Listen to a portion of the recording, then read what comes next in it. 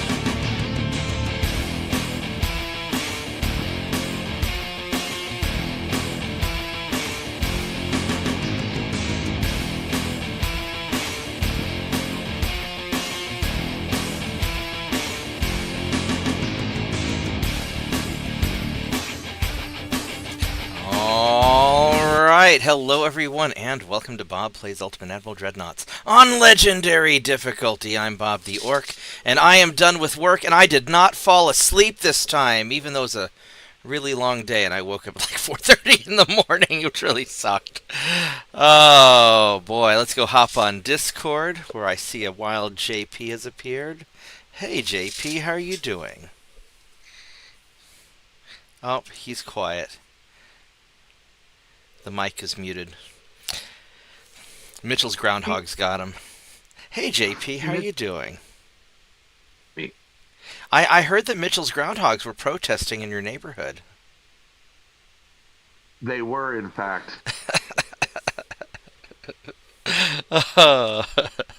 This is why nobody ever watches this is why YouTube doesn't promote my streams, because I always say awful things that are really controversial. Yeah, I actually see your stuff every once in a while when I do a search looking for, anybody new doing Ultimate Admirals. Is that because you're subscribed, or is that when you're not logged in? Well, I am logged in, but I don't know. Can you imagine a little group of groundhogs just like in mass, just like marching along protesting Mitchell's killing them? Oh, absolutely. And then he'd probably shoot at them anyway, because Mitchell's a bad person, probably. Mitchell's a wonderful person. I do love Mitchell. He's spicy.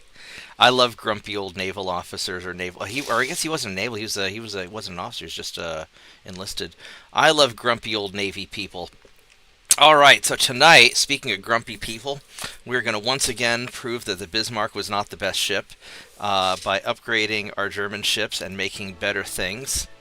Although we don't have a Bismarck equivalent yet, so I can't really slam on the Bismarck. What are you up to tonight, JP? How are you doing? Oh, I'm doing all right. Just just started up a French campaign. Are you putting all the guns in the rear so you can run away? No, but I'm making use of the fact that the early French ironclads, you can get 6 or 8 barrels on them if you do it right. Really? Oh yeah, 6 is easy. 8 requires a little bit of work. You can put six turrets or 6 barrel and just 3 turrets. 3 turrets. Really? Barrels. Yep. Spicy. Right out of the gate, you get 6 11-inch guns, 6 12-inch guns on your early ship. Great. That is kind of spicy. Alright, well, I guess I shouldn't diss on the French so much. We've got 2 more turns where we do our upgrades. You got money is doing I'm good. trying to do wild things. I'm going to do where I build no more than 4 of any hull except for torpedo boats and destroyers. Really? So I have to build 4 on every single hull that I'm presented. Now so that's not like 4 battleships, but that'd be 4 of each type of battleship hull, 4 of each type of heavy cruiser hull. Is that what you mean? Yep, that's what I mean. Okay, because like 4 battleships, period. That'd be a little challenging. I watched somebody do what they called an artisan campaign, and is that where each ship is? That's where each ship is different. He only allowed himself 1 battleship and 1 battle cruiser built on each of the distinct hulls. So he had to be really careful with his battleships and battle cruisers. But he could have a lot of smaller ships though.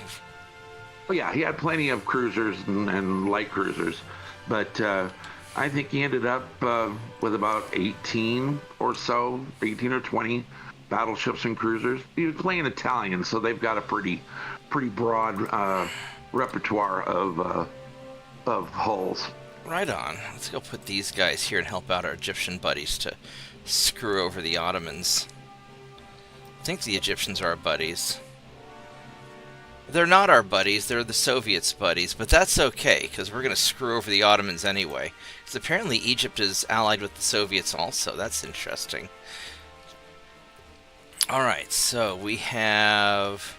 Who hates us? The USA, the Brits are going to be wiped out. They're out of ports.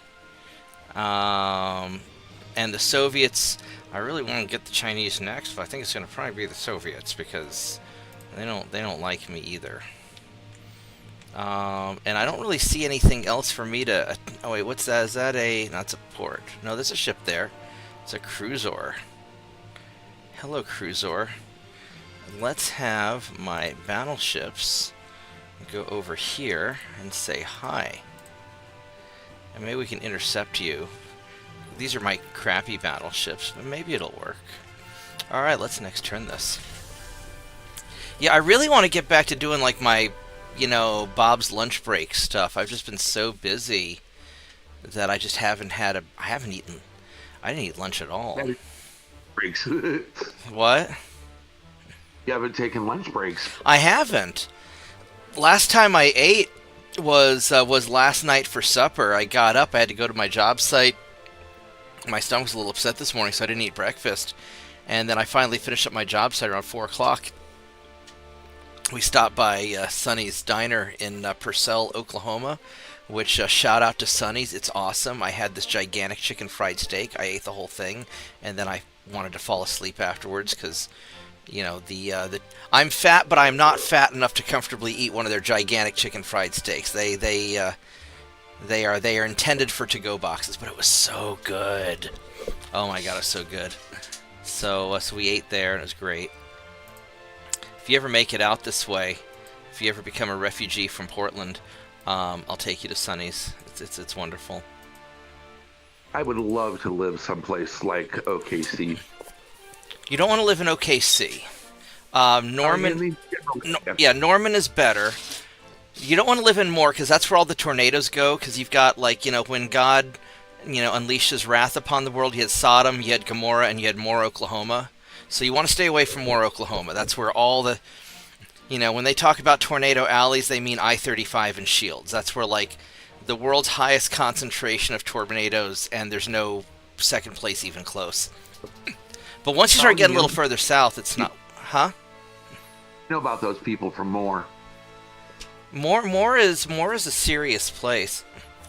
Now, if you want really peace and quiet, you go to some of the small towns. Don't go to Noble though, because they've got lots of cops there, and they like to pull you over and give you tickets. So we don't want to go to Noble. Tuttle's a nice little community. I had some family there, and that was a nice little community. We didn't lose that many transports. Sure, you can have more torpedo boats, Canada. I will sell you some. Oh, and no more British Empire. But no, Oklahoma's great, especially if you're making money outside of Oklahoma. The nice thing about Oklahoma is nobody gives a damn about us. We just get left alone. So back when I was making my money in New York City, oh my God, it's so nice to make New York City money and then have a house in Oklahoma. And then, tease all my friends that I'm paying, like, my mortgage was like $700 a month for 3-bedroom house. It was wonderful. They can't get a walk-in closet for $700 a month. That's because you're not in Oklahoma. No, Norman's nice. You have a lot of the amenities of kind of a big city without all the big city bullshit. Do I want to? He's a veteran. I think we could maybe do it. Maybe. Because this guy is it's a 1905. I got a destroyer torpedo boat and a light cruiser, and I've got one of my destroyers here. Yeah, let's try it. I bet we can take him. It's a little bit too much like a fair fight, but so I'm a little bit religiously opposed to this, but I think we can take it. But no, it's nice if you make your money in the big city and then leave, because big cities are just not run well. You got just too much money, too much corruption, and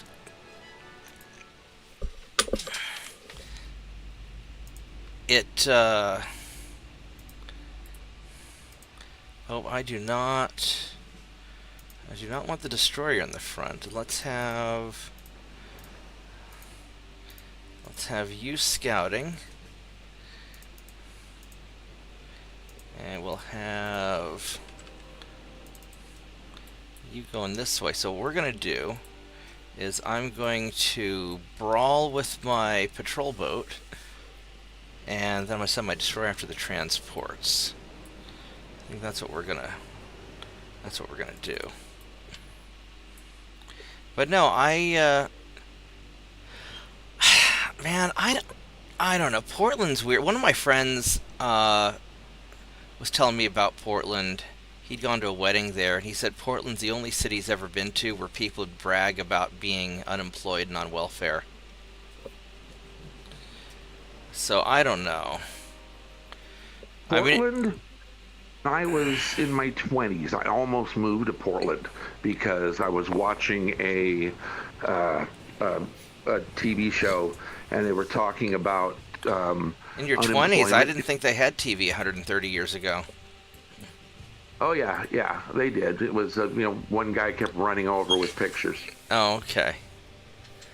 Yeah, but he was this guy was on talking about working at the docks here at the Port of Portland, and right. This was in the 80s, and they were paying $22 an hour for people with the job skill of being able to show up. The job skill of being able to show up is a very rare job skill. Just as a business owner, that is like the rare. Like showing up on time, that's even more rare.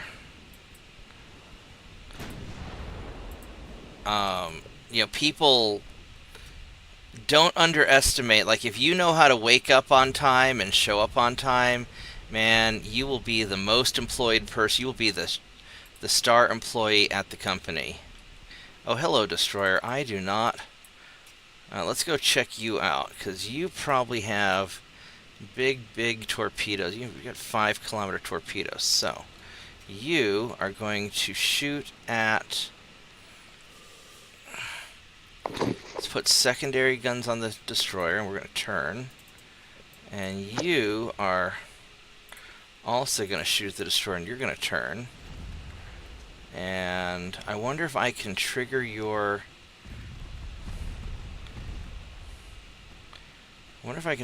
torpedoes, because he's got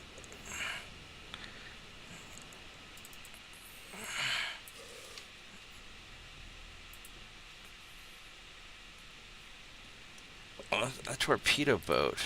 Let's go shoot you with bigger guns. What's the range of the torpedo boats? Torpedoes. You have. Oh, you also have 5-kilometer torpedo. I don't want to get that close. All right, so we're gonna have the cruiser stay away, And then we're going to have you... Alright, he fired, so we're going to dodge. I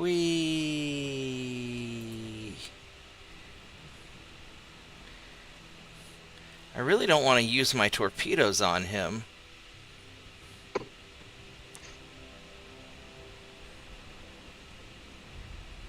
So often in the Oh, in the shit! campaign. He got hit. Well, that's not good. So Britain often... is the last nation standing. I am going to try to take Britain out first, just to see what kind of weirdness happens with taking over the world. Okay. You know, the other countries. I often try to take out Britain kind of early on, because they always end up... Alright, well, let's go fire torpedoes at you also, because you got hit. Maybe we can get him to...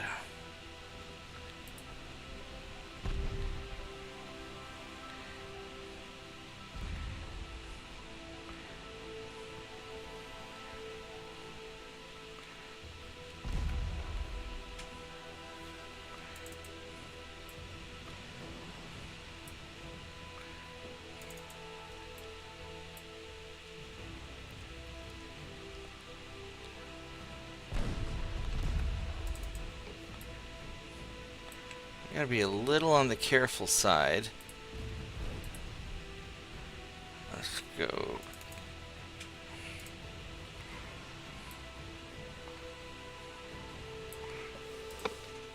Alright, so we got...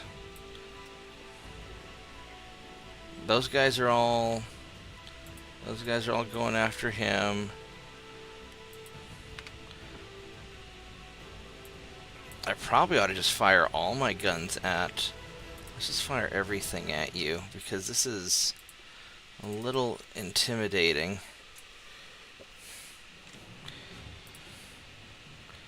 And let's go put... Yeah, you're on aggressive. Hopefully if I can fire my torpedo, it'll at least...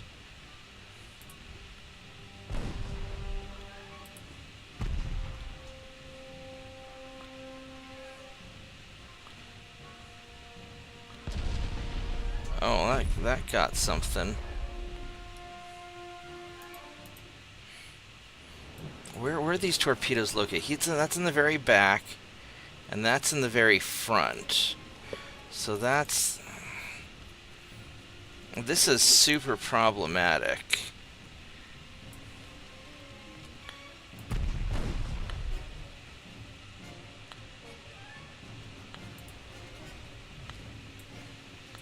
Oh, I don't know if I can dodge all that. Oh, that's gonna hit me. Shit.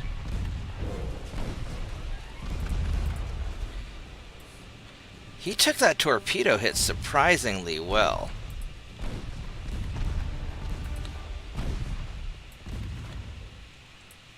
Uh-oh, my cruiser's heading right for that torpedo. Let's have you cut in.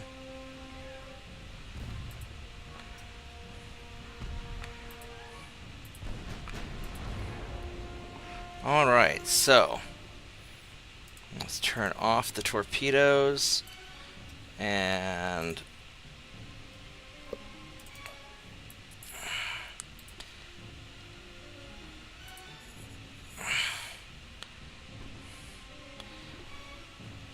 let's go mess up that torpedo boat, please. Pretty plex.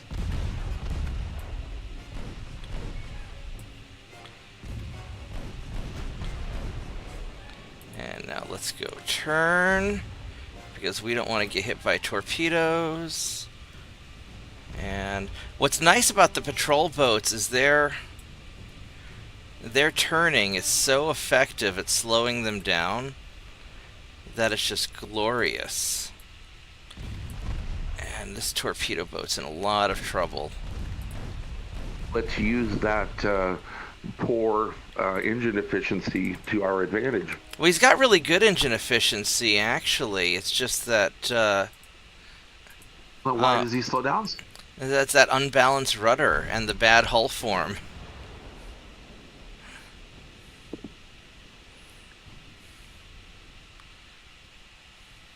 Now, this cruiser, this light cruiser, you have a 3.8 kilometer torpedo range, which isn't really that much better. It's not awful.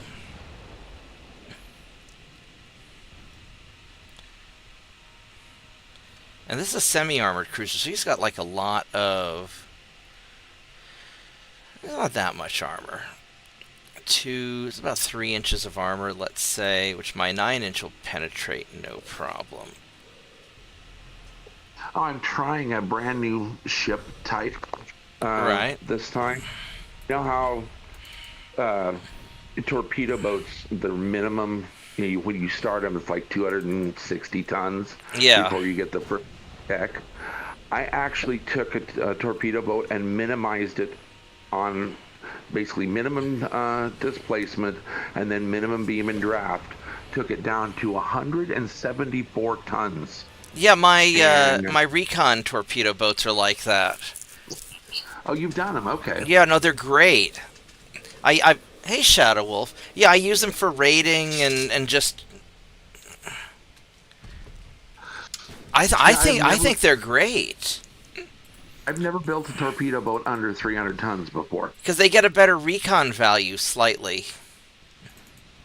If you do that. When they torpedo boat destroyer, I wonder what that would be like minimizing it.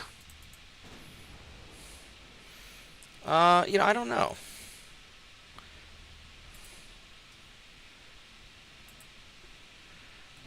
I do not know. Alright, so this guy here... Oh, let's go speed up the time a little bit. The Philadelphia. I just need to hit you. I need to get a little closer, because I'm not... Because how fast... This guy's going 19.2, so I'm slightly faster. Even my engine damage destroyer. Look at those 5.9-inch guns. Low hit chance, but I'm just lobbing the shells. Just all poof. There's a hit. St. Poot 2.9 is still doing the Lord's work compared to everybody else, but that's alright. This is working... This might work out alright. Even... And I guess he's 21 knots now, so we're slowly fixing the engine, maybe? We're gonna sink that cruiser. You are going down, buddy. And then we're gonna find your transport friends. We're gonna take care of them, too. Why you gotta be mean to that destroyer? Or a cruiser? Because he's the baddie. Because I'm the baddie. That's right, because I'm the baddies. All right, I forgot. Evening, Mitchell. How you doing, Mitchell? Hey, good evening. We were just talking about how your groundhogs are protesting in JP's neighborhood. They're upset that you keep shooting at them. Groundhog lives matter, dude. Oh my god, can you imagine? Like a little black block of groundhogs with little flags and... Well, actually... Throwing pebbles. Me and the groundhogs on our property have actually come to terms and formed a little mutual assistance pact. Oh, no kidding. Oh, shit, he penetrated. What the heck? That, he got a nasty hit on me. Yeah. But can you trust him, Mitchell? Well, they seem to be holding up their part of the bargain, digging burrow holes, so if any Antifa shows up, they'll step into burrow holes and break their ankle, and... Oh my god, so I had... I probably shouldn't say this on stream, but I had a... city inspectors were trying to give me trouble, and they're inspecting my backyard, and Lucas Monster pooped really, really big. So I knew they were going to have to inspect my yard, so I just spent like a month not picking up after him. And so when they came back to my yard, the first time the inspector wasn't the problem, it was the head of the building office. That was the problem. The first time they stepped in the little Lucas landmine. They wrapped up the inspection pretty quick, and I passed. They left me alone. Oh yeah, yeah, yeah. I grew up on early years on my grandfather's farm, and one lesson learned very early: you don't walk in a straight line across a cow pasture unless you're willing to step in a few landmines. Well, I mean, you gotta at least look down and make sure. And this, they really damaged me. 18.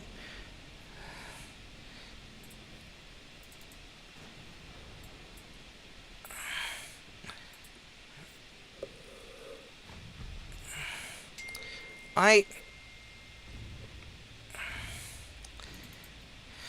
don't know. I mean, I used to go to my grandfather's farm.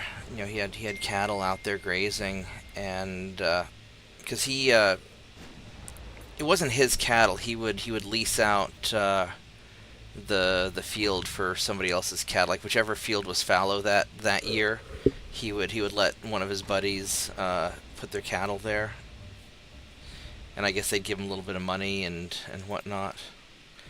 So it seemed to work out all right.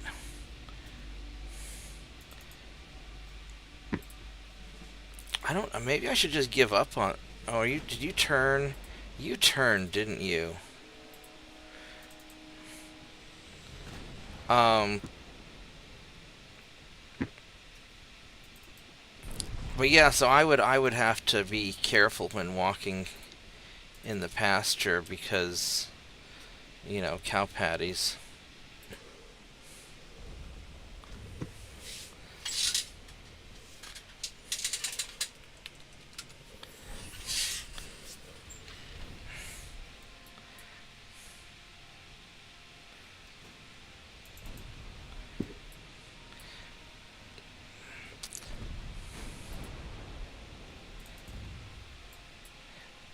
I guess what I'm also curious, why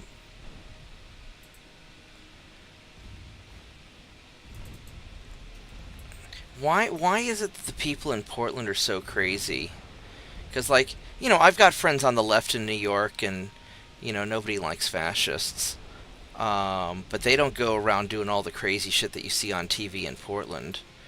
Is Portland just like extra crazy, or what's with Portland? Portland, I think, got broken as a city when they decriminalized all drugs at the personal use level.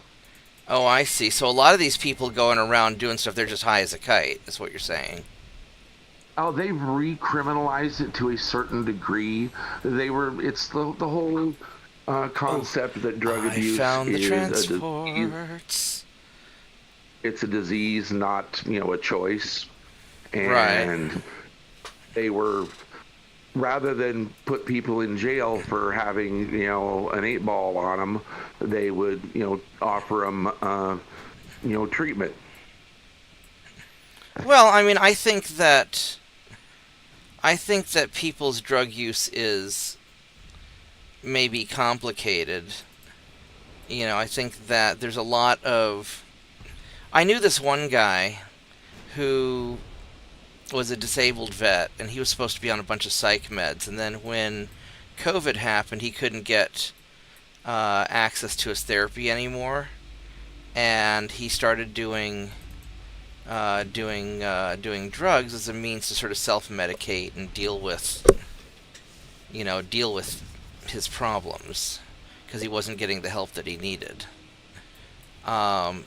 Or there was another guy that I knew as a friend of mine. He actually died of a fentanyl overdose. He was, a nice guy. He was a ex-OU football player, and he'd gotten injured. And during the medical treatment, he'd gotten hooked on opiates because, they just dope your ass up, which I think is maybe not the best idea. Ooh, that was a good hit. And so he, and then he eventually, I guess he took something that was laced. I think he might have been like smoking pot or something. They'd laced his pot with fentanyl, and he died. Fentanyl is the absolute worst of the worst right now. I do not understand the whole concept of taking fentanyl to feel good, because you do a YouTube search for fentanyl zombie and you look at these people and you're going, how can this be enjoyable at any level? I was talking to a guy once, who enjoyed him some fentanyl, and he said that he knew it was probably going to kill him someday, but the fentanyl made him feel so good that he didn't care that he was going to die, and he was somebody with a lot of issues, shall we say. So he was already kind of at that didn't give a shit stage in life. So I think it depends on the person. Oh wow, my 9-inch gun's out. Well, that's okay. All my little guns are gonna mess you up, buddy. So I guess it's probably just depends on the person. And the way I see it is, I put drug people in kind of one of three categories. There's the people who get high at home and leave everybody alone, and I just don't care. You know, there's the people who get high and then show up naked in my backyard, and those I care about quite a bit, because now they're on my property. But I'd care even if they weren't high. And then there's the people who like get high and then like commit crimes to feed their habit. And you know, if you're going to commit crimes to feed your habit, then I think you need to go to jail. But if you're just getting high and you're just kind of crazy to deal with the crazy, then you probably need the mental help. But I don't know if our court systems. I don't know how good our court systems are at dealing with that. I mean, supposedly Norman has pretty good drug courts and mental health and stuff like that. But I don't know, wider world kind of thing. You're going slow now. We're going to catch you. Yeah, Shadow Wolf says all forms of drugs are never good. I mean, I personally do not condone doing drugs. But I'm also pretty straight-laced when it comes to that kind of stuff. I injured myself in college once, and they gave me something for the pain, and it made me feel uncomfortable enough that I've never taken pain pills since, because I didn't want to lose.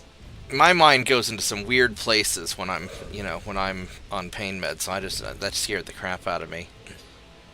All right, so we have transports to hunt down now that we're all busted up. Alright, so the transports are this way. They're apparently far that way.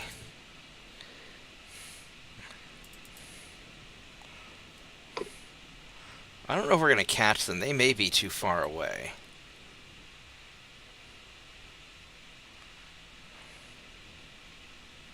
Well, maybe not. Well, if your ships can do... Transports usually go like 12, 14 knots, so both your ships can do better than that. Well, that's weird. Now it's saying that transport's that way. And... I would believe in what the retreat button is telling you. But, well, they're telling me two different directions is the thing. So I don't... Yeah, sometimes that message comes on screen. It's this way or whatever. Sometimes it's actually 180. Yeah, it's telling me two different... so this retreat button's saying I need to go this way, and the other one's telling me to go the other one. Unless they... Maybe they separate. They're two different groups. Well, it's one group, but maybe they ran off in opposite direction. I don't know. I mean, I'm tempted just to end battle and just not worry about it.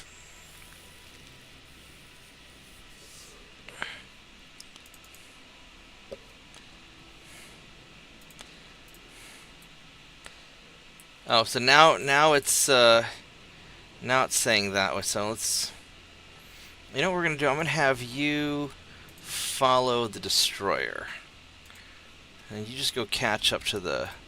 You just catch up to the destroyer. So I think the destroyer's going the right way. As long as these guys don't have guns, it'll be okay. Oh shit, the destroyer's almost out of ammo. Maybe I just don't worry about it.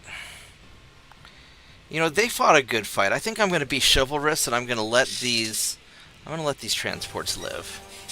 So my ships are kind of beat up. Apparently there's 5 of them left. But we got our experience. Yeah, we got our experience. That's fine. I was about to say they shouldn't have been that far away, because if you came up on that cruiser, you think at least one of them there. Yeah, I'm gonna be generous to them, and my guys are busted up, so I'm gonna be generous. All right, so I have one more turn till I have the better protection and the better underwater acoustics. And I have on my Guardians, though,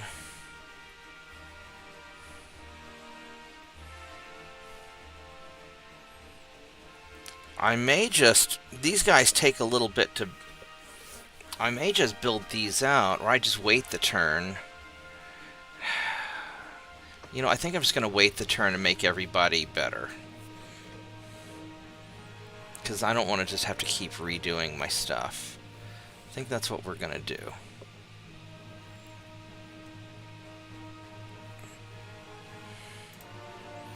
So, I really want to take out China first, but China likes me a lot. China's friends with Denmark. I don't want to take out the Soviets. Well, the Soviets like me a lot too. But America still has a lot of stuff, and I don't really want to fight America and the Soviets at the same time, so we're going to do that.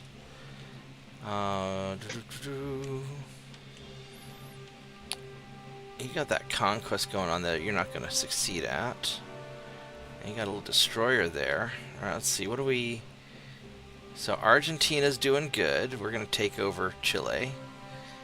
And these guys, so we finished taking this over. We're going to send you guys back to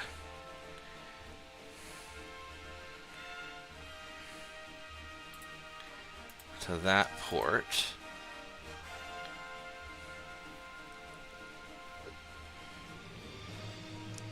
I mean, I would like to actually catch him.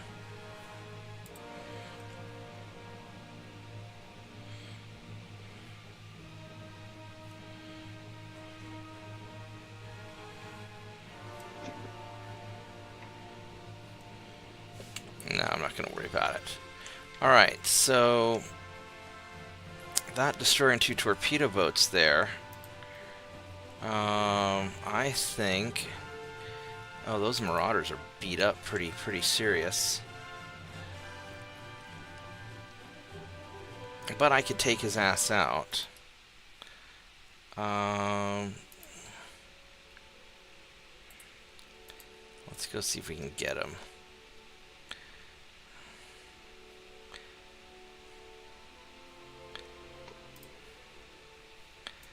What do we have here? What's this thing here?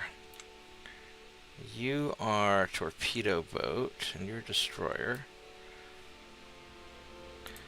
I think this torpedo boat we're just going to send over here. Boop. And these guys...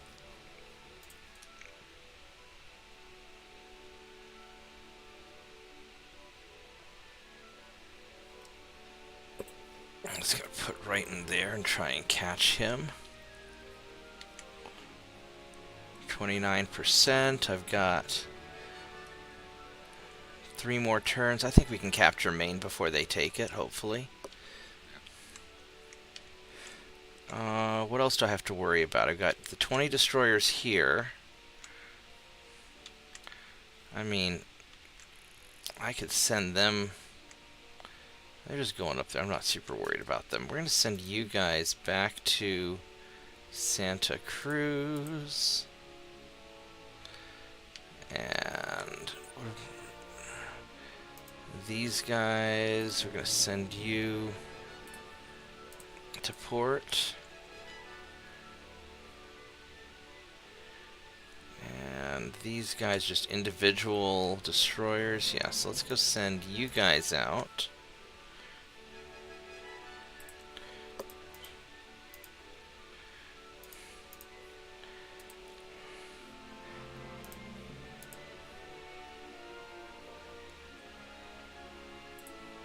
Let's see if we can catch them.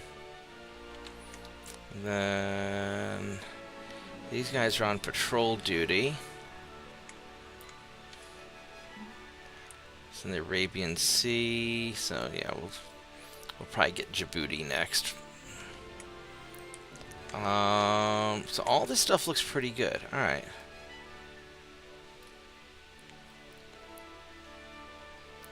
Oh, we got southern China. Nice. We're invading here. Very nice. So yeah, everything seems to be pretty awesome. You guys. Oh look, the army's doing something. They're attacking central China. They're doing something useful. Oh my goodness. And I've got great army logistics. I know, it's amazing. I guess Pete Hex's little lecture today got through to them. Oh my god. I didn't watch it. I heard he called the generals fat and they have to do like PT training now. Yep, said they're going to have to do the same physical fitness requirements and body fat requirements as the enlisted guys. That's so fun. Well, you know, I mean, if RFK can be a buff old dude, then so can generals. I am not a general, so I don't have to be buff. That's the way I see it. Yeah. And you know what? I guess they backed off of it during the last couple of decades, considering, you know, easing off on all the physical fitness requirements and such, because they were having a hard time getting people to enlist. Yeah, I mean, that makes sense.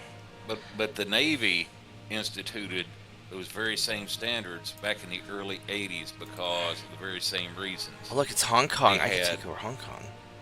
They had so many chiefs and officers that were grossly overweight, and when they'd have like some kind of public function where they're dress uniforms and they're about to pop the frickin' buttons off their, you know, dress white jackets, whatever, said, you know, they just said screw that. Yeah, you know, you guys got to start towing the line here.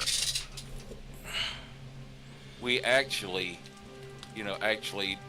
where I was out in Washington State, stationed out. No, wait a minute. It wasn't Washington. It was before that. When was still like on my first boat down in based out of Charleston. Right. Said one of the chiefs on run away. One of the older Polaris boats, where the hatches were only like 36 inches wide. Oh, real quick, JPC, this torpedo boat here, it's 150 tons. Looking. I'm going to run to the bathroom and grab a snack while you look, but yeah, 150 tons. Did he get a hatch coming out, Mitchell? Yeah, basically, while he was out on one boat, one of the old Polaris boats where they had the, you know, fixed hatches, everything like 36 inches wide. Yeah, had this one chief that was already pretty heavy set, and he gained enough weight while they're out on 70-day patrol that when they pulled back into port, he could not fit out back out of the hatch on his own. Oh no. Let's just say they finally managed to when they finally managed to get him out, it involved a lack of clothing and a lot of grease. I was gonna say, no, you'll get him naked and butter. Yeah, they kind of waited till nighttime to do that. So. You know, so they wouldn't cause a lot of multiple people to go blind.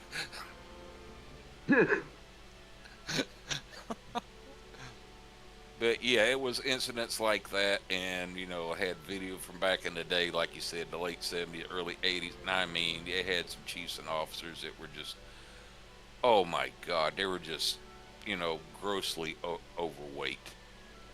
It was embarrassment just to look at them.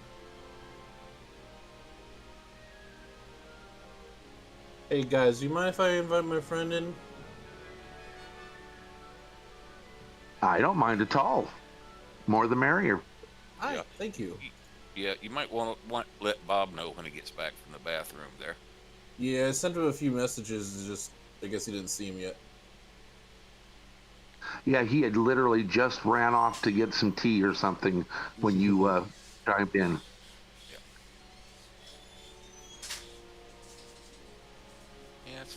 Yeah, I know. I've got a serious question I need to ask Bob anyway, concerning Windows 10.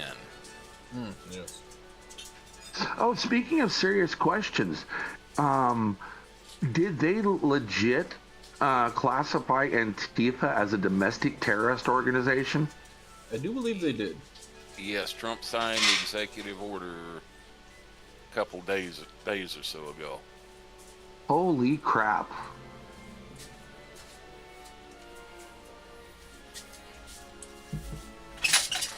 Basically, I am back. Burning down buildings. I mean, Who's looting and burning down buildings? hey Mark, Hey, how's it going, Joel? going pretty good. I just wanted to run this by you. Do you mind if I invite one of my friends? I think it would match pretty As well. long as they behave, I mean, if they say anything that gets me banned on YouTube, then bad things will happen to them. Okay. Also, keep Is in he mind, worse? Is he worse than Maddie? That's the question. nobody's probably. Maddie, I make an exception. I make an exception for Maddie.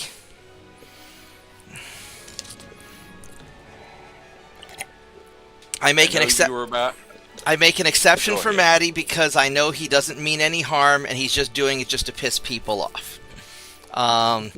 However, there can only be one Maddie, and I would not want to deal with a second Maddie. Yeah. I caught where you were starting to say that you're. If you say that you're streaming, he'll introduce. Yeah, and I'm streaming, so don't say any gamer words. Yeah. Okay. Right. Be right back. Yeah, I know where you were going with that, saying there's no way you could find somebody else worse than me, and I was about to say, don't jinx yourself.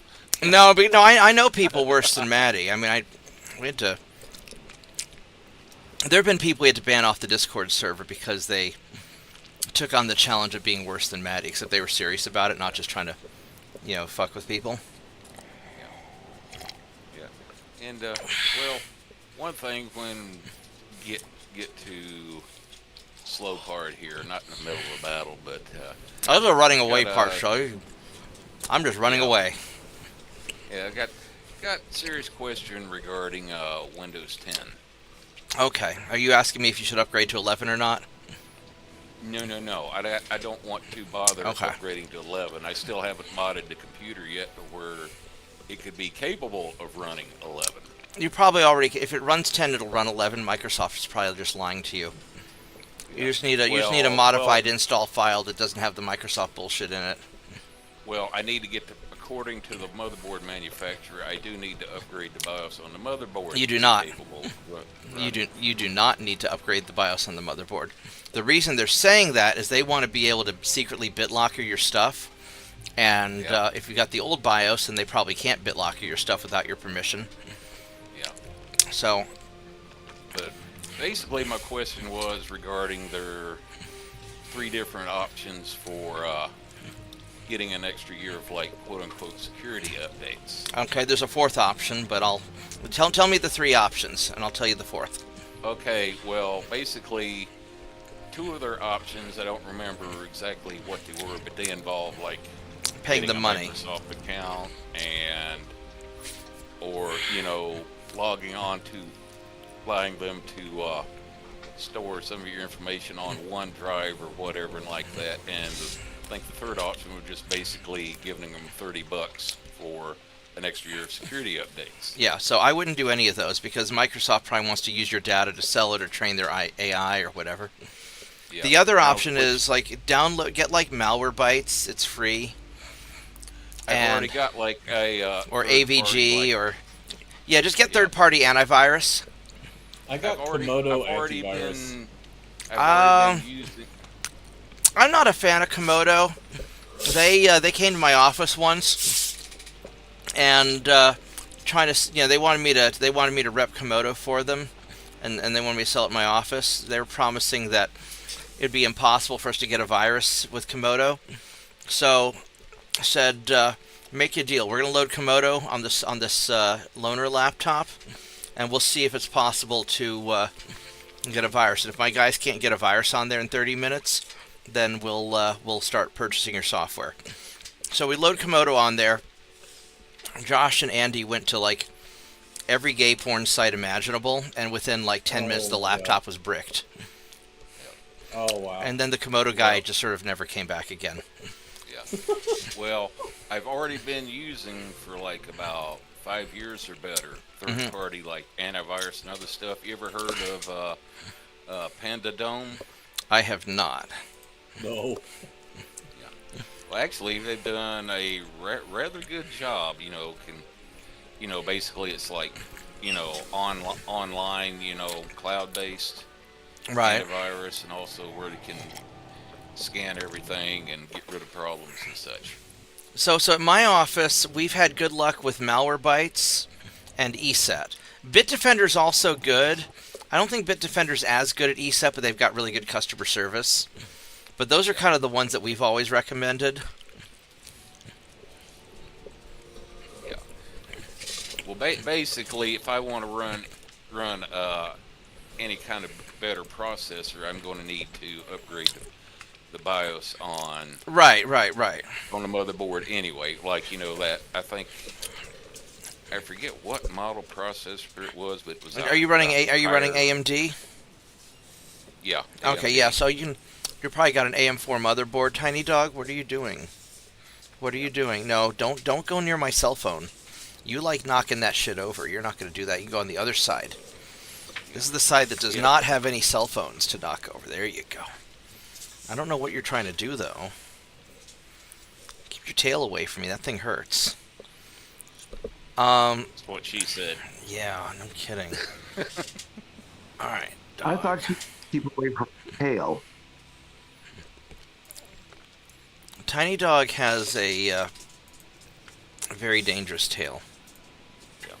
Yeah, basically what I wanted to upgrade to was like a Ryzen 5 5600 XT, but with the original BIOS on that motherboard, the highest, right now it's got like a Ryzen 5 1600. Right. And without upgrading the BIOS, the highest it could go would be something like a Ryzen 5 3000 or something like that. Yeah, so what you... Yeah, so yeah, you'll need to upgrade the BIOS if you want to do that. Honestly, I'd spend the extra money to get the Ryzen 7. Well, I've already got the Ryzen 5. Oh, okay. The Ryzen 5. What kind of motherboard do you have? It's a Gigabyte motherboard. Okay. So it's only like it's like coming up on 5 years old there. So. Yeah, so if you go to the Gigabyte website, you should be able to find the BIOS to download. And if you want some help with it, I can help you with it sometime when when we're not streaming, obviously. Yeah, basically I just got to go in there and make sure the micros. I've looked at it before on their website, where it's like you have to make sure that that Microsoft Net framework, at least version 4.0, is enabled. What for Windows 11? Or for Windows 10, yeah. You know what I'm saying? To download Windows 11, you don't. No. You're talking about downloading the BIOS, downloading the stuff. Oh, usually I just put it on. Gigabyte. Usually I download the BIOS to an empty flash drive, and then just install it from there. Yeah. All right, but there's interface you have to load up before you download. You can actually download the BIOS itself, and they're saying for that overlay to be able to do that, download any updates for the motherboard. That might be if you're doing it within Windows. Usually, usually these motherboards will have a BIOS upgrade section in the BIOS itself. And so you just have the BIOS file downloaded to a flash drive, you put it into a USB slot, restart the computer, get into, go into the BIOS, and then there's an option in there. If you've got Discord on your phone or something, we could do a video call sometime and I can take a look at it. I've got a basic flip phone. Okay. While that doesn't Yeah, surprise me, it also doesn't help. Yeah. But basically, I could nothing else. I bought most of this stuff from like Best Buy. I could just go over and tell them, said, "Hey, can I bring this thing in sometime? Can you guys upgrade the BIOS for me?" I don't think Best Buy upgrades BIOSes because they don't want the liability. Because the problem is, if you mess up when upgrading the BIOS, you'll brick your motherboard. And so there's a lot of stuff that Best Buy won't do because they don't want the liability of in case they ruin your computer.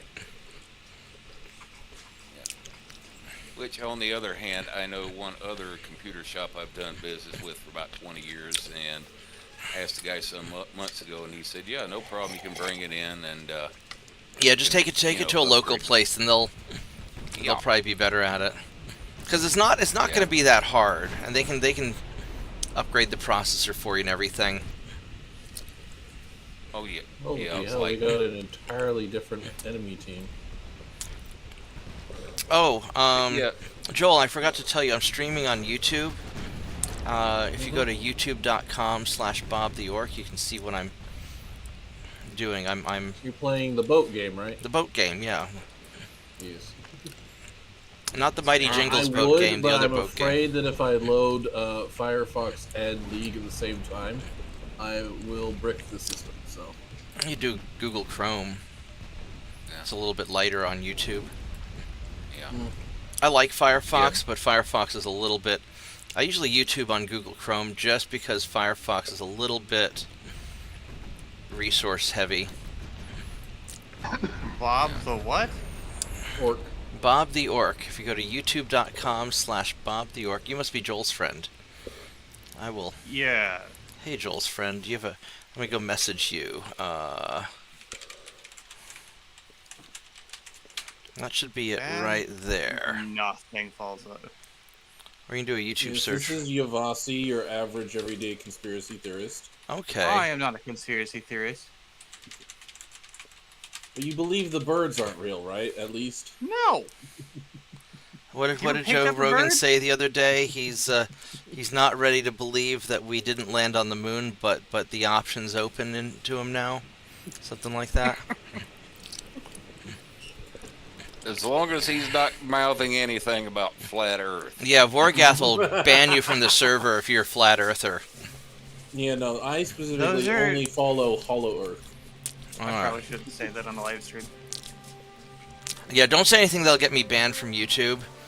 I don't know what that entails. The rules Anything keep people changing, could be so offended by. the big thing is don't threaten violence. And Don't talk about the big C. don't drop N-bombs, don't say gamer words. I don't mind if you talk a little bit about politics. I'll argue the other side of whatever Gamer your words. gamer words, You know, anything the said in a Call of Duty lobby. N-bombs, the F-bombs, the C-bombs, anything that an Australian would say. Don't say anything Australian. Oh, but those are fun words. Well, the in one I don't care about, but the other ones are fun words. We only have one resident Australian, and we put up with him because he just says it to cause trouble. But I mean, that is. you don't one reason to say yeah that. you don't have Australian privilege. Plus, we don't know you very well. Let's see. Yeah, don't get too heavy into politics. I don't mind a little bit of politics because it's sort of on everybody's mind right now. This is primarily a gaming stream. Sometimes I'd rather channel my autism, anyways. Yeah, sometimes I'll do a political discussion or round table. Mostly I just try to explain, kind of both sides of what's going on, rather than picking a side. My friends call me the militant moderate, because I'm in the middle, and I used to be heavily armed until I lost all my guns in the lake. in a tragic boating accident. What guns? It was awful. Yeah, I was fishing in the Long Island Sound and I lost all my guns. In 3 ounces of water. Yeah, they're pretty deep actually. Couldn't get them back. Right, 4 ounces. I don't want to sell that to you, Brazil. I like you, Brazil, but I don't like you that much.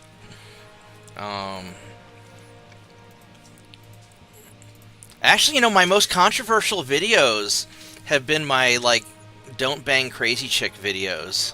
Mm-hmm. I've been getting some heat on that. I've been getting, like, dislikes and people getting angry.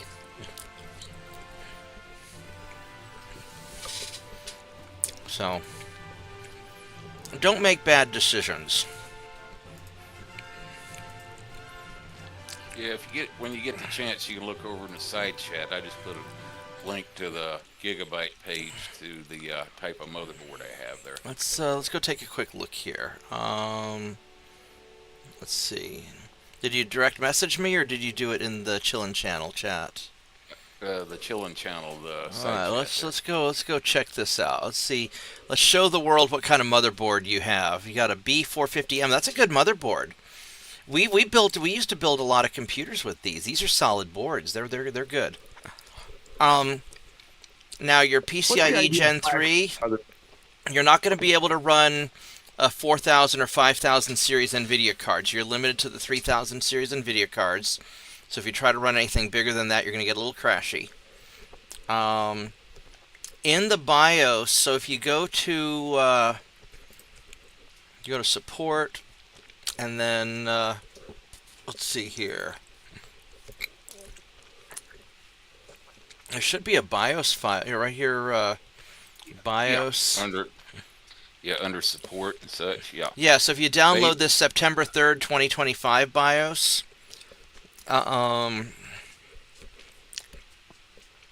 This would be what you'd need.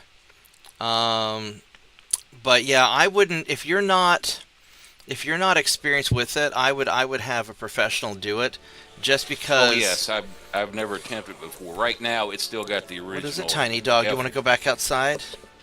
It's still got the original 2020 F1 BIOS on it. Yeah, hold on one moment. I got small dog aggro. All right, Tiny Dog, let's go outside. Go.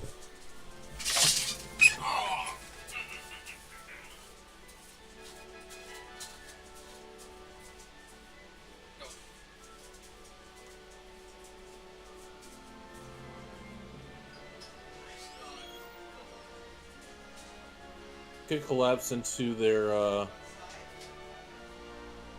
I think he's right here. Nope. Oh, he's right here. Let me touch him. Yep, right here.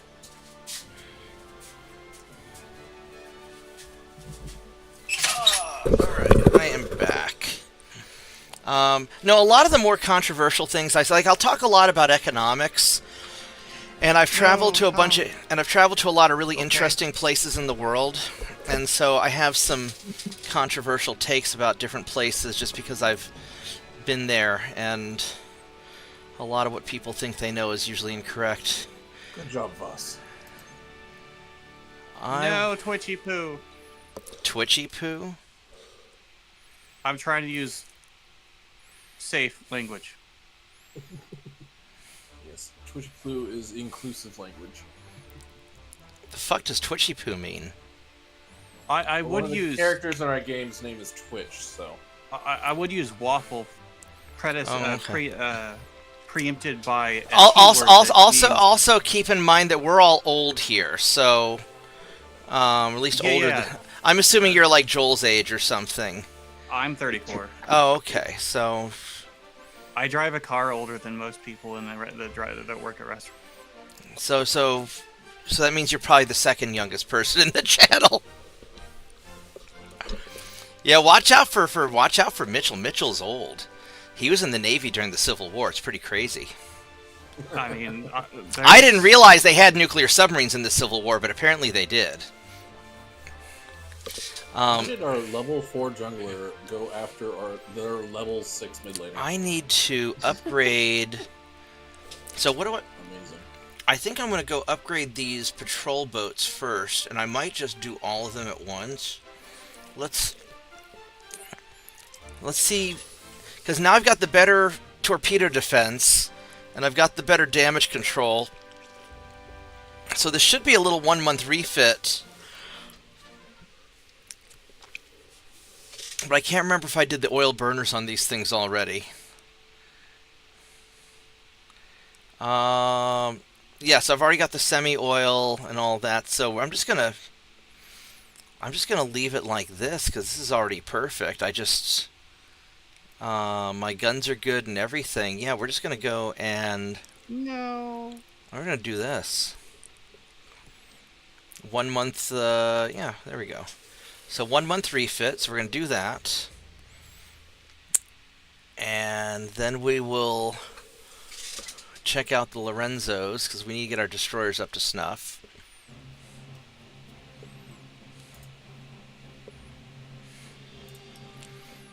And I may just go all out and just refit everything all at once and just spam them and just take the 3 month hit.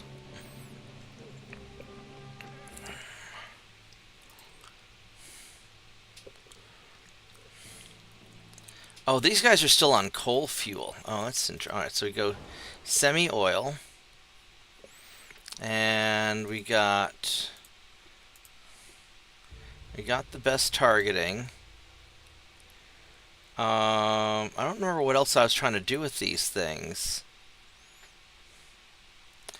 I try and make them go a little faster, but they're already going 32.8. I think that's as fast as they can go without getting angry at me. He's angry. Because if I try going 32.9 knots, then all of a sudden they gain a bunch of weight. So I think 32.8 is what we got. We're at a... I need to balance the ship a little bit. I've got 40 tons.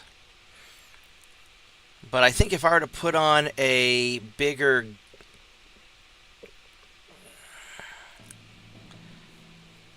Let's see here. My armor's already maxed out.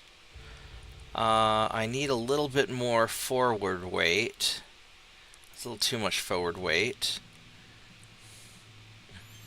If I take off this 2.9 and I put on a 5.9, I think that makes it too heavy. That's too heavy. If I go with a 4-inch gun... So I go with a 4.9, and that... I don't know if I want to... That still doesn't help my aft weight very much. I mean, I could go jack up the tonnage on the armor, and that still doesn't really help me.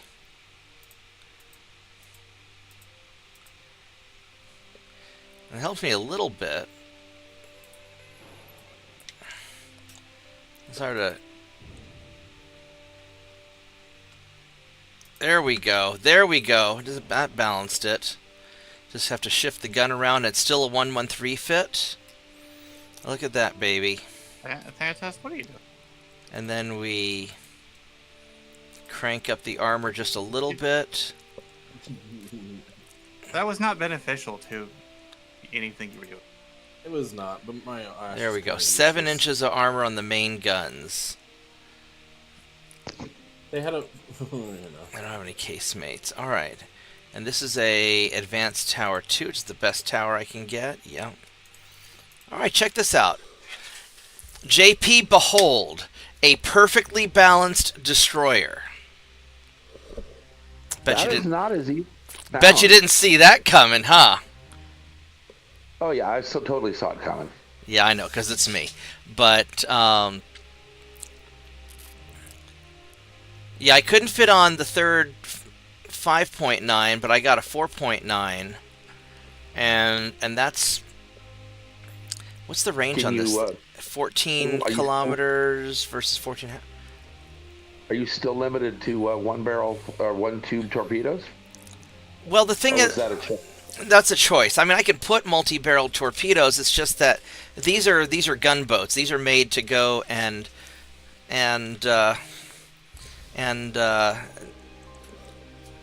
do a posterior examination upon enemy destroyers and torpedo boats. So I don't really want to get that close. So these are. I like building an 800-ton torpedo boat with 4 or 5 4.1s on it, and that does really nice for massacring other torpedo boats. Yeah, no, these are super shooty. Yeah. I think With my mine hunter kit too. That's more like what I'd call like a fleet escort. Yeah, well, that's exactly what they are. Yeah, and keep anything with Mr. Torpedo well away from your battleships. Yeah, and I just have the one torpedo because I can launch it arbitrarily at something and make them maybe turn around and not get too close. It's my I use it to friend zone people. Yeah, the get off my lawn. It's the get off my lawn device. Yes, that's exactly what it is. All right, so we've got the. Now, if I were to fix all these up, that would take 3 months to do all of them all at once, because I've got how many patrol boats? 130-ish, and I've got how many Lorenzos? About 200 or so. So maybe what I do is I just refit all of these guys. Let's make sure there's nothing weird going on in my fleet repairs. And then I'll upgrade the Marauders and, probably last. Oh, this we got a repair that's suspended. What's going on with you, bucko? Oh, we got all those guys being commissioned also. Wait, do I have any more? Oh, so these guys are suspended. Can you please dodge a skill shot? My God. Alright, so I guess I'm just going to go and... We're just going to go ahead and resume all the things. And we're going to... Let's see here. We're going to resume your repairs. I should have resumed these before. I wasn't paying attention to it. But that's okay. And then we are going to refit all of the ships all at once, at least all the smalls. So we're going to refit all of you. Boom. 500,000 tons, baby. And then we will take the Lorenzos and we will refit. Oh, you guys are all out at sea, so it doesn't matter. Oh, these guys are all out at sea. I'm kind of popping off down here. Now, what game, Joel? What game are you and your friend playing?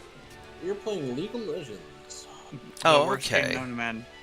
Yeah, that thing. I mean, some people like it. I don't judge. I like it, but it's got the most toxic community. I mean, yeah, I mean, my buddy Turkish plays League of Legends, and he knows how to. If he thinks something's toxic, then it's probably pretty toxic, to be honest. Okay, why are my frames dropping to 15? Holy shit. Now, the question is, do I want to go ahead and upgrade all my Guardian battleships at the same time? Which I might as well. Can you get them down to a 1 month? No, those are going to be a 2 month. If I were to take this, because what else do I have coming up in a couple of months? I don't have anything important coming anytime soon. So if I were to view the Guardians,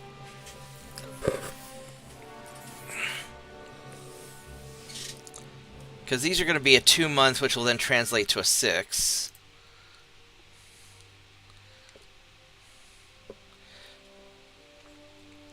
Yeah, so semi-oil, induced.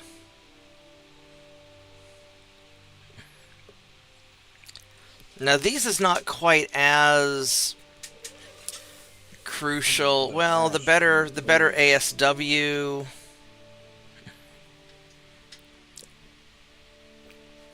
It's probably not the end of the world. Well, I wouldn't mind having everybody have the better ASW just to be safe. And the better engine repairs and stuff. So we're just gonna you know what? Screw it, we're gonna do all of it. You know what I could do? If I'm gonna be breaking everything anyway, I could this might be a good time to go ahead and just do all the Holy Assault ships as well. Except that's gonna be a much longer than because the newest Holy Assault ship I have is a 1904. And if I were to do one of these babies, I mean, I need these for invasions, though. Where the hell did he go? If I were to do one of these, this would end up being it'll be a minimum of a 2-month refit anyway. I could upgrade them to have Reconnaissance 3, Advanced Radio, Semi-Oil.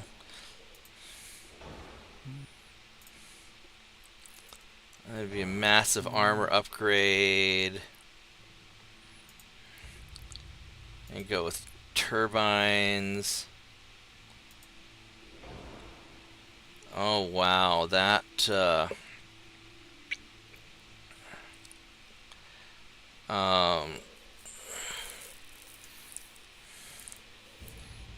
go TNT. I'll leave the ballast. Go with the better barbettes. Not that it seems to matter. And these are what? These are 5.9s here. Yeah, these are 5.9s. So I could realistically, I would take off the 2.9s here because they're. I think the casemate 2.9s are probably okay. And I think the ones in the towers are probably okay also. I mean, these are really, I like these here. I love the field of fire, but I don't think that's maybe a good idea. And if I were to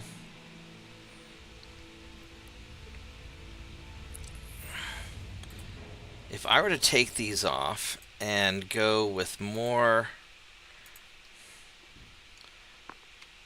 I can't fit a 5.9 here. What about a 4?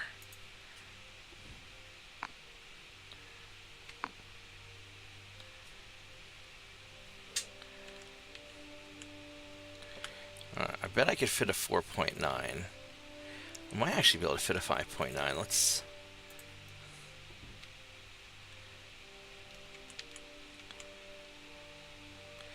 Oh, look at that. I could fit a 5.9 right here.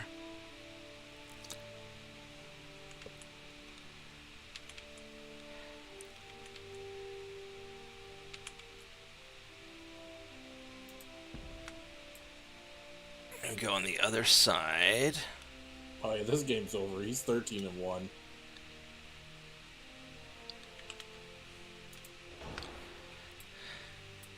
Oh, that's offset wrong, isn't it?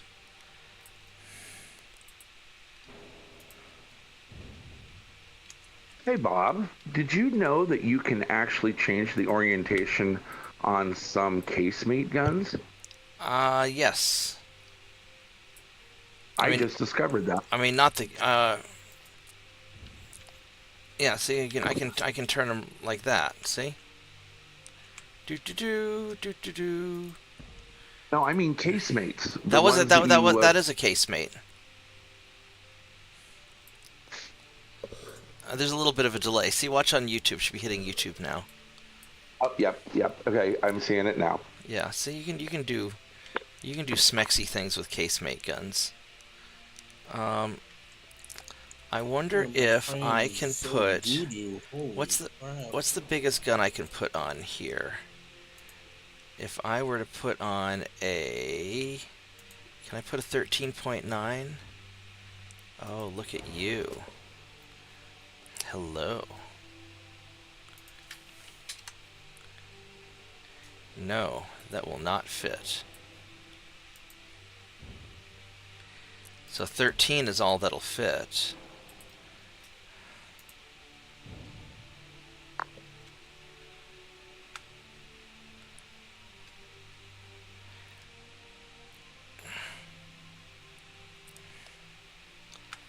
Can I put a barbette on here?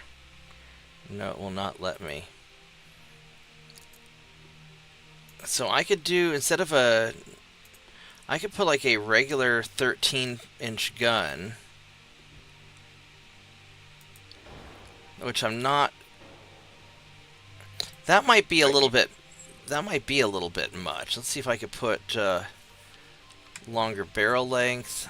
Oh, it doesn't like the longer barrel length. What about a 12? Can we do a 12? Basically a 12.9. Well, the problem is getting the longer gun barrel makes it mad. When I lengthen the gun barrel, it gets really upset. The short barrel it's happy with.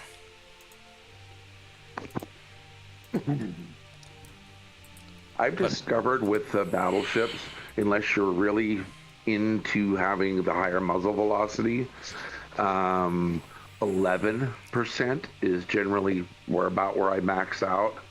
Yeah. Some of them go up to about 14 to get their max range.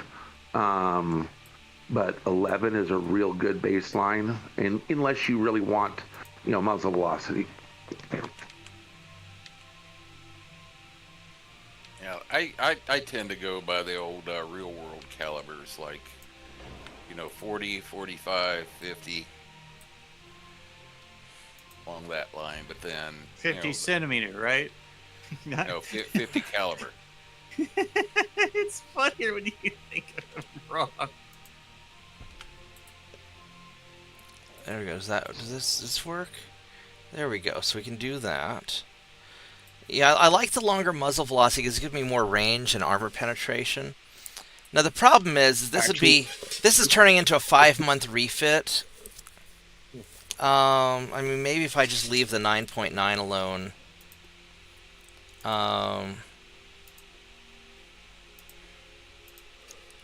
Greater muzzle velocity does not automatically mean more range in the game.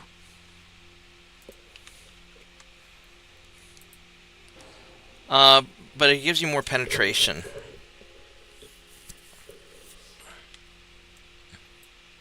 So I could do something like this.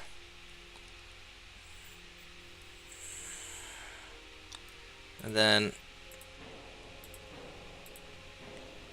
take these 2.9s off. And where did our Herald go? I dropped it up top. Probably dead. It died to minions? Oof. That's what it would do.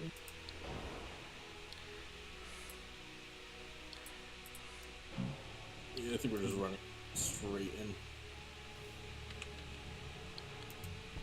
What game are you actually playing? who, me? Yeah. This is Ultimate Admiral Dreadnoughts. It is an awesome, slightly glitchy, labor of love kind of game. It almost sounds like it came out on CD-ROM.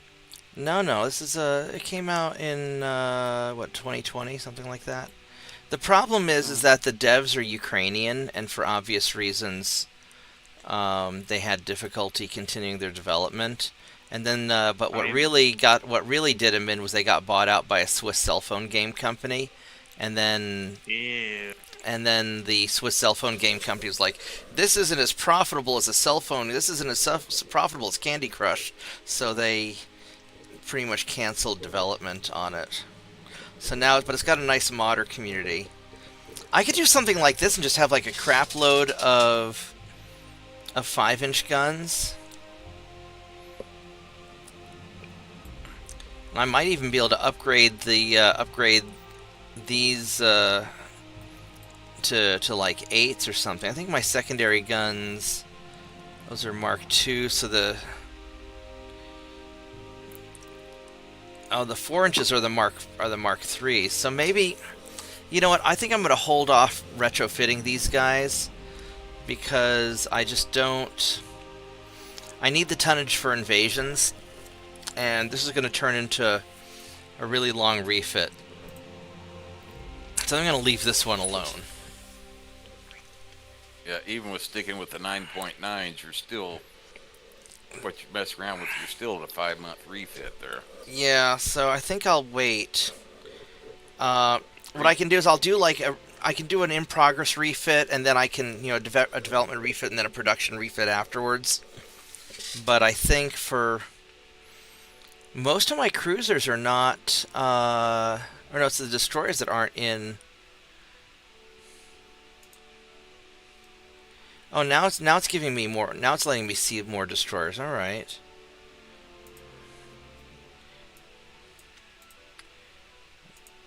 There we go. Now we can get another 100,000 tons of destroyers refitted. That should be about 100 destroyers. And so this is going to end up being a like 6 or 3-month refit, which that's not bad. And then I'll just manage the money and then the Guardians. This is going to be a 2-month. The Guardians weigh 20,000 tons. I could do all of them, I suppose.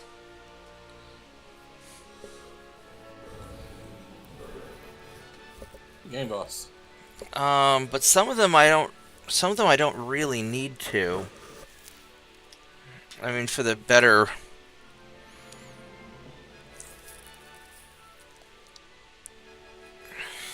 Which of my Guardians are already? Because if I were to do all of these, 1, 2, 3, 4, 5, 6, 7, 8, 9, 10. So I've got. So all 15 are in port right now. I could not retrofit the 4 that I've already partially upgraded. They won't have as good engineering and anti-sub. But that might be... Oops, that's the wrong button. I meant to click name. Oops. Alright, let's go and... Let's go do this again. Here we go. Name. So, of the different Guardians, 7, 8, and 9 are the 1910s. So 7, 8, 9, and 10, I can skip the refit if I want to save a little bit and keep some active.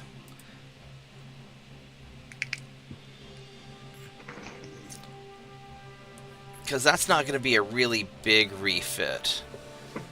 So...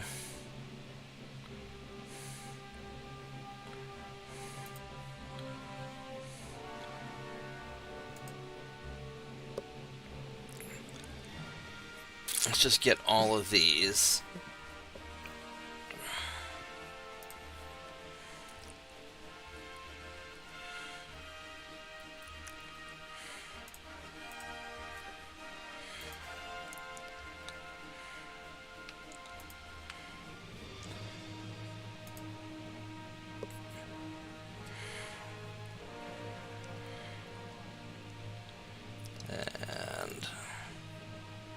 Let's see how this all works out. Alright, so the only ones remaining are 7, 8, 9, and 10, which these guys are already almost as good. They just don't have the better engineering or anti-sub, so we can hold off on those, I think. Alright, so finances. We have to cut the budget. I gotta cut the tech spending also. There we go. That's not so bad. Alright, so then we need to naval invade the US somewhere, which I can probably just nail the Aleutian Islands, just to get these guys out of the way. Is there anything else that I really want to... I don't have enough to get Eastern USA. I could start getting some of the Caribbean. I could take Panama. Wait, or do we have the Panama Canal yet? I don't think we do. 1910. When was the Panama Canal built? 1914 is when it appears in game. All right, 1914. Yeah, 1914 was actually the year it opened historically as well. Okay, so I could get Djibouti, which that would keep them out of Africa. I'm kind of waiting for my army to deal with them there, but I guess the army's busy taking over China. I get Hong Kong or one of these. So the real question is, what's more important? Get them out of Southeast Asia. The Aleutians, I'm not so worried about the Aleutians. I can deal with that. I can deal with that later. It's not like Canada can then take these over now. Oh, I got Chile. Look at that. Alright, right on. So you guys... We're going to send you up to...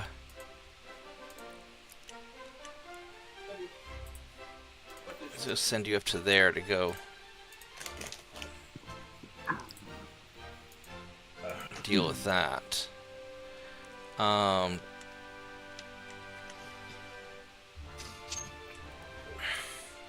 So I could take Ecuador and get them out of Western South America. I'm ready, boss. You ready? You ready? Sure. All right.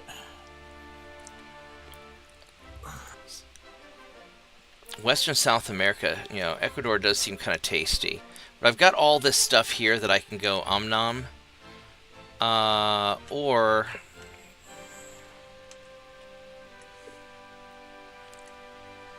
North Hokkaido, just get them out of there. Probably the smart thing to do is just clear them out of Asia so I don't have to worry about this anymore. I think we're going to take Hong Kong. Yeah, I think we're going to... Huh? I'm certain that your economy is good enough. It will spawn the canal event. Yeah. We're going to go get Hong Kong. Alright, we're going to go liberate Hong Kong from the American colonizers. And we'll colonize them ourselves. Alright, convoy mission. What do we have here? We have destroyer-on-destroyer action. So we're trained. He's green. He's got 2 guns, and I've got more than 2 guns. You know what? Let's... Screw it. Let's do it. I think I have the better gunboat destroyer. Because he's more of a torpedo destroyer.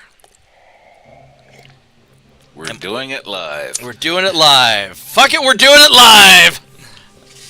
Oh yeah, Mark. Yeah. I got some patches for my new exercise vest. Right on, right on. I hope it helps. Oh, absolutely. I'm all about personal health and fitness. I think everybody should prepare themselves to be as healthy and fit as possible. Because, you know, we have uncertain times, and your health is really... Your health and wellness is really the only thing that you can control. Mm-hmm.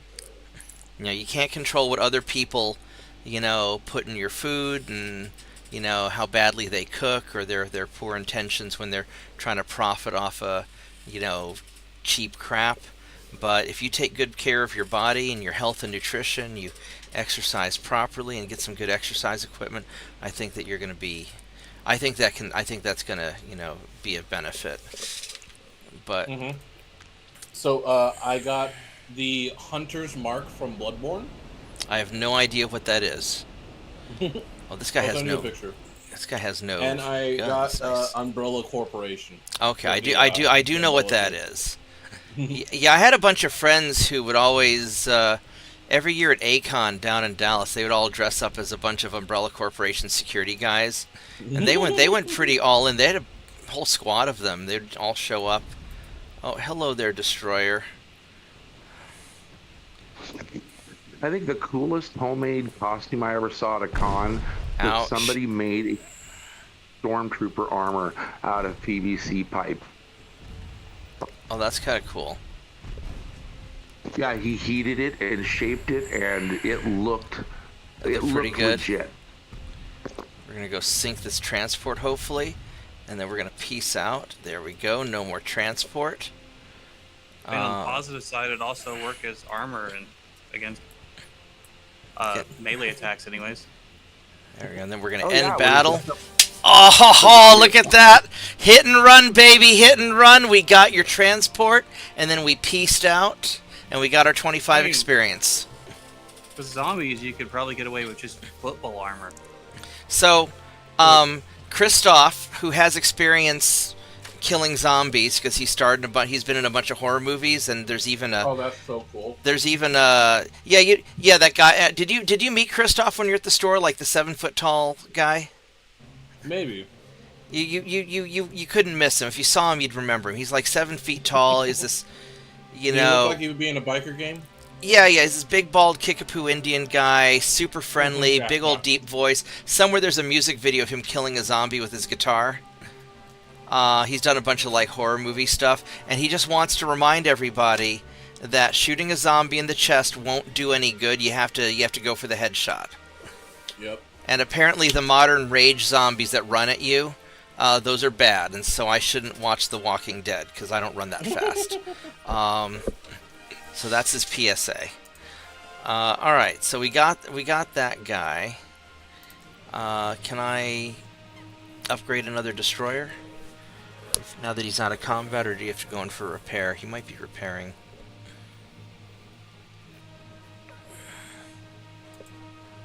Yeah, he's repairing. Alright, that's okay. So, we are good. Let's go invade Hong Kong.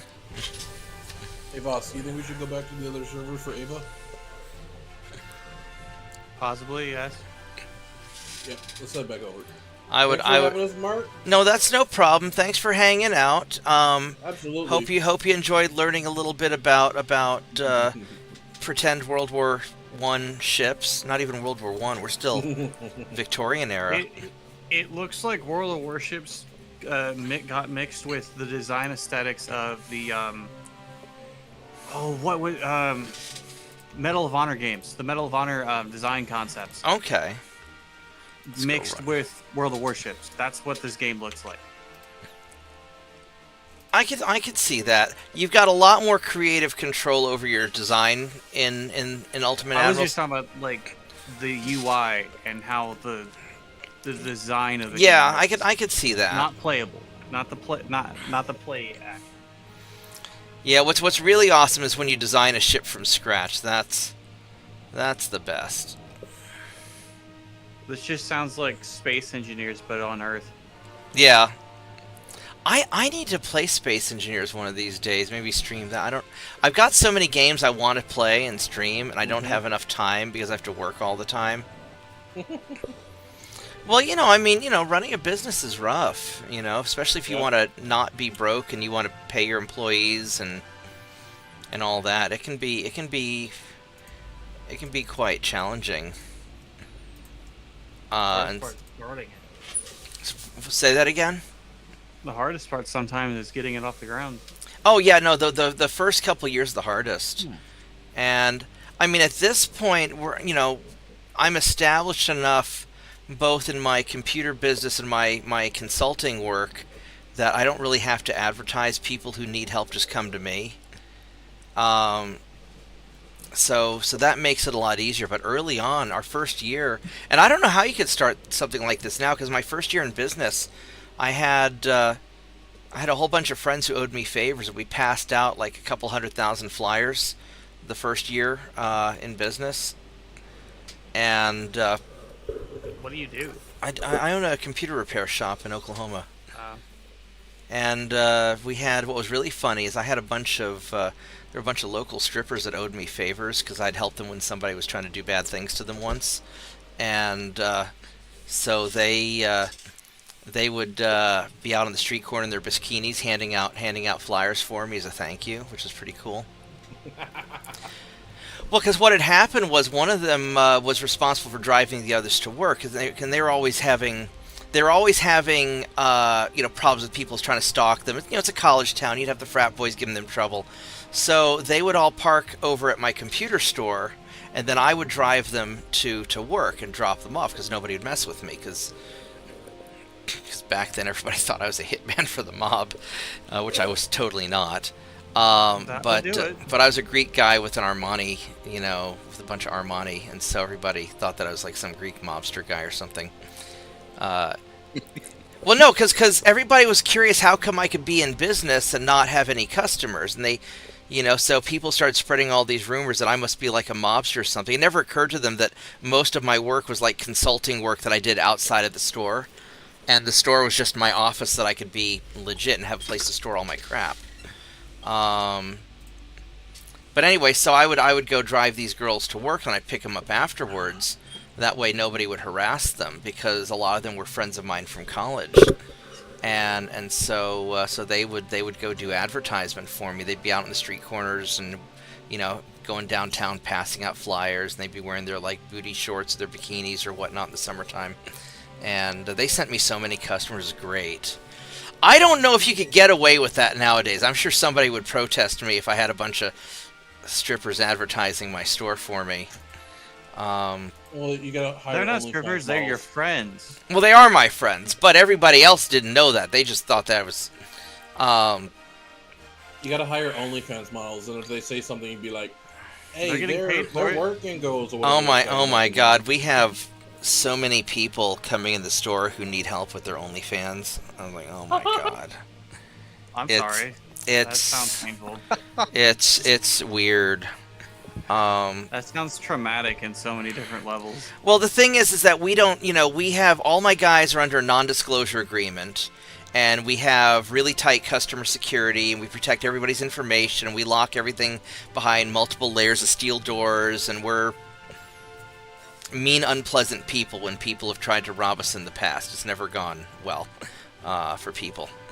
And we used to have an ice cream freezer in the back of the store because my store used to be a Baskin and Robbins, and so whenever somebody tried to rob us, we'd lock them in the walk-in freezer till the cops got there.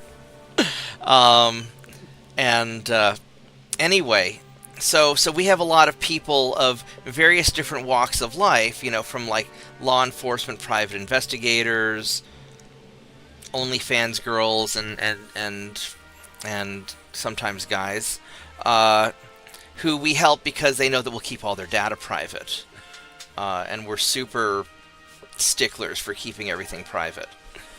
And so we get there's a lot of interesting stories that I probably can't talk about, because I don't want somebody to accidentally recognize someone. But we've had a lot of interesting customers over the years. Ooh, I don't know if I can take you. Maybe I can. I'm gonna try it. And hope they don't get a critical hit on one of my holy assault ships have a critical game flaw where if they hit one of my small secondary guns in the back of the ship, the engines in the middle of my ship explode. Yeah, there's a little game glitch on those. So I have to be a little bit careful.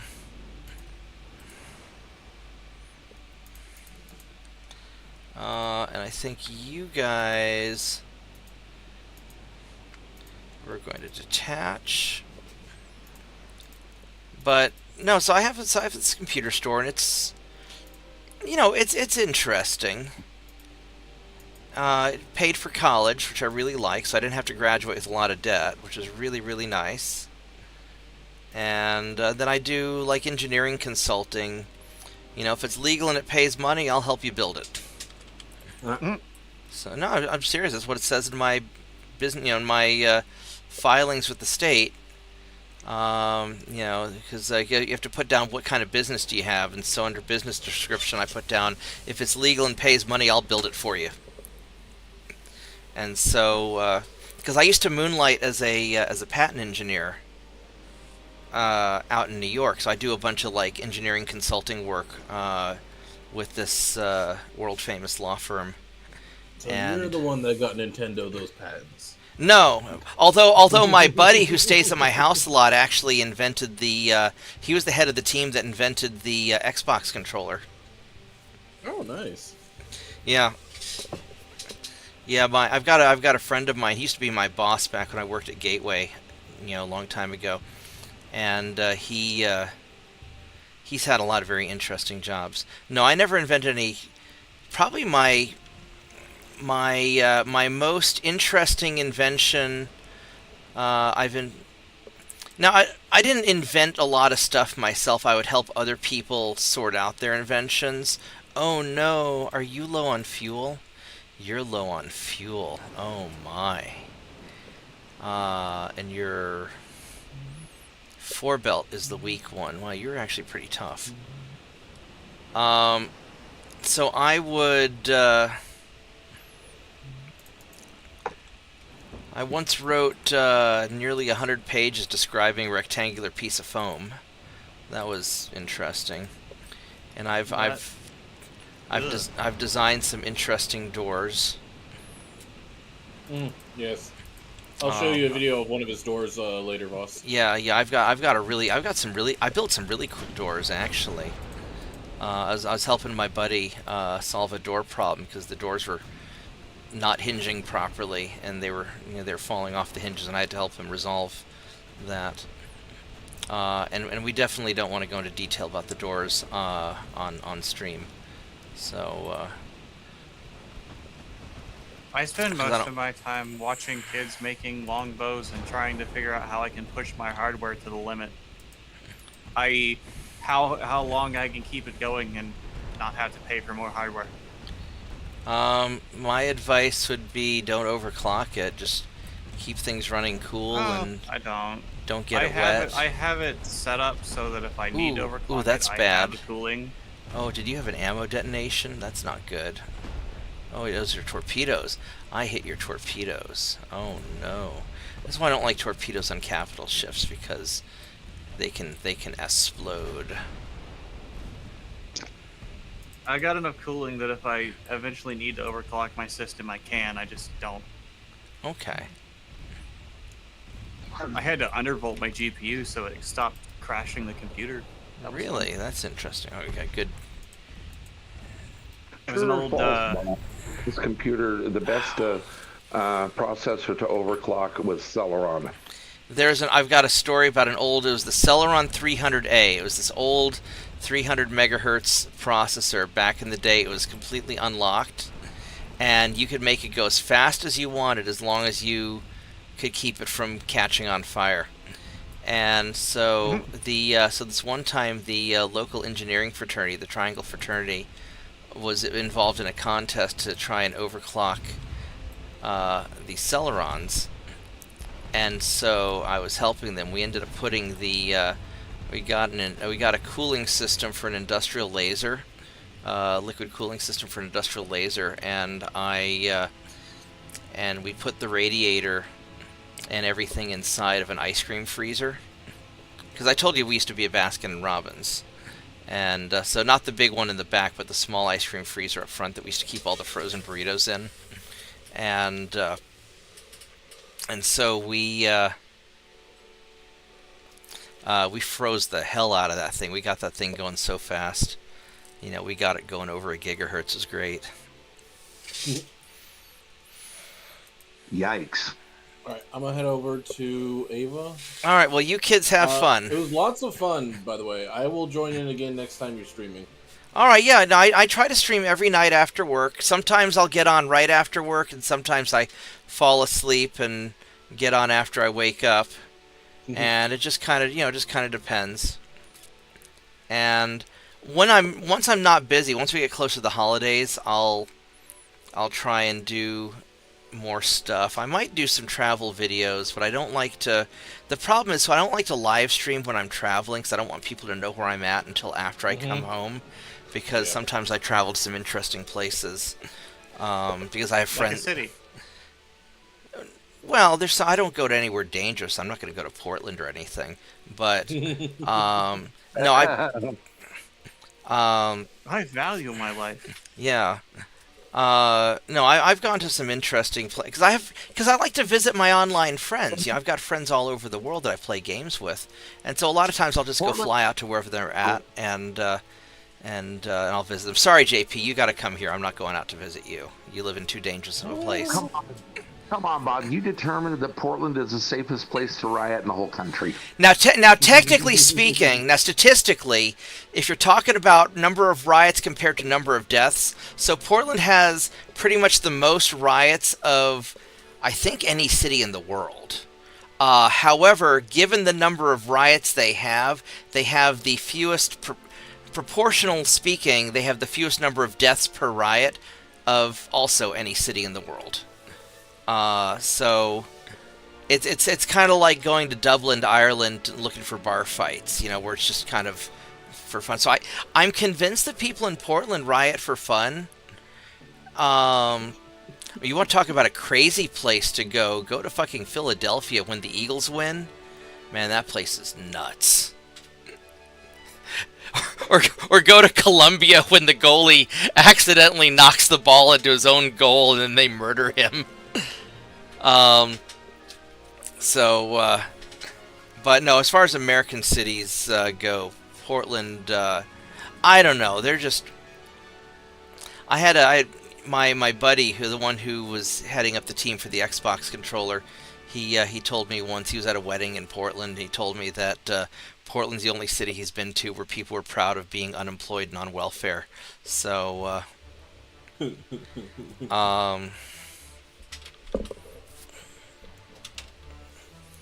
So, I don't know.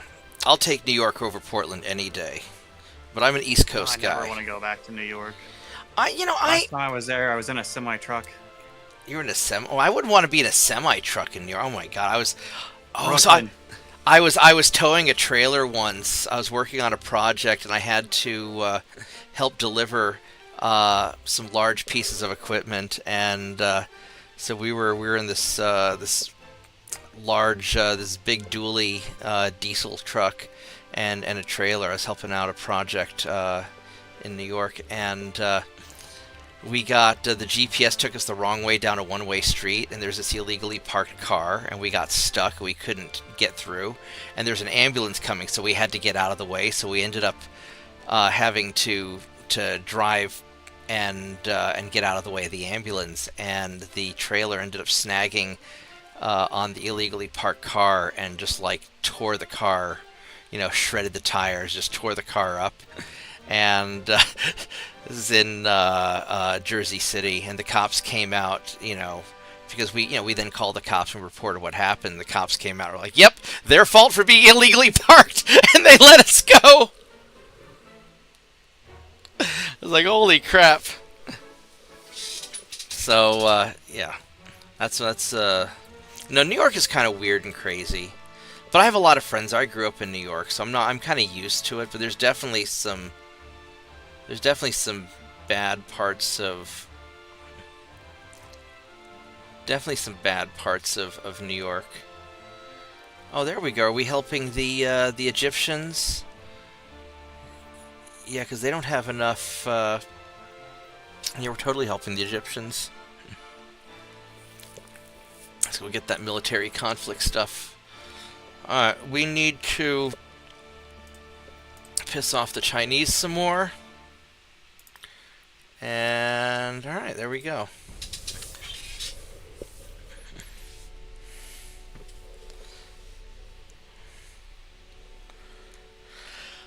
Oh, let's see, what do we... Man, I want some pizza now. I mean, California might have nice weather, but New York has better pizza. And you're not changing my mind on that. Oh, come on now. Deep dish. That's where it's at. The only thing I like about California is the land itself. But to get good deep dish, you got to go to Chicago, and then you have to be in Chicago, and Chicago's cold, and the people there are assholes. I had a really bad experience. I had an aunt who lived in Chicago, and it was always cold whenever I visited her. And I was a little kid at this summer camp in Greece because I'm Greek, and so we had this little camp for all the Greek kids to go to learn about their heritage and whatnot.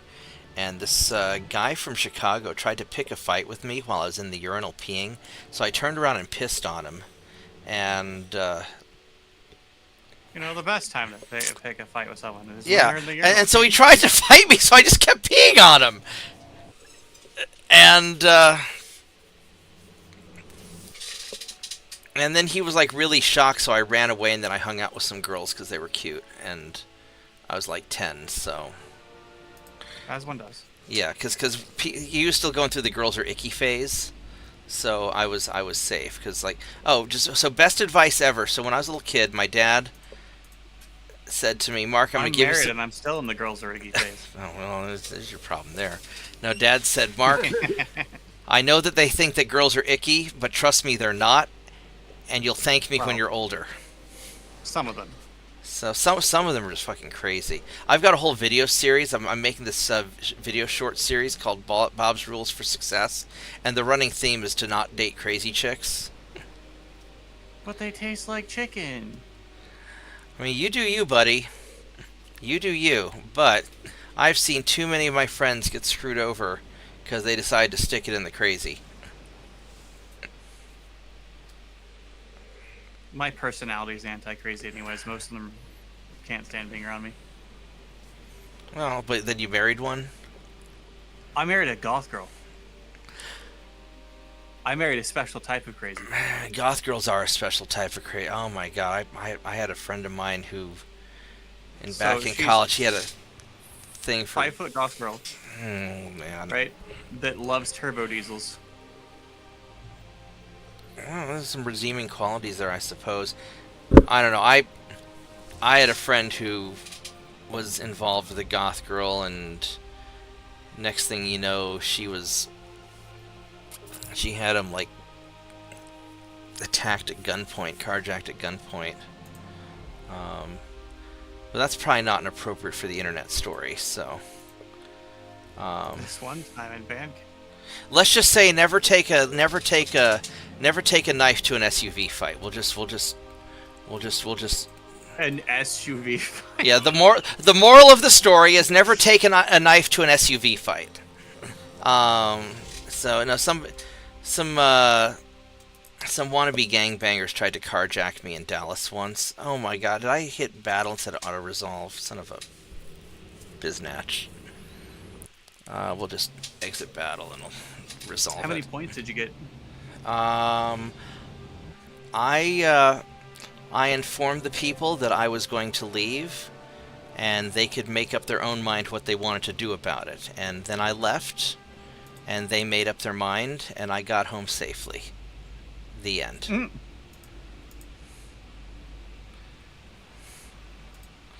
Yeah, a young lady that likes turbo diesels, I would consider that to be a very redeeming quality. Yeah, that is a redeeming quality. Turbo diesels, we both have Volkswagen TDIs from... Hers is a 2001, mine's a 98. Volkswagens are expensive to repair, though. Yeah. yes Obviously, and no. Obviously, you're a man of a refined gentleman of good taste. I had a friend who had a Volkswagen. I don't remember what kind it was. It was a little car Volkswagen, and we had to jump start it once. We couldn't find the battery, and the battery was underneath the passenger seat. I was like, "What the fuck?" Okay, that's a newer one. These are the old ones. It was a Jetta. It was a Volkswagen Jetta. That's what it was. I had to jump start a Volkswagen Jetta, and the battery was under his passenger seat. Those are the newer ones. Okay. Those are not worth talking about. Okay. Yeah, I've actually owned 2 turbo diesels. The good ones are from the 98s and the ALHs. Anything before 2006. 2006 and before is the good diesels. Everything after that is not worth your time. I mean, he got really good gas mileage, but... Oh yeah, until the emissions system goes out, and then it's $4,000. Yeah.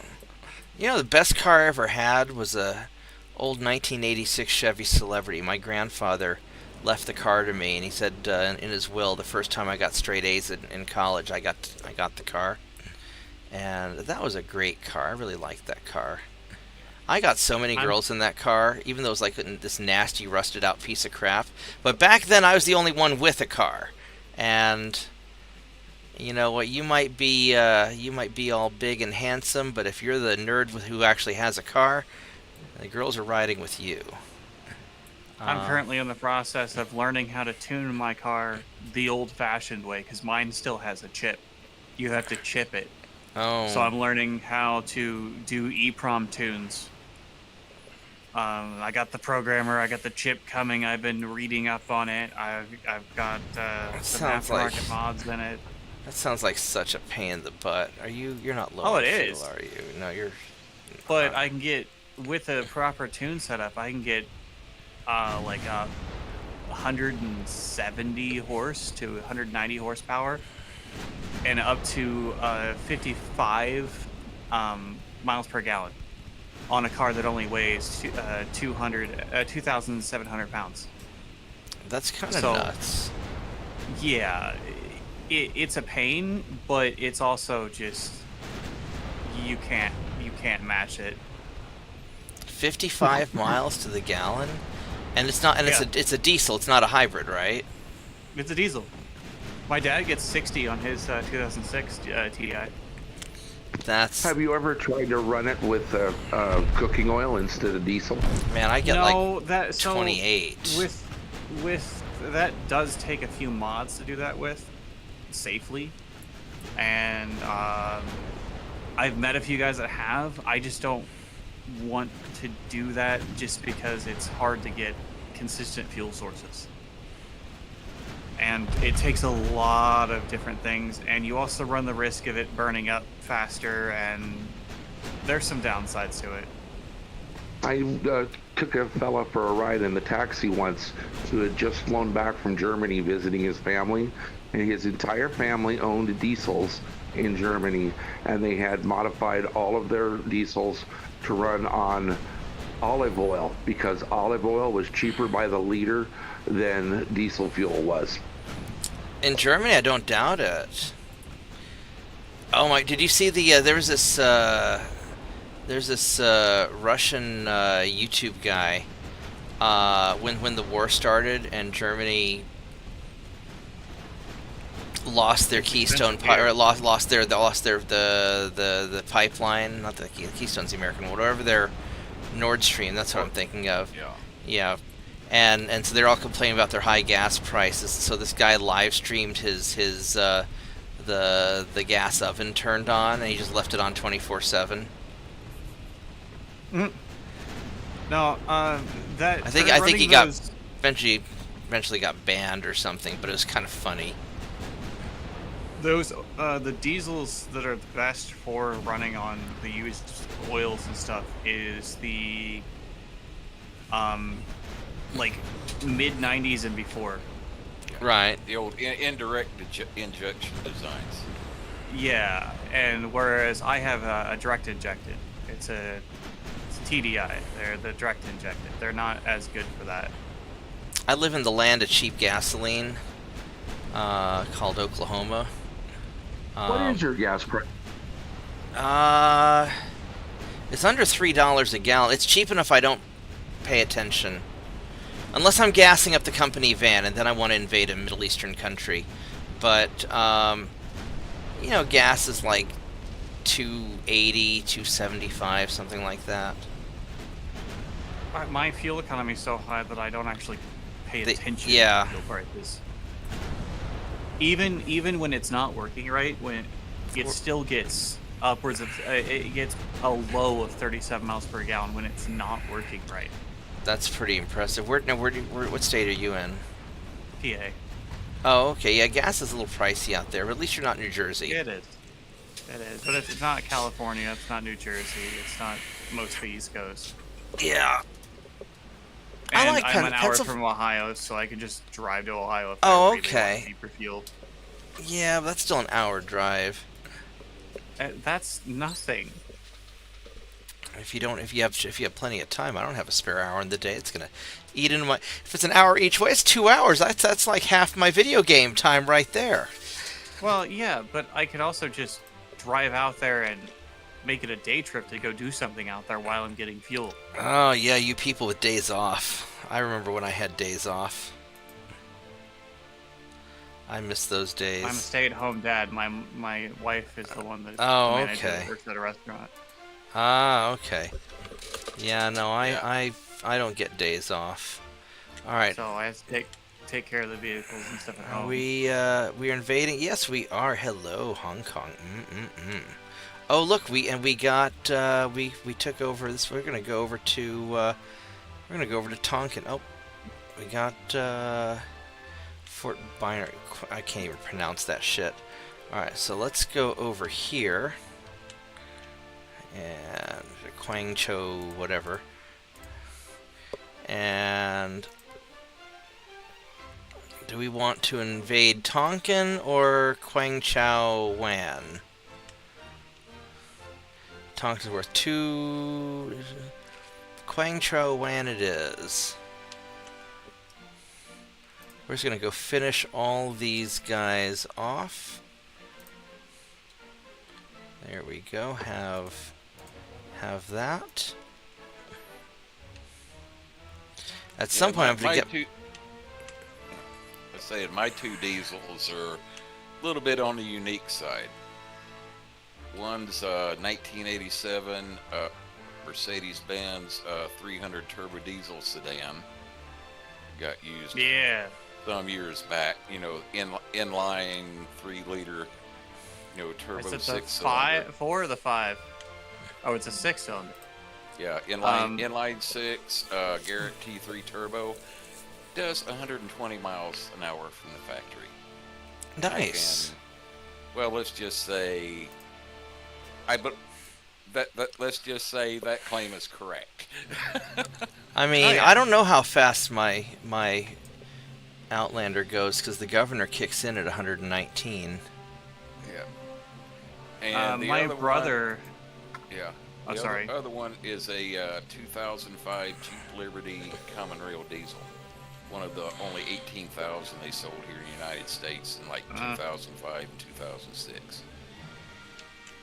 My brother one of my brothers owns a 84 5-cylinder Mercedes sedan. The other one bought from the same guy. He bought an 84 4-cylinder. Both diesels. But the 5-cylinder's turbocharged, the 4-cylinder's not, and he's putting the 4-cylinder in my old 85 Ranger. He pulled the original little 4-cylinder out of it, and he's putting the diesel 4-cylinder in it. And then my dad's got an 06 Jetta TDI. My brother has an 03 Jetta TDI, and then my wife and I both have. No, they both have Jettas, and my wife and I both have the new Beetles. The Golfs are very hard to get around here. Well, any of them are challenging to get because when someone buys them, they don't get rid of them. Well, because they're probably pretty good. Considering you can easily get over 600,000 miles on one before you have to rebuild it, and then you can get another 600,000 on it. Yeah. If you take care of them, they're stupid simple. They only have eight valves, a single camshaft, 8 valves. Really simple engine. I like simple. Alright, so we got that. Anyways, I'm gonna go join the other voice chat. Alright, you have fun and stuff, and I will catch you next time. See ya. Yeah, so that's So one of my friends, a guy named Christian, he's actually the son of one of our customers, one of our original customers. He had some of his buddies in town visiting, so that's how I met Joel, and then I guess this other dude was one of Joel's friends. So that was enlightening.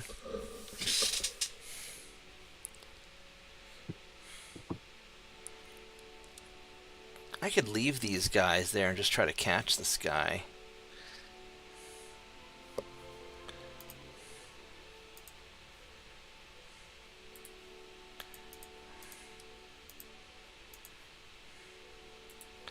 I'm just going to leave these guys floating out there in the water and try and catch them. Alright, so we got that. We got the invasion going on. We got all this nonsense going on. We got all this stuff going on. So I guess we're... Well, that's a lot of battleships up there, isn't it? I'll let you just keep chasing my torpedo boat around. How about that? And, oh, my shipping is taking a beating, though. I'm going to have to deal with that at some point.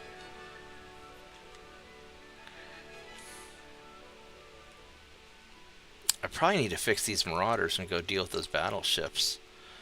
That's really what I need to do. I need to get these guys repaired.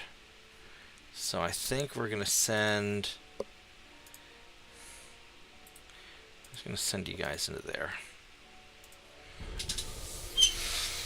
Alright.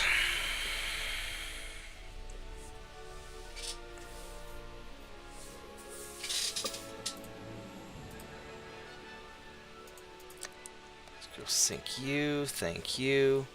And you are going to run away. Yeah, if I can get my marauders up there, I could probably take all those guys.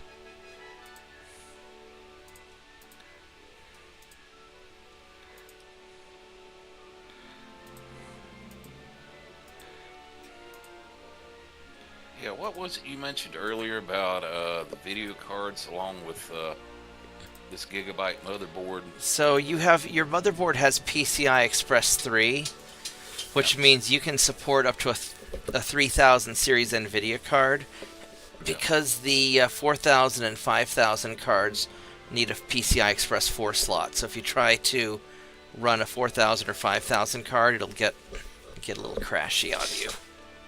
Okay, well, I'm good then, because part of the upgrade, all I've got right now is basically like a GT 1030. Okay, you need a better card than that. Yes, basically the card I've got to replace that with, once you get the BIOS and everything, along with the BIOS and everything else, I could take this is guy. RTX 3050, the like 6 gigabyte version. Do you already have the 3050, or have you not bought it yet? Yeah. Okay, I was to say I would spend the extra and get like a 3060. But if you already have it, then you already have it. Yeah, at the time when I was gathering all this stuff back in April, yeah, basically the price difference between like a 3050 and 3060 was pretty big. Significant enough for me with the time. You know, it's like, any way I look at it, even the 3050 6 gigabyte is going to be a major step up from a GT 1030. That is true. I mean, the computer in this configuration now, with a Ryzen 5 like 15 or 1600 and that GT 1030, it doesn't even meet the minimum specs for running something like C-Power. Yeah. Why would you want to? Why would you run C-Power? I don't know, some people like C-Power. Well, I'm just going by that said, like, when, like, kind of like a middle-of-the-road video game, as far as, like, you know, system requirements, I can't, when computer can't even meet the requirements for that, I was like, yeah, we need to kind of, you know, do like at least like a mid-level upgrade to, Yeah, I mean, your 1030's not even good enough for Groundhog Simulator. no wonder the groundhogs have been bitching at me. You ever see that game Goat Simulator, where you're basically playing a goat running around town causing car accidents and other mayhem? I don't think I've ever seen that one. Oh, it earned some notoriety on Steam a while back. I thought that was pretty good. How about Catapult? Have you ever seen that one? No, but that sounds glorious. Oh yes, Catapult. Yes. Hello there, Transport. You've got a slingshot in the foreground with a cat in it, and you're trying to shoot the cat through the window of the castle. And if you miss, the cat ends up on spikes on the wall of the castle. Oh no. The cat ends up in pain. Oh, I bet PETA does not like that game. Yeah, and nothing of value was lost. Oh, here we go. Man, these things are like a light cruiser. I've got 3 5.9s, a 4.9, and a 2.9. These guys have some... Whoa, those transports have some serious guns. What the hell? They've got... Are those Mark III 4.4s? Would you stay clicked on that, please? So, those are Mark II still. Let's be cautious and maybe smoke up, because I don't... That's a little more firepower than I thought they had.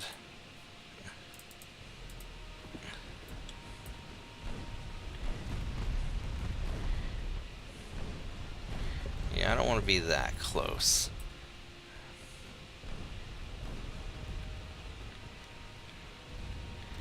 Alright, so the name of the game here is Avoid the Destroyer, because he's got scary torpedoes. And let's see if we can get you to follow my patrol ship away while my destroyers pillage the rest of your fleet.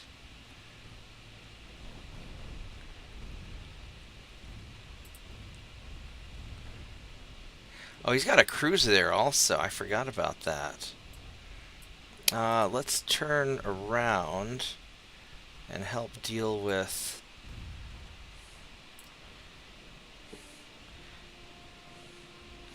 Actually, probably ripping up these transports, because they have a lot of guns.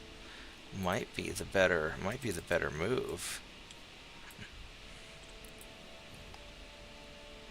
Yeah, the reason this is such a anemic setup is basically when the original motherboard and video card went south. It was back in 2020 during COVID. During the video card apocalypse. Yeah, the video card apocalypse. Back when video cards cost almost as much as toilet paper. Yeah, and basically the local computer guy that dealt with, well, the motherboard, obviously he was able to get a very decent motherboard, but as far as like the CPU and the video card, yeah, the Ryzen 5 like 1600 and at GT 1030 was the best he could get a hold of at the time. You know. Right on, that makes sense. Yeah. Let's go finish off that destroyer. Yeah. And I've always, when it come time to, like, you know, it's obvious that the computer needs an upgrade, I've always went like for staying like a step or two behind the latest technology, because I learned many years ago when you try to stay on the bleeding edge of computer technology, it ends up making your wallet bleed. Yeah, no, just get about 80% of the best is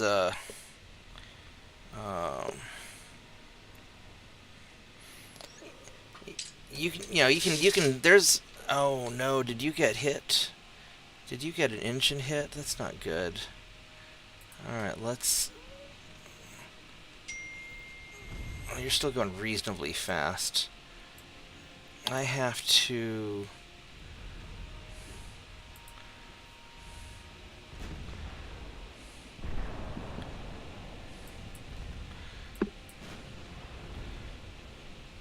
Oh, did that destroyer go away? I don't want to... Alright, let's... Shit, that really hurt. That really, really hurt, actually. This might be a problemo. That was a big fucking hit. He just, man, that shell, where did it hit me? Right in the back, right there. Took out my 3-inch gun, detonated the ammo, and went right into the ship. And I didn't hit my engine at least. Got my rudder. How did I hit my rudder? My rudder's all the way back there. Alright, well.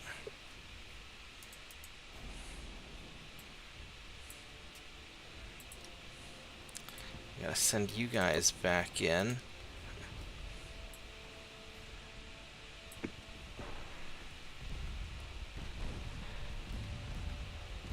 He kind of did a number on you there. Oh, he hit the crap out of me.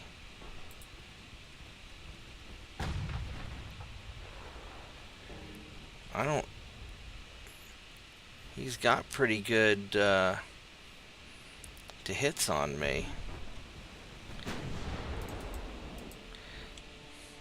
I may need to get my destroyers over here to help with that. I mean, I was hoping to take out his transports, but I think we can come. Do these not? Yeah, these guys have guns.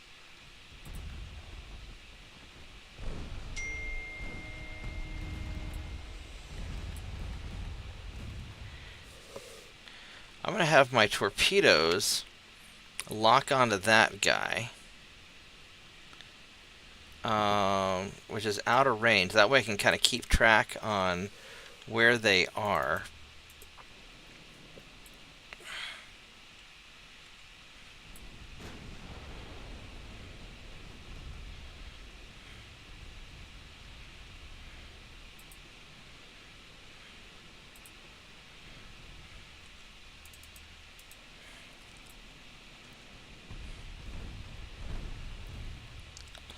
I might just be able to take out that last train. Well, he's got a lot of.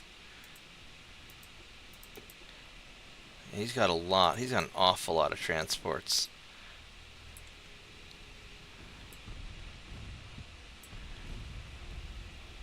So I guess the bottom line, as far as my original question is, the answer to it was, as long as I've got like good third-party security software, or basically Pandadome is basically like a security service.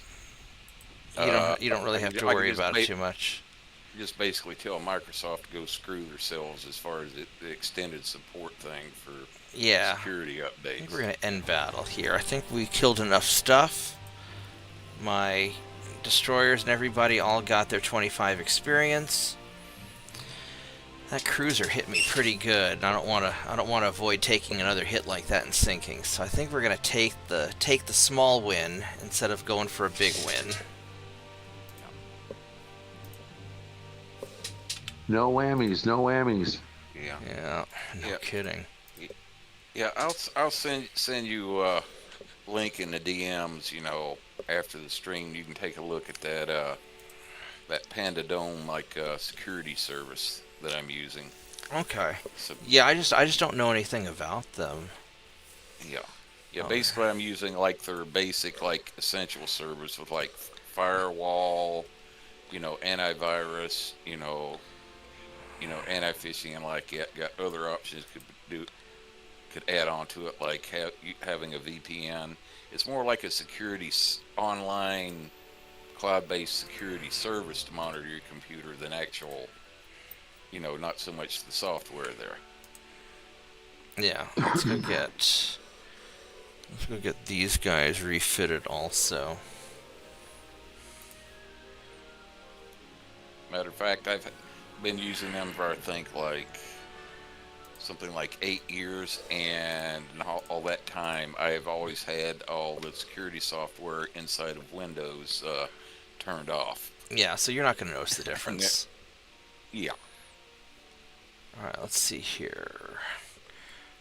We have, so those are all 1 month repairs. The Marauder, so 3 months on those.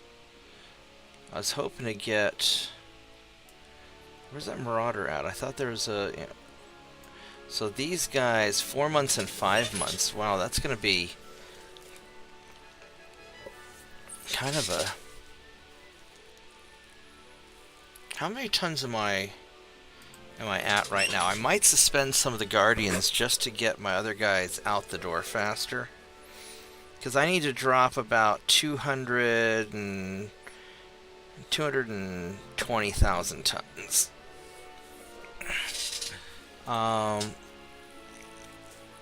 So let's think about this for a minute. That'd be 10 Guardians. If I were to suspend these guys, and that gets the Marauder fixed in a turn, and that one in 3 turns. Because I need to get those Marauders out the door. Because those guys are important. I need to drop another 5,000-6,000 tons.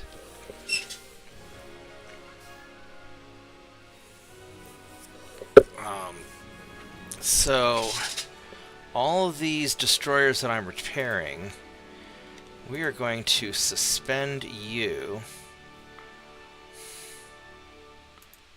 And that'll drop that down to 2 turns. Alright, that's what we're doing there. Because now we're under the tonnage and I can get my Marauders out the door so they can get back into the fight. Because even if they're not upgraded, they're still very bamfy. China still really likes me a lot more than they should.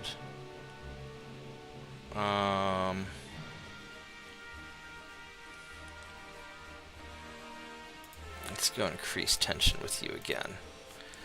Alright, I'm going to take a quick break. I'm going to make another cup of tea, and I will be right back.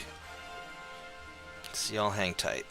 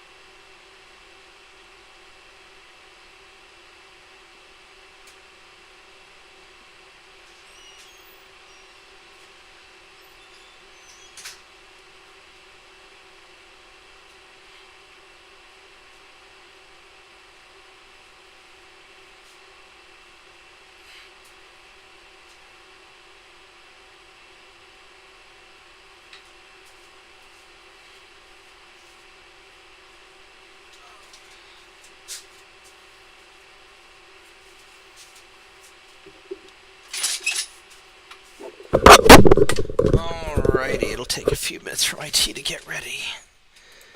Let's see, what was I going to do here? I was going to...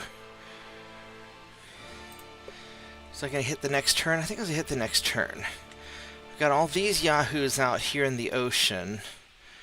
But I'm not really doing that much right now, because I'm...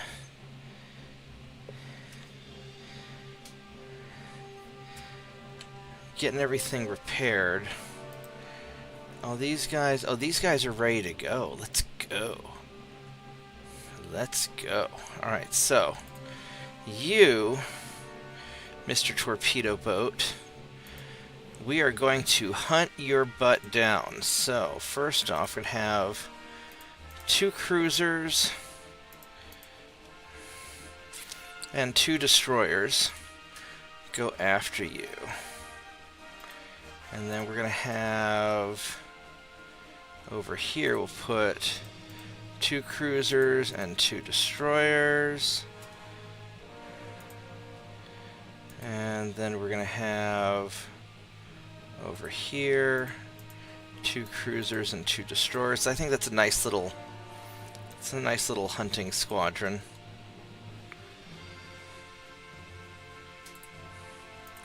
Two cruisers, 2 destroyers, and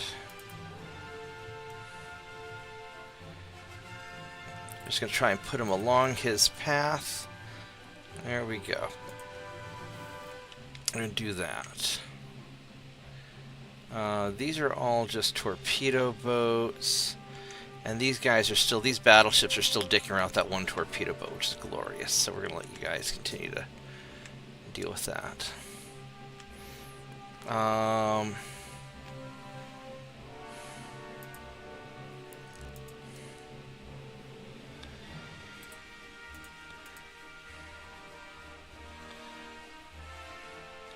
It's an 8,000-ton cruiser.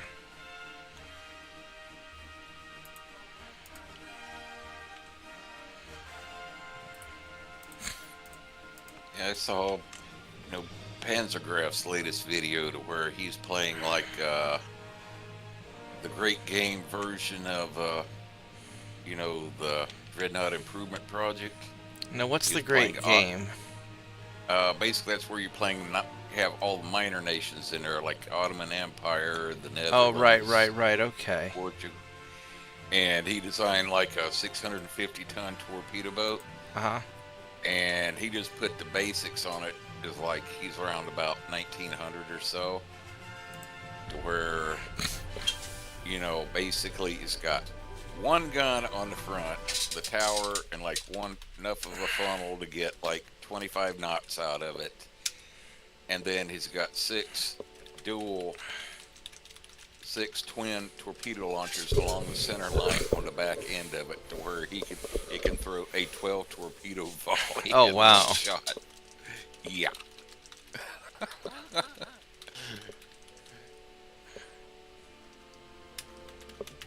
Yeah, so Solomon, I used to play Civilization 1 in high school on my old Mac laptop. It was only black and white, because back then, Civ 4 is good. I think I have Civ 5. Oh, you're saying I have Civ 6? Yeah, I haven't played Civ 6. I have Civ 5, which I like. Civ 1 was great. Civ 2 was great. But I used to play Civ 1 on my old Mac laptop in black and white back in the day.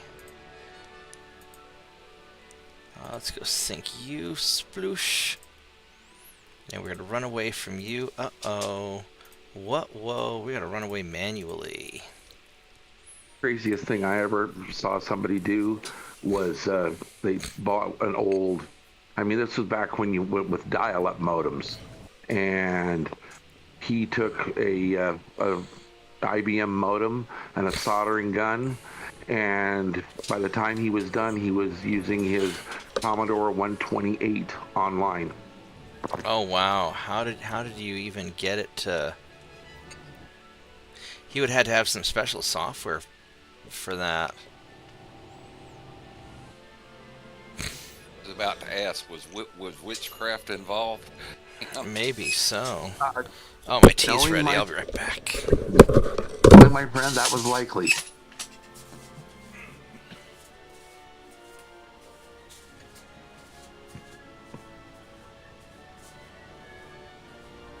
He is a descendant down one of the lines from Vlad Tepes.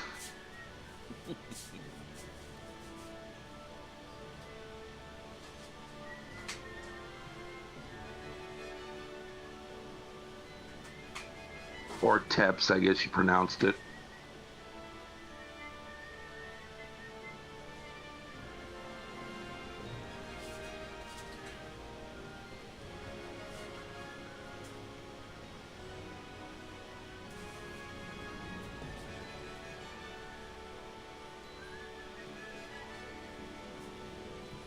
Basically, he was kind of like David Tennant playing the Demon Crowley in Good Omens. He basically just willed the thing to work. That's kind of what I got the impression.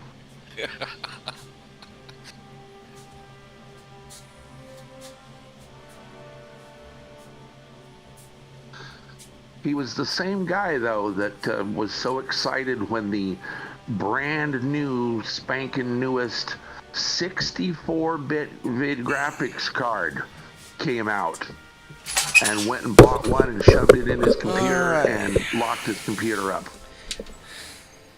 because it couldn't handle it. So, Solomon, I don't know if I ever told you this, but I used to date a girl who was a descendant of Vlad the Impaler. She's actually cool as shit.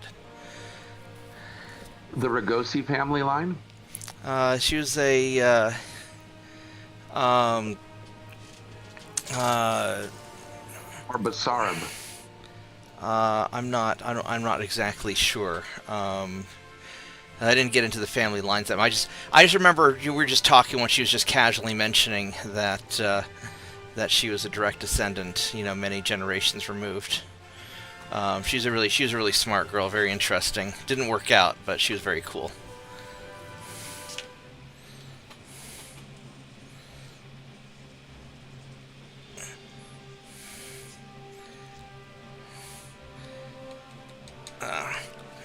But she lived in London, and it was very inconvenient.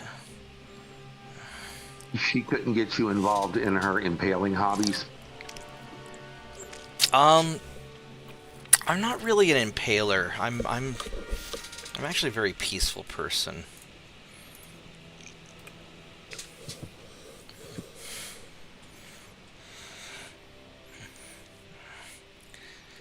Honestly, my biggest complaint about what they're doing in Portland isn't the fact that they're doing it. It's just that I don't think they're doing it very effectively. I think that boycotts are generally more effective than riots, because riots just piss people off.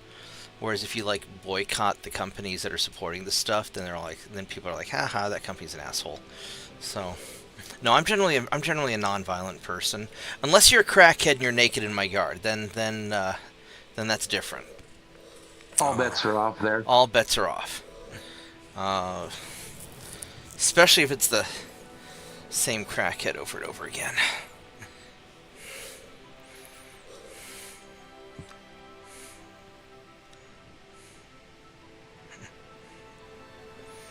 You just have to find the right woman, Solomon. A lot of women can be really annoying. At least until they kind of mature. A lot of people in general, not just women, a lot of guys can be annoying too. There's a lot of just immature people out there.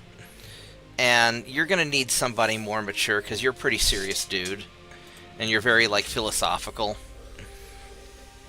Not that I want to play matchmaker for you or anything like that. But you're going to need somebody who's a deep thinker. And a lot of people are very shallow. Well, that would be my thought.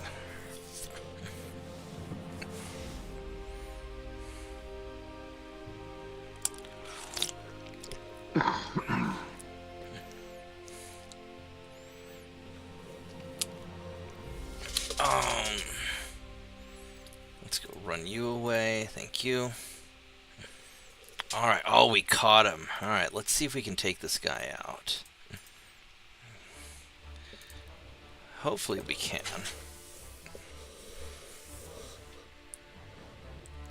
Yeah, your last girlfriend was too immature in my opinion, but I'm kind of biased, I suppose. That's an ugly looking cruiser. Look at that cruiser. That thing's ugly looking. I mean, and coming from me, that means something, because I'm all about ugly looking cruisers. So when I say your cruiser's ugly, you know that's a problem. Oh, good lord! That's one of the old. That's one of the 1890 like 3-masted beasties, isn't it? Yeah. Actually, you know what? I should probably have my. I should probably put my destroyers in their own division.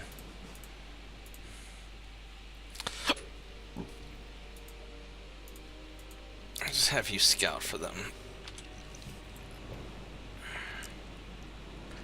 There we go. Let's go find this guy. I mean, Grant, I think this German cruiser looks kind of stupid.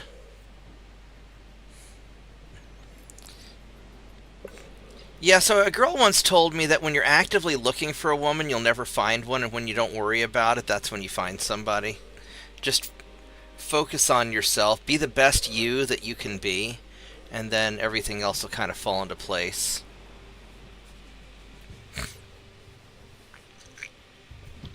And I don't want you to get that close. We're going to have you keep your distance. Alright, let's see this guy here. What do you got? You have... Yeah, this thing's kind of ugly. Look at that. It's a heavy cruiser. He's got shit armor. He's got really high quality shit armor. He's got Mark IIs. He's got some potato cannons, some pancake guns. Yeah, I'm not a big fan of this thing. Yeah, that's one of the original 1890s 3-masted. Yeah, we're gonna cut across his bow, and you guys are gonna, yeah, you're gonna do that. All right.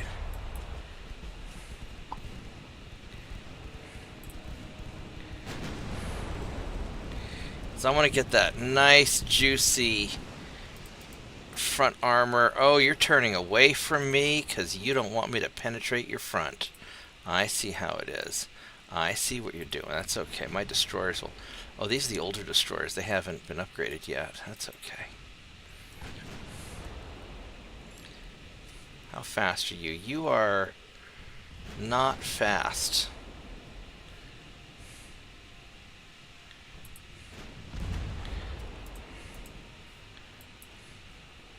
We'll have you guys sneak around the backside. And you're going to have to turn your back to one of us.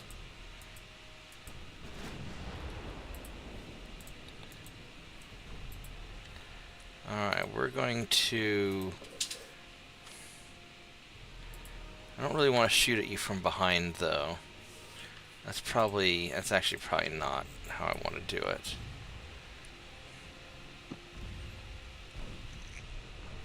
Not with the torpedoes, at least.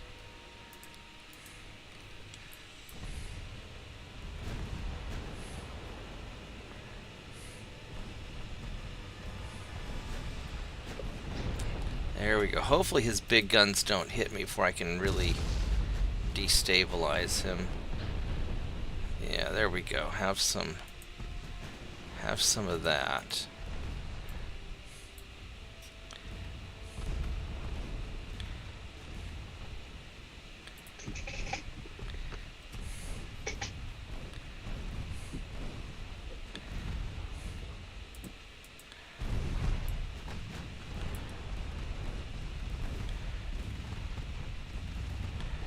There we go.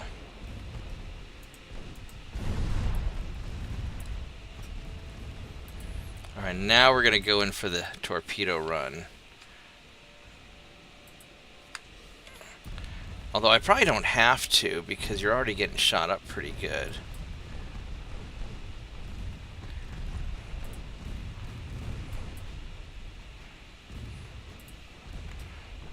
pop the smoke. There go the torpedoes. I get the other torpedo off. I don't know if I did or not. I see one.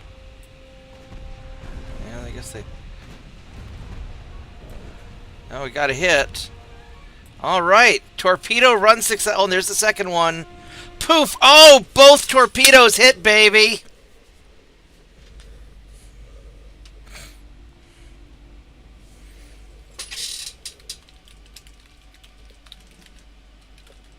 See, I told you it was possible.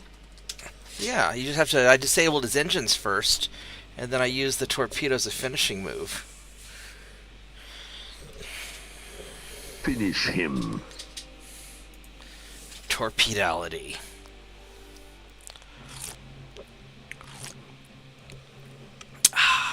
Oh, there we go. Hot tea is best tea. Alright, so... I lost a few transports.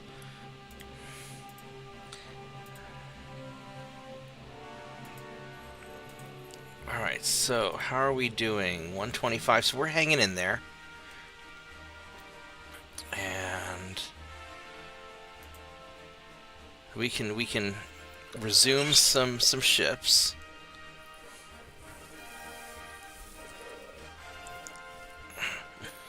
Cold tea's alright, but I'm a hot tea guy. Let's go refit more of these Lorenzos. Boof. And let's get more of these patrol boats. Guess I got all those. Alright, so let's go continue. I've got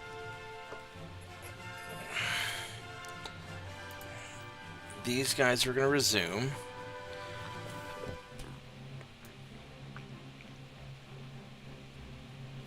I've got about 100,000 tons.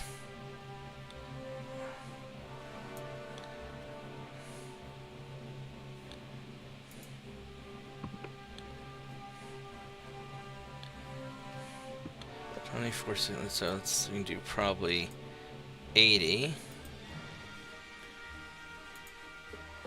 Whoops, that's too much. Alright, so that is my limit. And then once these Marauders finish, then I can resume the rest. Alright.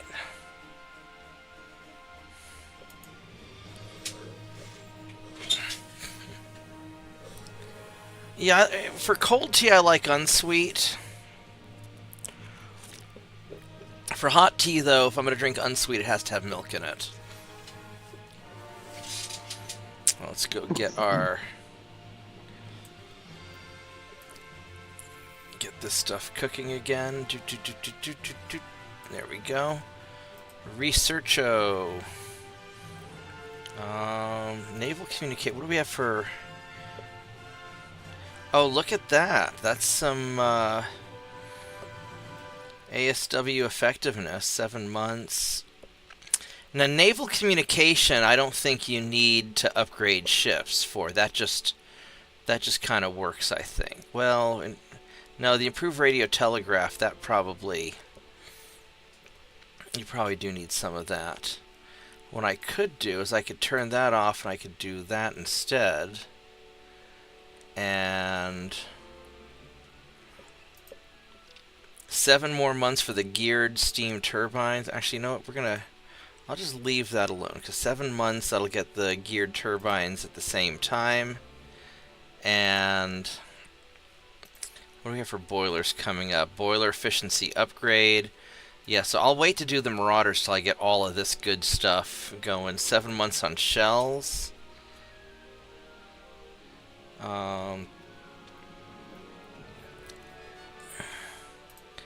The hull protection, torpedo 3, it's not as... Alright, so... I have a naval invasion, So what I'm probably going to do is I'm going to invade, I think, Tonkin. And that way I can just kind of finish all this off.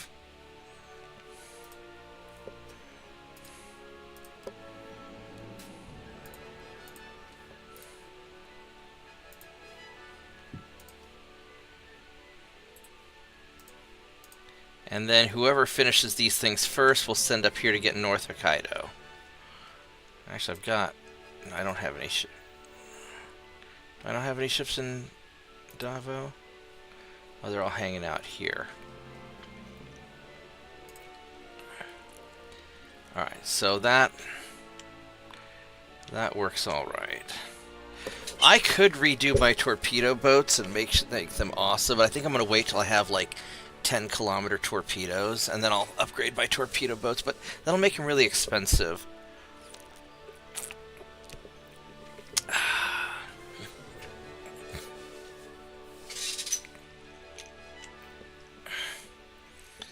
Alright, we're gonna win that military conflict.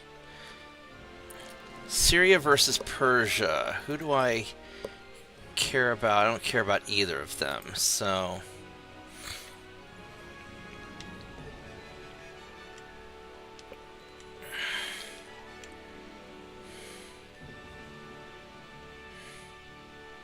Oh, they've got a big-ass fleet up there. That might be a problem.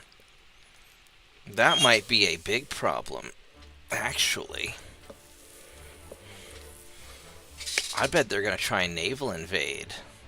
That's a big fucking problem. It's better so don't spam the chat. Hey, Solomon, how you doing? Oh, here we go. We got three marauders up here. Do I send my cadet marauders to go get them? If I refit them, it's going to take a while.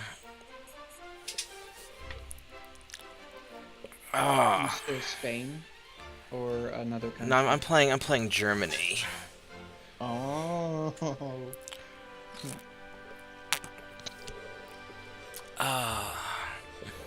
So Solomon, this is Mitchell and JP. That's my buddy Solomon. Yeah, he's doing the Hans Are We the Baddies playthrough. Yeah. Hans? Is that a Hans and Franz joke? Or No, there's a British sketch where he had these two guys portraying German officers in World War II when they suddenly realized that they were on the wrong team.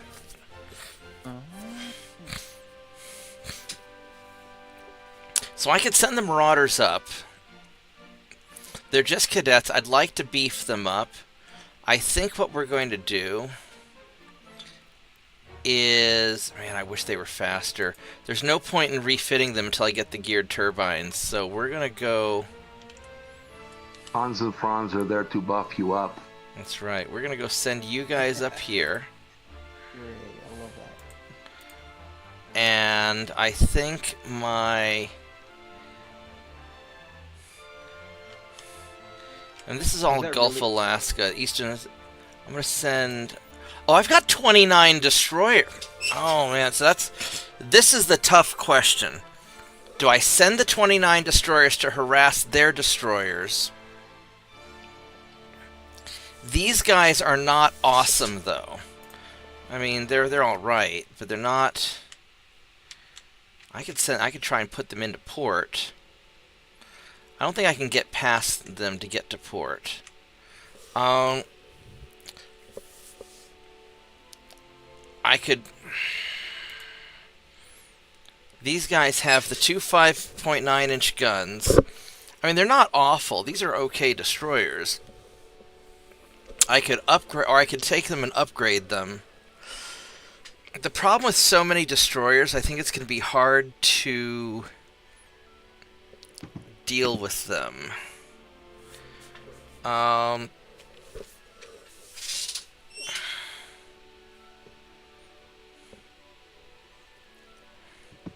They've got really good armor. Is there anything that can destroy armor? Yeah, guns. But they've got pretty good armor. So these things are all right. I don't know if I want to... I'd like to get these guys refitted. It'll take one... Oh, they're going to get there in one turn. Screw it. Alright, we're going to... I'm going to send... Customized to be better? Yeah, let's go send these guys in, but not the torpedo boat, because you're not going to be any help. There we go. We're going to do... get, like... Sorry. No, what's your question? Do you get, when you finish your battles, you know, with all the ships, do you get, like, parts from when you sink them to, like, use on your, No, you don't get salvage. It's not like MechWarrior. You get experience, so your guys get better over time, but you do not get salvage, unfortunately, which would be very cool. when you say your guys, like, or, like, you talk about, like... The crew. Oh, okay. Yeah, the crew and on the... And does that make your ship better? Yeah, it'll make them fire faster and more accurately and things like that. Oh, cool. Oh, Solomon, if you're curious, I found that clip for Hans Are We the Baddies and put it up over in side chat there. Oh, okay. I'll look it up eventually. Probably, like, later. Probably a better way I could have said that. Alright. Oh, my Marauders didn't make it into the fight. That's interesting. So... I don't think I want my destroyers in this fight without the Marauders, because these guys aren't going to be ballsy enough to go in and attack. They're going to stay by their ship, and I don't really want... I could try to run them out of ammunition, but I don't... No, I don't think I should do that. I need my Marauders for the support. So we're just going to hang out and harass them. I got the new Minehunter kit. So, if you were going, like, actually, like, Germany, trying to figure out, like, how could you actually destroy the U.S. ships Navy-wise? Like, do you know how? Did they not get, Did they not revolt? Oh, damn it. Fine.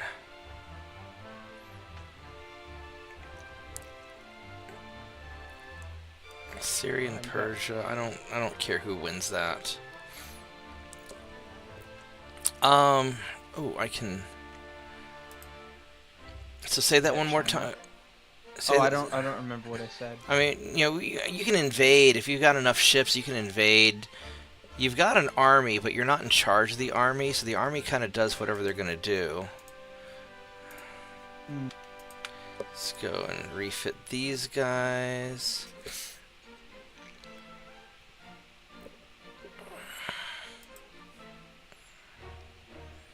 Let's go check to see.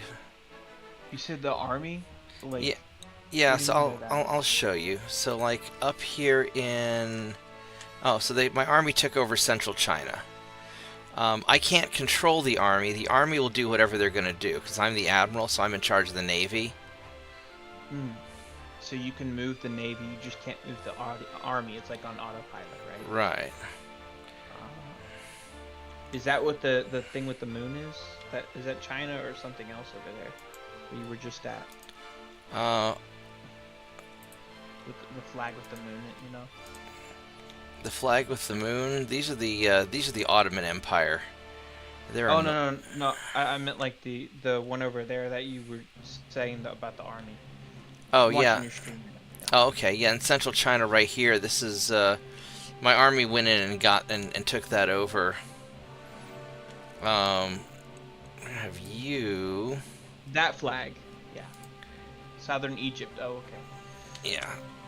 So we're gonna have you guys go. I don't know how much I give a shit about northern Hokkaido. I probably ought to send them up here.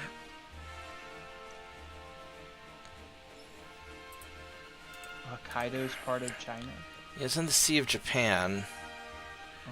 So I'm gonna go send I'm gonna send these ships.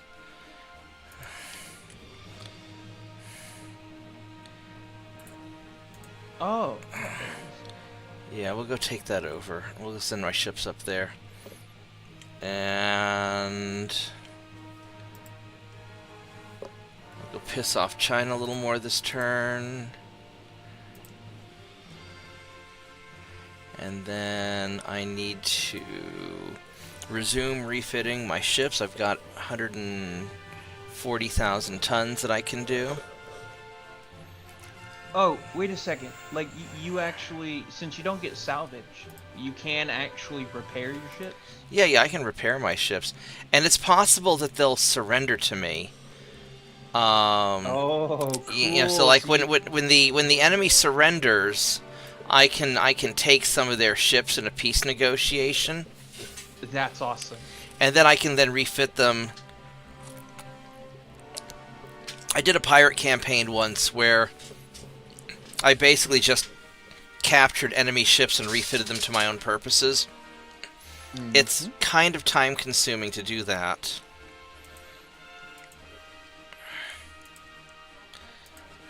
So this will get all those guys up and running. At some point I need to get my Marauders rebuilt. But I'm going to wait until I get the geared turbine engines, because I might as well, if I'm going to go on one of the Marauders, I might as well just go big.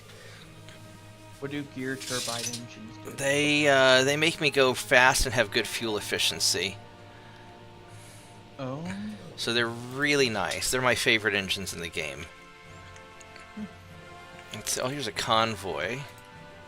Are they the fastest ones, though? No, there's like geared turbine 2s. But they're, for what you can get, they're pretty good. Let's see if we can do this fight.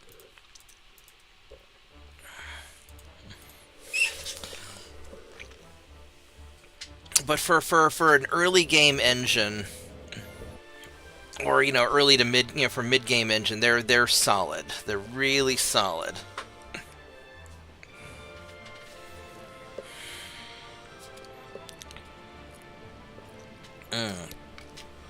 Right now, I'm just trying to do just general upgrades to make my ships just overall a little bit better.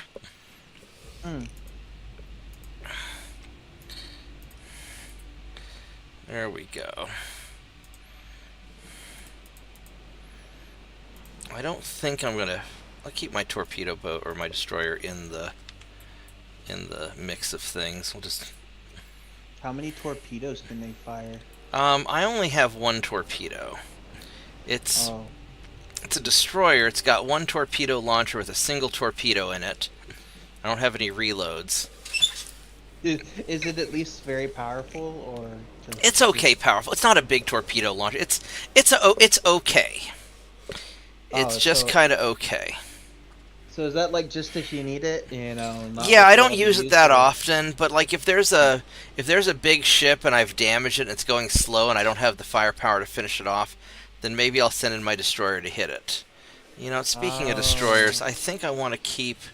I really don't want you to get your ass shot off. Let's have you. Just like a Hail Mary. Let's have you just kind of hang out. Bob is not a huge fan of torpedoes. He has experience of sending 150 torpedoes at the enemy, in a single volley and from 3 ships. And they just dodge them all. No, I. Oh no! I can get about 35 hits out of that. Alright, so... Maybe it was just a bad ship, and you encountered just some annoying people. Alright, let's go take out that enemy torpedo boat. I mean, torpedoes can be okay, but the AI is really good at dodging torpedoes. And my guys, this is going to be the 5-kilometer torpedoes. And my guys are not good at shooting torpedoes. More to the point, they don't always fire.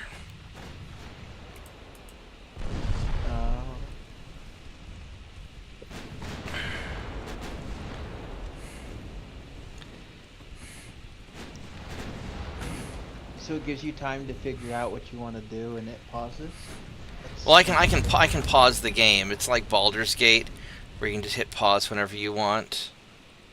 Oh. So this guy's pretty beat up.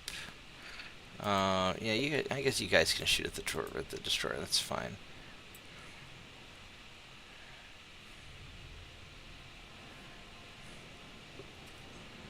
I'm gonna have you fire on him though and finish him off.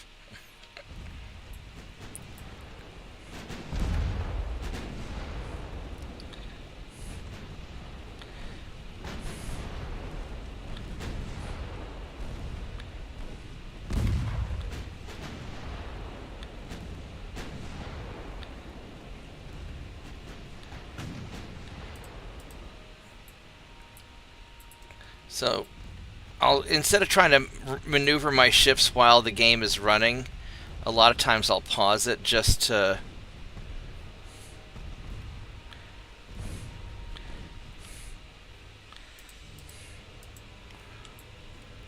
give me time to kind of plan everything out.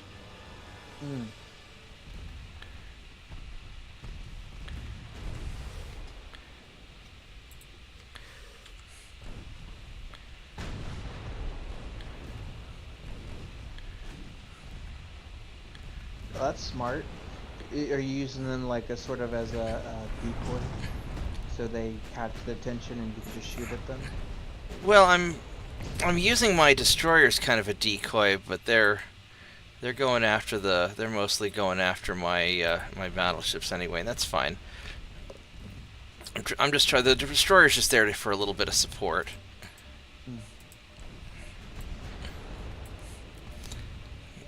And so we're gonna just take out all of their.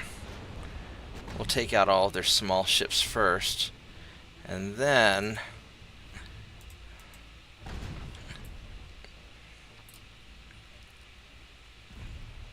Maybe we can take out this cruiser. He's low on fuel.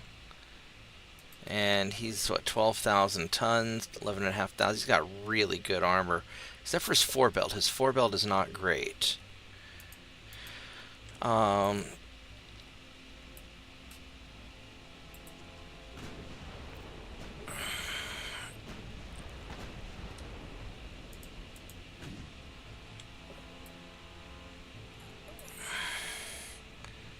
But you're busy shooting at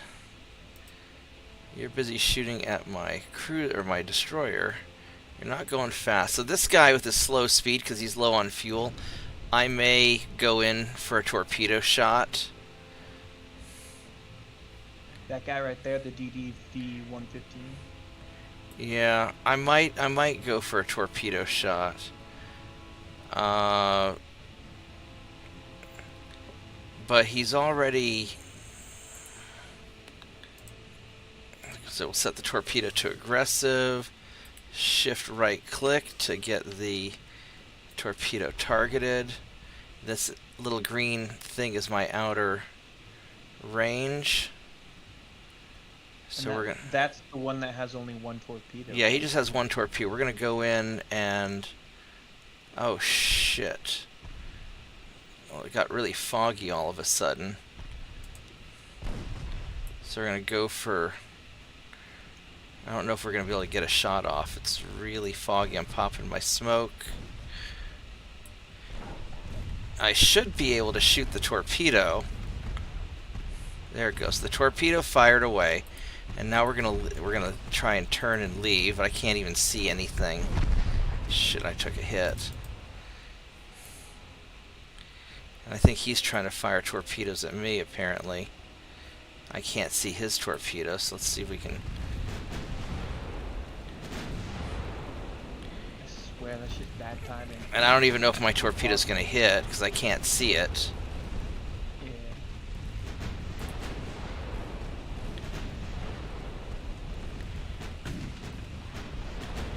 Oh, don't cluster up like that. Please don't do that. But he's getting beat up, so I think my torpedo missed. But that's okay, because we hit him, we sank him anyway. Is this like realistic though? Like Yeah, so. Like ships actually shoot from this far away? Oh yeah, yeah. I mean, ships could shoot from 10 kilometers, 20 kilometers away. Modern ships, Iowa. What was the range on the Iowa's guns? Anybody want to Google that for me? That's probably 25 kilometers, I bet. Oh, 20 to What? 20 to 25 miles. Yeah, so that's going to be about 30, 40 kilometers. Yep. Oh, wow. All I grew up seeing was like submarines under the water shooting torpedoes. So Yeah. that's all I knew. Oh, I need to lower my... Let's see here. I need to get rid of 12,000, 13,000 tons of repairs. So let's see what is... The Holy Assault ship will be ready in a turn, but let's go and suspend you. Assault ship? Yeah. Did they partner with like There we go. Israel or something? No, these are my cathedrals of Saint 2.9, the God's chosen small naval gun. Oh, that's just, is that what you called them? Or Yeah, is that yeah. what So they I just called- called them a Holy Assault ship.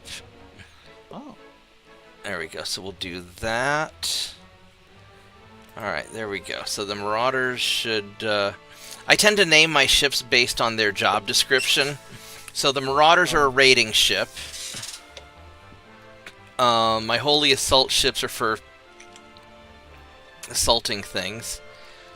Oh. If they conquer Canada, that's on them. I'll just go take it back. Well, I mean, Canada's my ally, but if they conquer Canada, then I can invade Canada and conquer it myself. Because we're allies, I can't invade them right now. Does Canada even have a navy? Or yeah, they've got a navy up here. I sold it to them.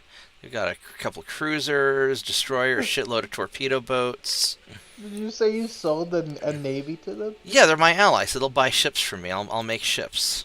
Oh, that's so cool. I don't sell them my good ships because I don't want to have to fight them if I ever go to war with them. But I'll sell them.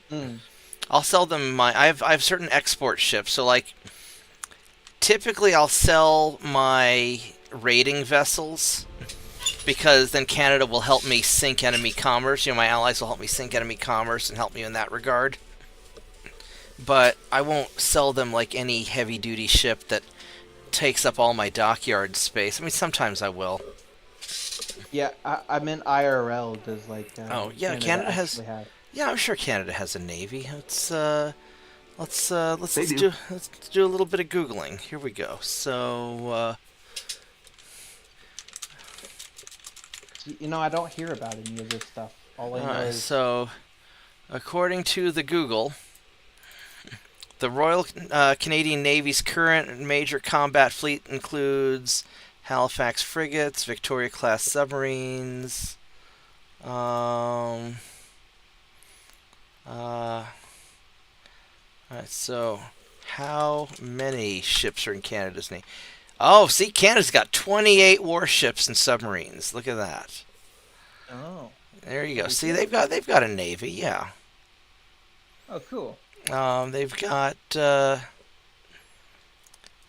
frigates, submarines, coastal. They're mostly like coastal defense ships. I mean, because and the submarines are going to be their attack vessels.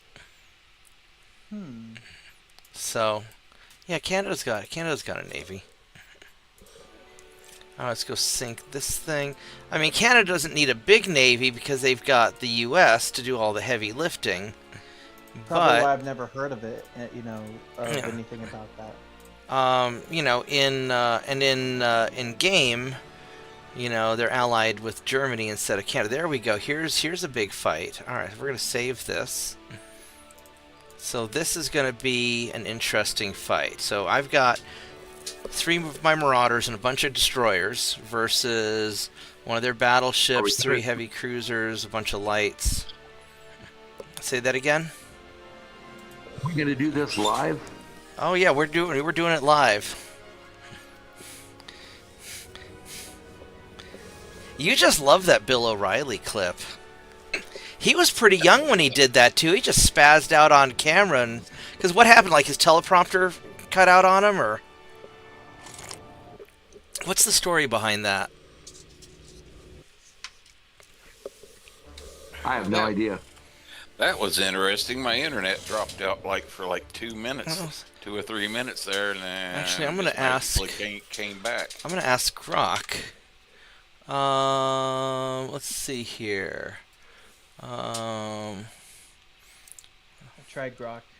What is the story behind Bill O'Reilly's "We're doing this live" quote? Let's see if Grok knows what that is. I'm gonna wait until. All right, here we go. Okay, there's nothing weird on it, so we'll. All right, so the "We're doing this live" quote comes from a viral outtake of Bill O'Reilly during his time as a host on the syndicated news show Inside Edition in the early 90s. In the clip, O'Reilly becomes frustrated with a malfunctioning teleprompter while preparing a segment. He snaps at his staff saying, "We'll do it live, we'll do it live, do it live. Look, I'll write it, and we'll do it live. Fucking thing sucks." The moment captured on video highlights his temper under pressure and wasn't originally broadcast. It leaked years later and exploded online around 2008 as a meme, often edited into humorous context. This quote has no direct connection to O'Reilly's infamous 2004 sexual harassment scandal involving a falafel reference, where he allegedly misspoke a loofah as a falafel thing in a graphic. All right, whatever. We're not going to read that part. That's weird. All right, so I don't want to know. I don't want to know about no falafel loofah, whatever the fuck. That Grok, that was more information that I wanted to know. I just want to know about the "We're doing it live." I don't want to know nothing about falafels. I don't even like falafels that much. Not even really sure what a falafel is. I know I ate one once and I was like, eh. And so... Same here. I don't even know what it is either. It wasn't that impressive. Alright, so we've got... This is going to be a pain in the ass battle. I'm going to run to the bathroom real quick, and then we're going to go do this. So give me just a moment. I'm going to go stretch my legs. This is going to be probably our final battle of the night. So give me a minute. So, was it Graybeard or the other person who said side something of some video or something? Oh, that was Mitchell. Yeah, the Hans are the original British skit about Hans are we the baddies. Yeah. Oh, okay. Where is it? Over in the side chat here in the the voice channel. Right. Which one? Which side chat? We're the channel we're in right here. If you click on. Oh, I know what you're talking about. Yeah. Yeah, if you click on the chilling thing to where it's showing like all, the 4 avatars for each of us in here, and then it's got the little balloon up in the top right hand corner where it says show chat. Click on that and it'll come up. Yeah, I was viewing the wrong thing.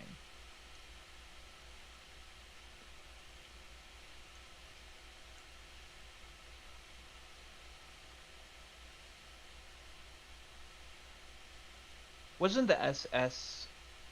I don't think I can say this while Mark streaming live. So, wasn't the SS like the bad Germany dictator guy with the H, and his name's like followers? Yeah, like yeah, the Yahtzees, yeah.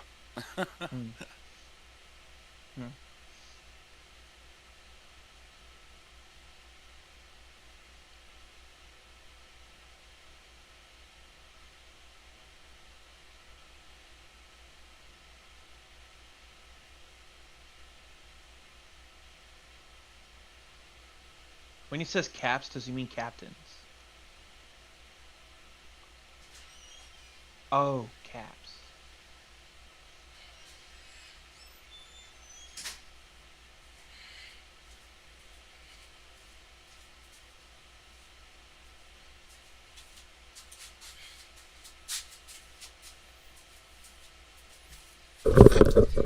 me one more minute. I just realized I totally forgot about the laundry I was doing. I need to go switch out the laundry, so I'll be back in just one more moment.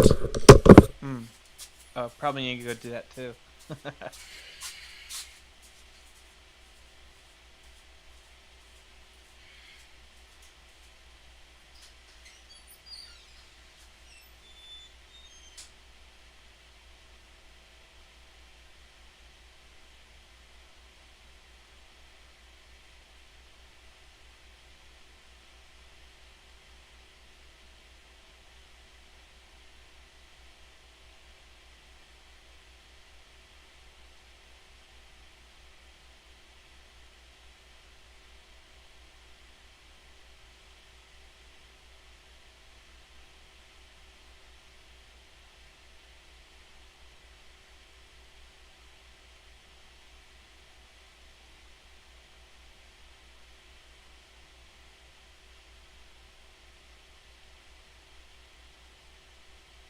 I love this.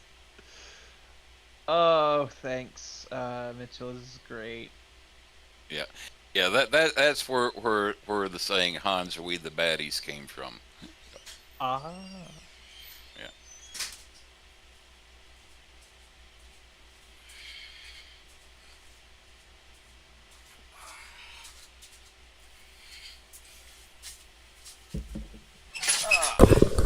All right, I am back. All right, let's do this. Welcome back. Thank you. All right, so the plan is to dodge around, try and kill off the little guys. I've got a crap load of destroyers. I love your be right back picture, by the way. Oh yeah, No, I'm starting to use that for all kinds of things. I think it's great. I love the... Oh, dude. That's a lot of ships. Like, you should use that 32. When you're out of the store. You know what I mean? You know, like, we'll be right back. We're off doing job site things. Yeah, I don't know if people would get it, because at the computer store I have to be a little more professional. So I got 29 destroyers. I could do...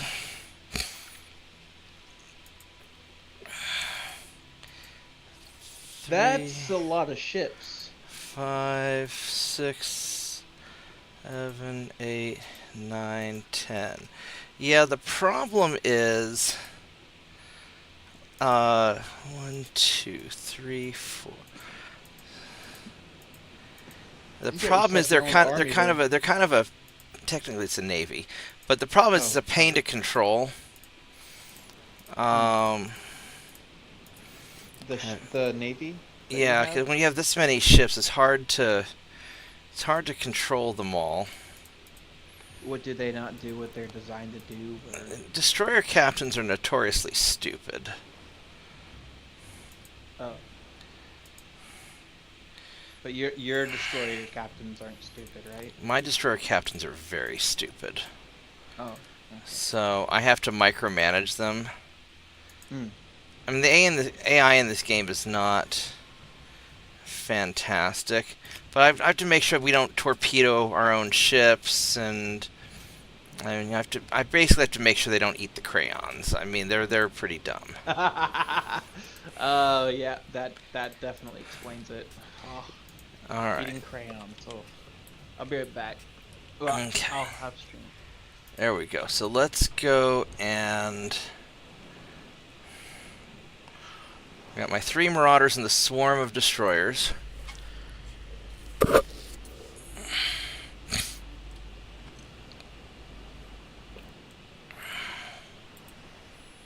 Alright, so they definitely see me now.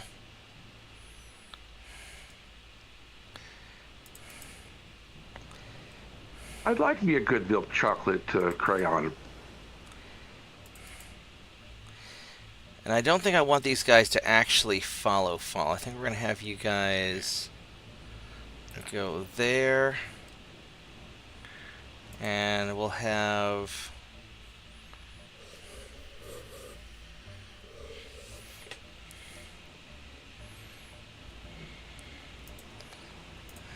have you follow them.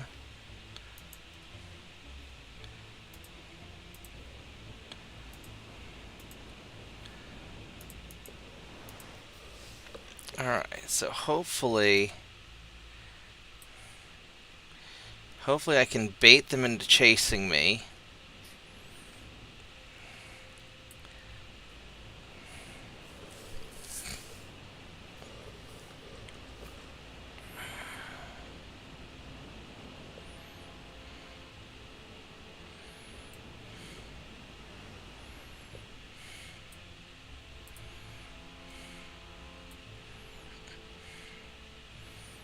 And then I can use my destroyers to provide some extra fire support.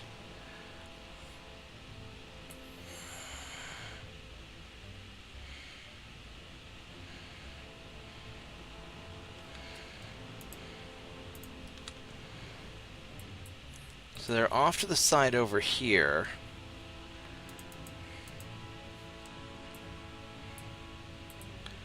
Have you guys kind of do that. Because I just want to kind of skirt around and just catch just the tip of them and get them maybe kind of clustered up. So I got plenty of fuel, I think. These guys, 99% fuel. My Marauder's 82. Yeah, so we got... There we go. Alright, so we're going to veer off. And you guys, I want to stay kind of as a surprise reserve, because there's no way they can spot you from where...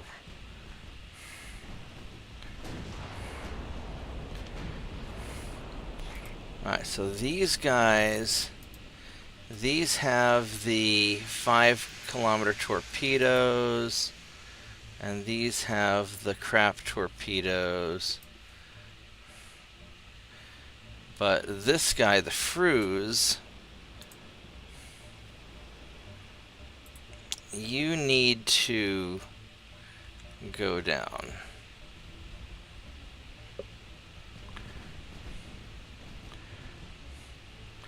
I wonder if I ought to save my main guns. I probably ought to save my main guns. Let's have the main guns off. And we're just going to do secondaries. What are you? Are you a... You're a low priority guy also. And then you are also low. So most of these guys are low priority.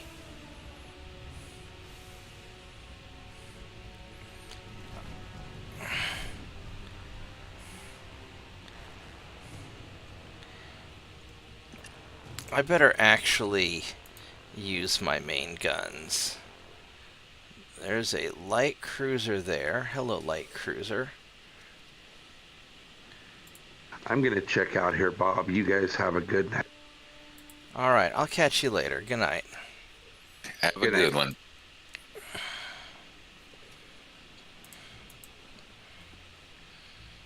I'm not sure, but I think you might need a few more destroyers there. Yeah,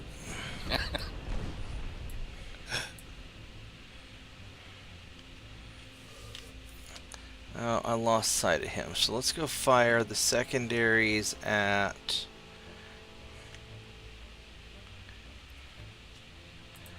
that guy.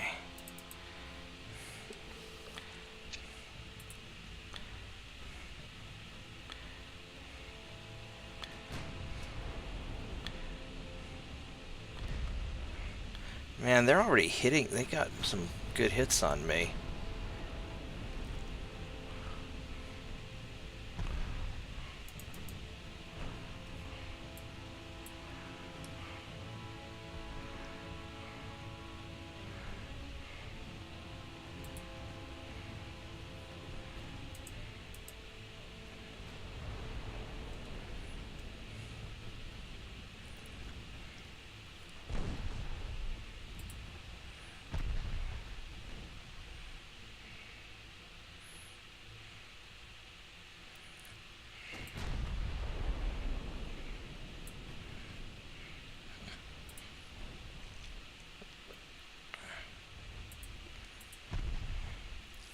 I just need to get...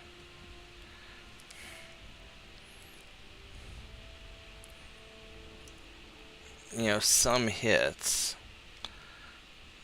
I really just want to get these guys leveled up a little bit.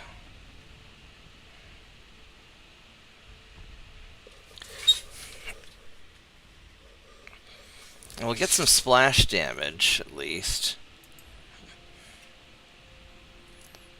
I don't know how stuck into the fight I want to get my own destroyers, though.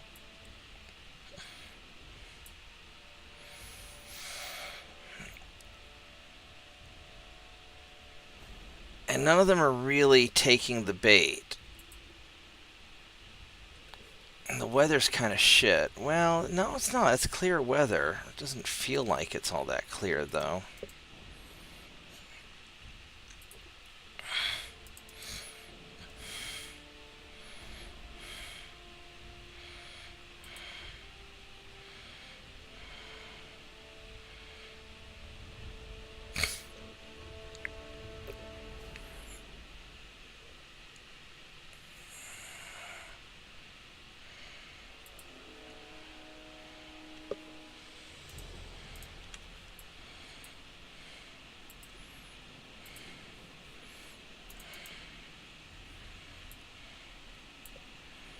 Let's have you guys cut in.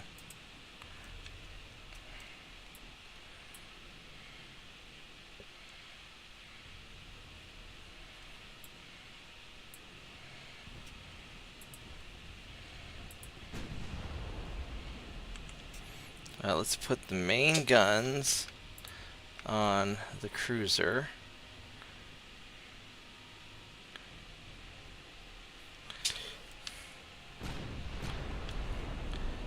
What kind of... You're low fuel.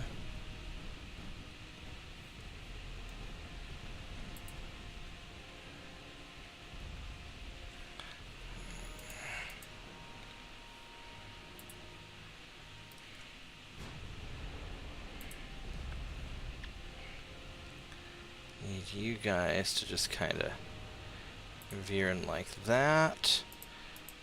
Because I really need to be careful about these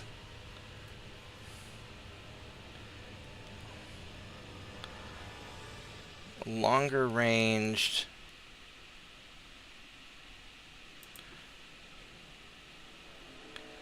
that's 1 kilometer torpedoes. All these guys have 1 kilometer torpedoes, except for the guys who don't. And you guys are 1.5, 1.5, 1.5. In any sort of fight, identifying the enemy is usually the most important thing.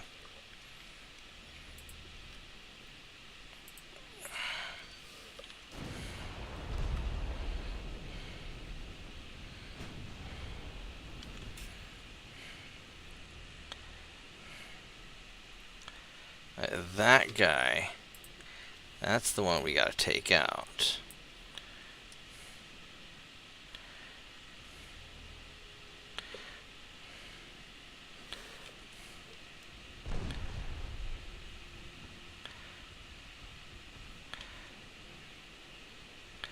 And of course they all smoked up and we lost them.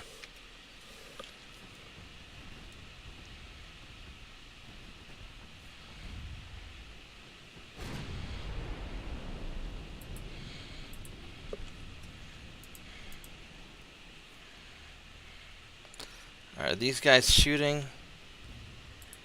Almost. They're almost shooting. Alright, we're getting a few shots in. Okay. So my destroyers are being somewhat useful now.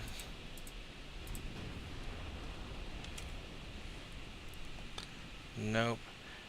Nope. I heard you said you missed something. What happened? No, I'm just trying to... I'm trying to get I'm trying to figure out where their longer range destroyers went, but I don't know where they are. So I'm going after whatever I can shoot at right now.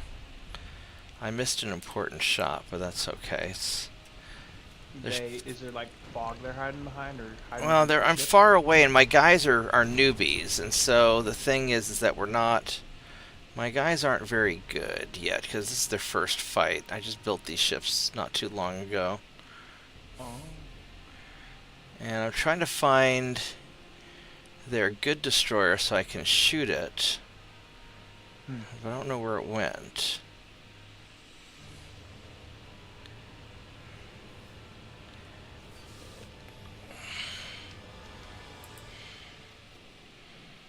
What are those triangles, the yellow triangles? Which yellow triangles? Yeah, on the enemies, on the DBs. That were just up there. I'm not sure what yellow triangles you're talking about. Oh, I think the flashing triangles when they're initially spotted. Oh yeah, when you first find them, yeah. Oh.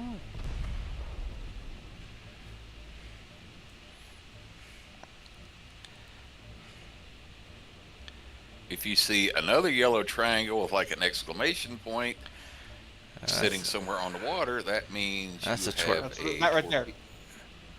Yeah. Those triangles.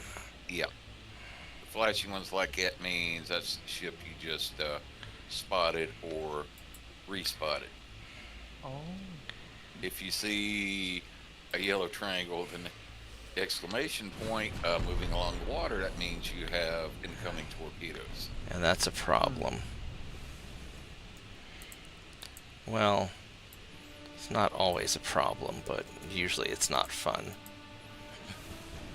Wait, so the flashing triangle, if the torpedoes had met you, would be like coming towards you, the flashing triangle? Well, it could be going in any direction. It just means that you just spotted it. Yeah. Yeah, usually the ones for torpedoes, they don't flash. They're just solid. Oh. So he's back there hurt. So that's the dangerous one.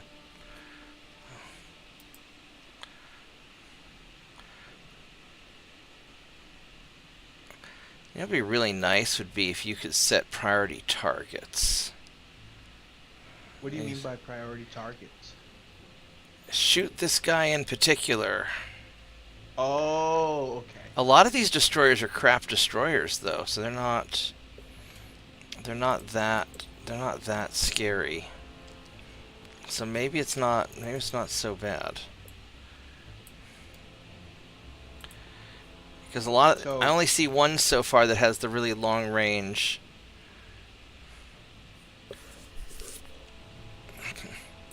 So priority target is basically to put your focus on the specific target.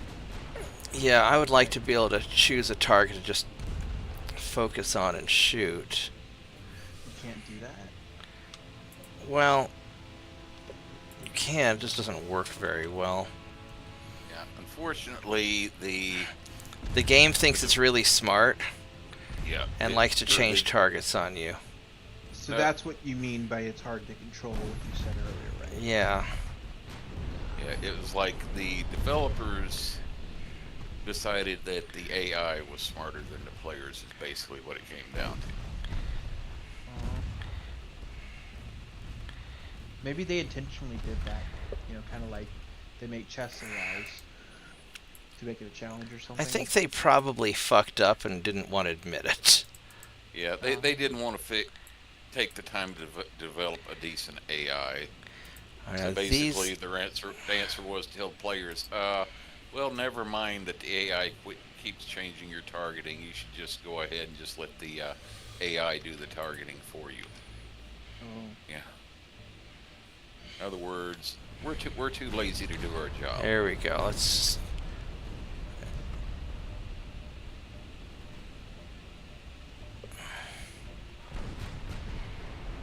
I lost sight of all the cruisers I wanted to shoot at.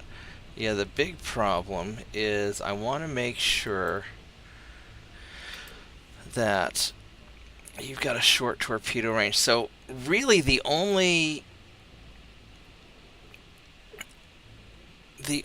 really dangerous torpedo or destroyer that I found so far is the one whose engine I knocked out. He's kind of back that way. So these guys aren't super duper dangerous, so I could probably allow myself to get a little closer. And then these guys, I'm just going to kind of keep circling. What kind of torpedoes do the light cruisers have? 1.5 kilometer torpedoes. They're not like the end of the world. And the enemies in this match are America, right? Yeah, I'm fighting against America right now. Oh, okay.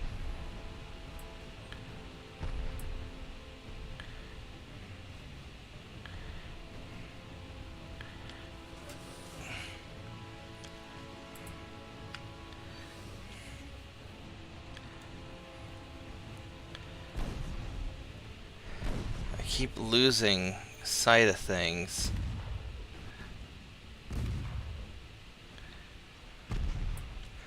Let's just double check and make, yeah, these guys are short range. Let's just keep double checking, because I don't want to play dodge the torpedo with my battleships. Is that really an AI thing or just a glitch or something and they just keep disappearing? No, they're popping smokes. They don't want me to find them. So they're using their smoke to conceal themselves. They have smoke built into their ships? Yeah, destroyers and light cruisers can pop smoke screens to I didn't even realize that was so obvious until I actually said it. Obviously they have smoke. You mean they're smokestacks, right? Yeah, well they can put a fuel mixture into their smokestacks and start emitting a thick smoke to hide the ships and make it to put up a smoke screen. Oh, cool. Yeah. I mean, obviously not for you in the game, but I was like it's still cool. Can your ships do that? Yeah, mine can. My destroyers can. Oh. But these newbies ones can't. Well, these are battleships. They don't get smoke screens. Oh, they don't have smokestacks? They have smokestacks, but they can't. They just put out regular smoke. They don't have special okay. smoke.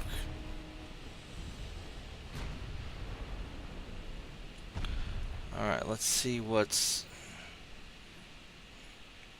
These guys are just normal short range destroyers.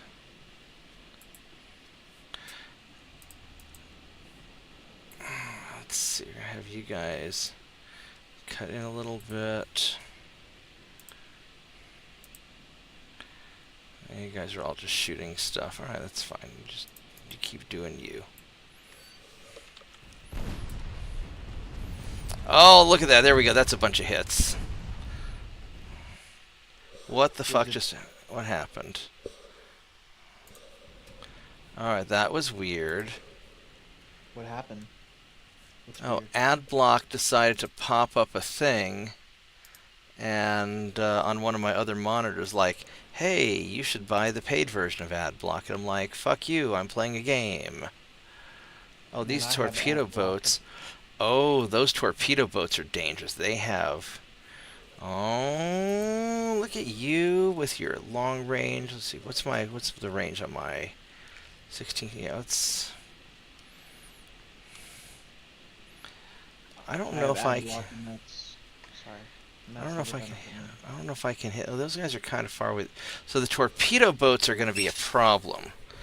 Torpedo boats have. Well,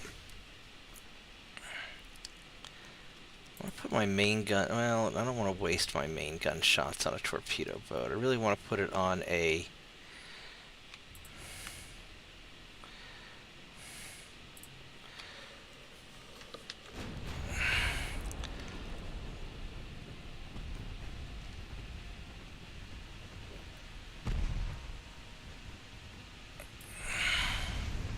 If you have heavy armor on like a torpedo boat, isn't shooting your weapons at it kind of pointless? Would it even actually hit? Well, torpedo boats don't really get they don't really get heavy armor. Torpedo boats are pretty lightly armored. I don't think they get any armor actually.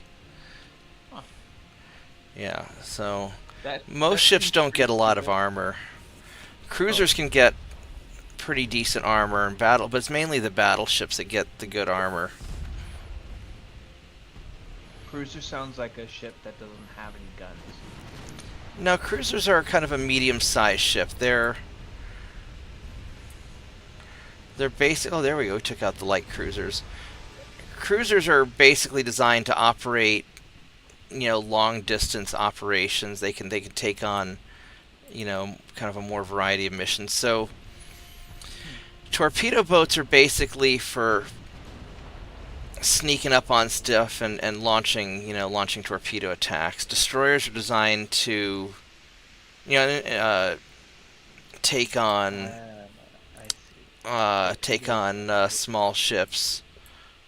Torpedo boats are like the rogues, and the cruisers are like the tanks.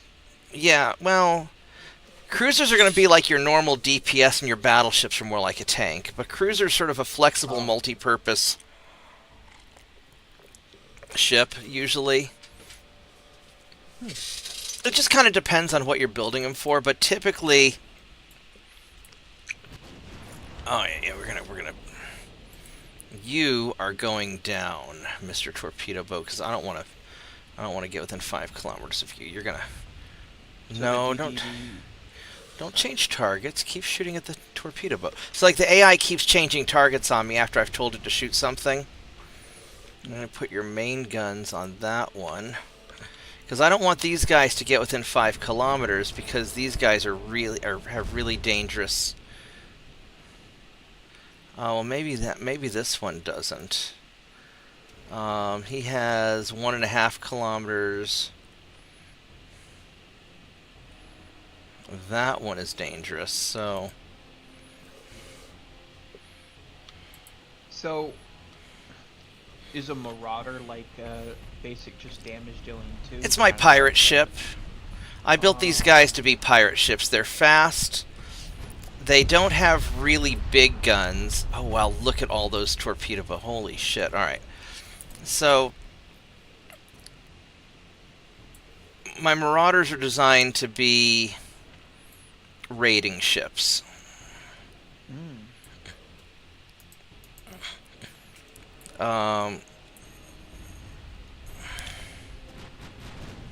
In a metaphor of video game, what would that be? Like Rangers? Or... Yeah, kind of. And your DDV-62, are those the damage ones? Those are really. destroyers. Those are kind of rogues. I mean, they're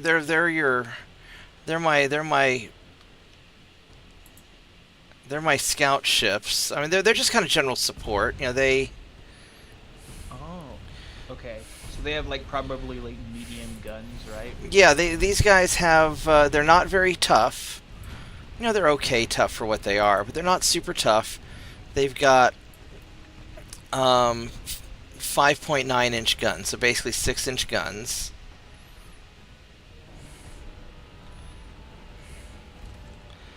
So they can damage. They can put a little bit of damage onto most things. Yeah, perfect support. Yeah, I get what you mean now. I bet they would be like healers or something. They're just flexible support ships. Yeah.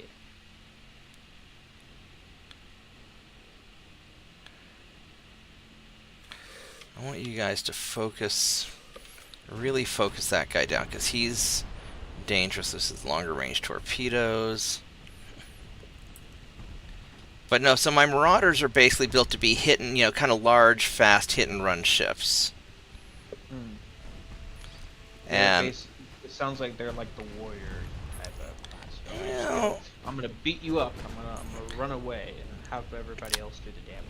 I mean, they're really more like a ranger. I mean, they're tough. They're not. They're tough ships. They're my pirate ships, basically. They're pirate ships.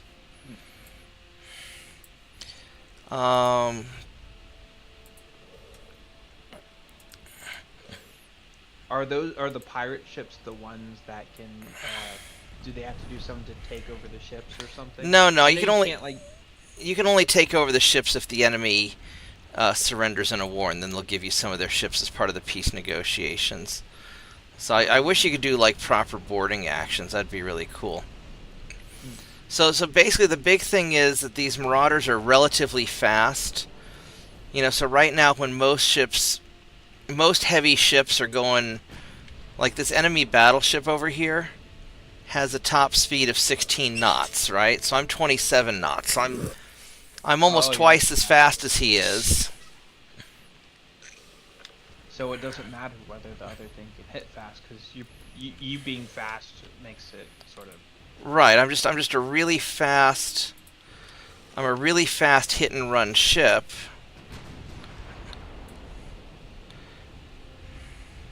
Probably smart to deal with the people with torpedoes with the Marauders, then if they can go that fast. Yeah, well, and these my destroyers, these guys are just their, you know, general support ships. They've got some reasonably long-range guns. So these 5.9-inch guns have a range of 12 to 13 kilometers, and these are pretty fast. And so I can just stay on the outside of the battlefield and just throw stuff in. You know, I don't have good accuracy right now, but they're there just to kind of support, pick off stragglers. Man, it seemed like a really nice, match if you had just a huge amount of Marauders. It'd probably be like really easy. Yeah, but a huge amount of Marauders would be hard to control. So what I'm doing is I just have this small raiding group of 3 Marauders, and I'm hoping I can take out this battleship here, because he's hurt. I've almost got him down. Is that the one that says DD? DD is a destroyer. Actually, I'm going to fire my secondary guns into this cluster of stuff. They didn't even hit you with that, the DD guy. And so I just need a couple more. more. These Marauders are awesome. They're super awesome. Now, like a normal battleship would have bigger guns.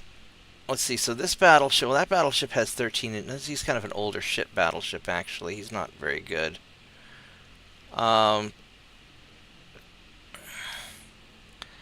Let's see, is there... What do I want to shoot at next? I think this cruiser here. Either that cruiser or this light cruiser. Let's go put some... kind of put some shots on you. Let's do that. Alright, so we're going to start angling in. So basically, these Marauders are really more designed to kill smaller ships. They're really intended to go kill other cruisers and things. But their guns are pretty good. I mean, the 13.9-inch guns are pretty good. You know, by contrast, let's see what these guys have. That's a danger one right there. It seems from what I've been noticing, that its speed sort of counteracts everything else. Yeah. Well, the other thing, these are really more like battle cruisers. I mean, I've got good armor. I've got more armor than a battle cruiser, but not... It doesn't look like anything's hitting it, so having good armor makes no sense. Speed. Well, it's because I'm fighting against smaller ships. And I'm trying to stay relatively out of their range. Right. And then, whoops. These guys... I'll have you start circling into the battle a little bit more.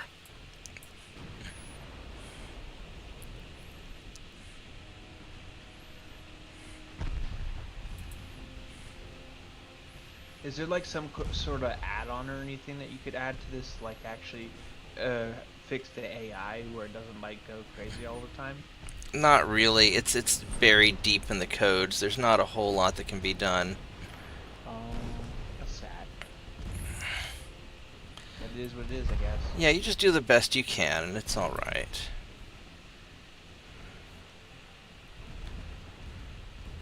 Hey, at least it's fun. Oh, yeah, it's a great game. I get mad at it sometimes because it's really glitchy. It has the potential to be amazing. You know, if I had the $1 billion, I'd buy out the game studio and take over the game. But the people who created the game have long since gone, so I don't think there's anybody around who even knows how the game works at this point. You know, Brother Monroe is a modder who's probably the most familiar with the game, and there's only so much he can do. A lot of stuff's just lost in the spaghetti code.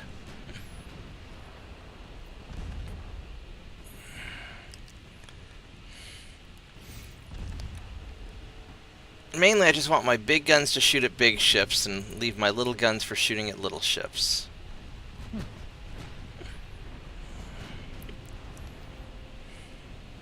Does the green thing on that boat mean like, oh, this is a place that hasn't been damaged yet?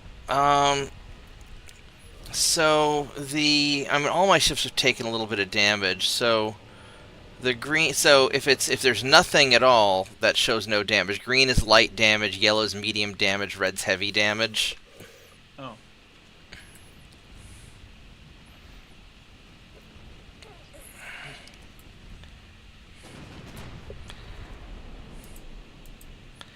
I think these guys are getting a little bit too ahead of the battle.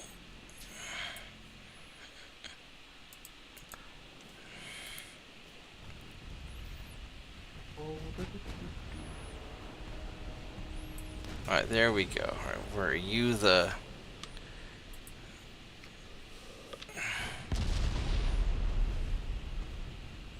So the thing at the, let's see, it's left, yeah, okay. So the thing at the top right side of the screen is your current ship you're focusing on, or something? Yeah. So this is that's so I've got my own ship selected so I can see how damaged it is. When you select another ship, that changes to that ship you're selecting. Yeah, let's see what's. Okay. Yeah. So if I select a different ship.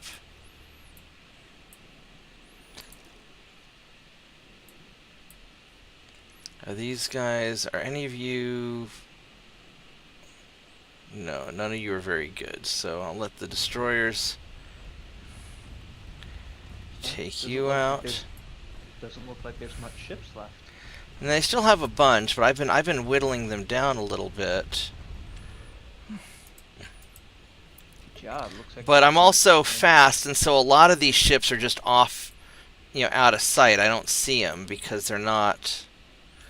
I really want my secondary guns to please finish the dangerous destroyer off. Can't hit you if they can't maneuver to your speed. Yeah, so a lot of the ships are back off that way where I can't see them.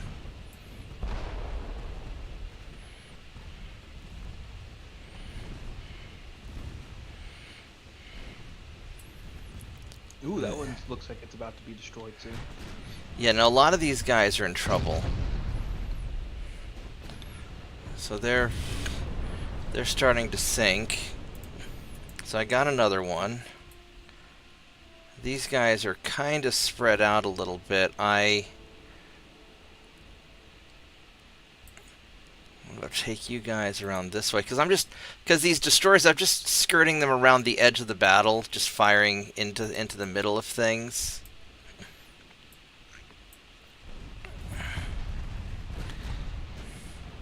Oh, that cruiser's in trouble. Please fire your big guns at the next cruiser, please. And so these guys are going to get shot up because I've got all my destroyers shooting at them too, and now my marauders are getting in on the action. Alright, so we're going to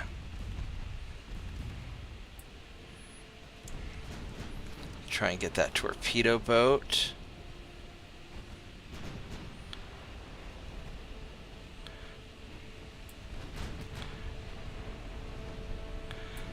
I'm gonna mute real quick, I'll be right back. Okay.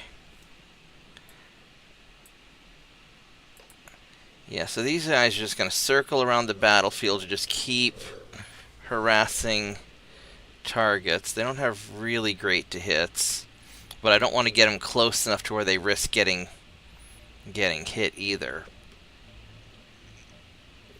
He's out of torpedoes. So I'm playing these guys a little on the cautious side and letting the Marauders tank most of the damage.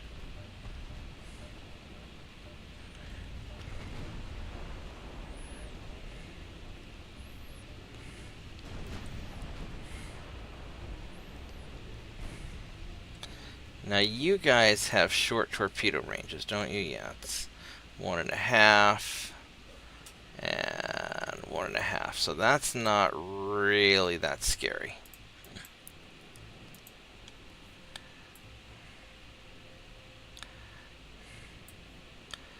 And yeah, that's a pretty good distance. So we will just keep this up.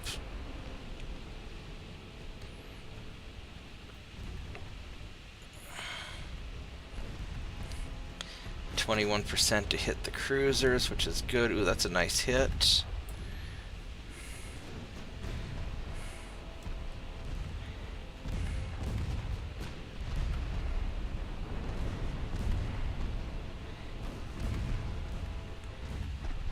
And we're gonna chew up these cruisers with my 6.9s. These lights, they can't sustain this kind of damage. No, you're gonna... I probably should put my main guns on them just to finish them off.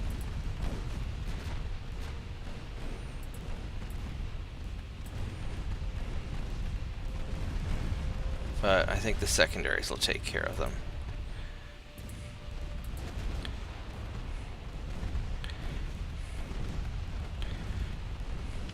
Are you guys even close to sinking? Yeah, so-so.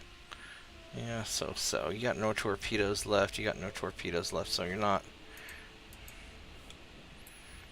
really that dangerous. I could double these guys back around, but probably just keep these guys running in as scouts.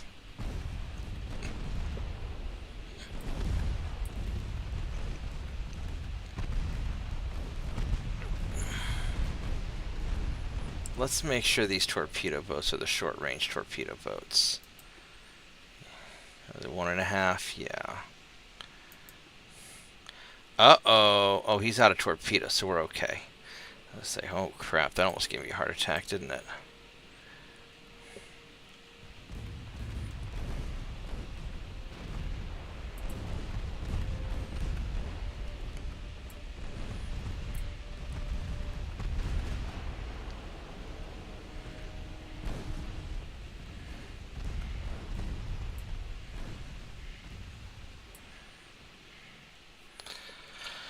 You know, it might not be a bad idea is instead of having these guys just zipping around so well, they're having such a good time.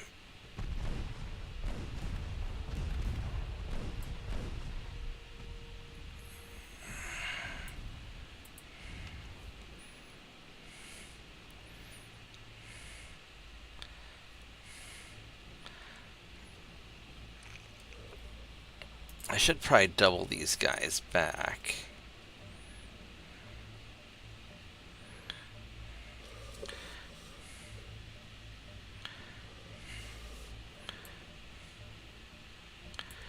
In fact, I think I probably will.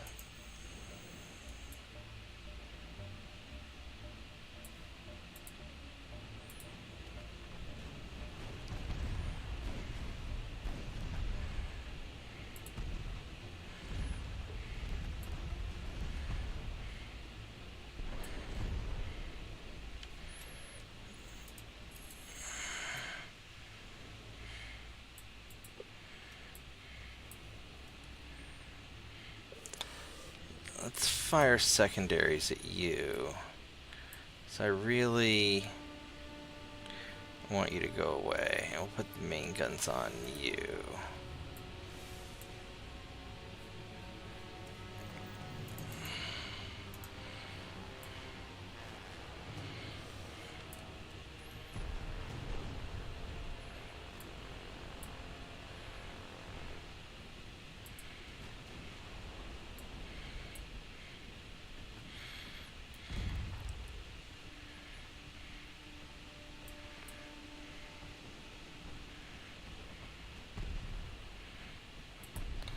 Alright, so your job's to hunt down that torpedo boat that we know's over there.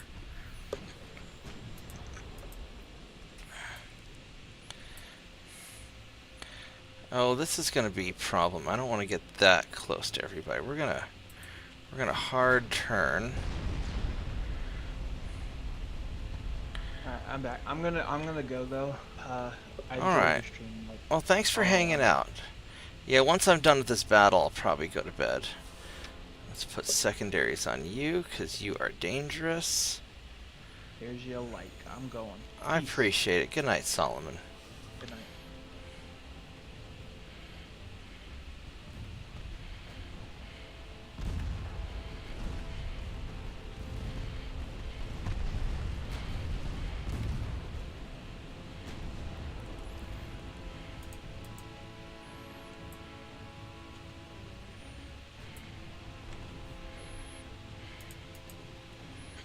Alright, yeah, we're going to do a little fake out maneuver and...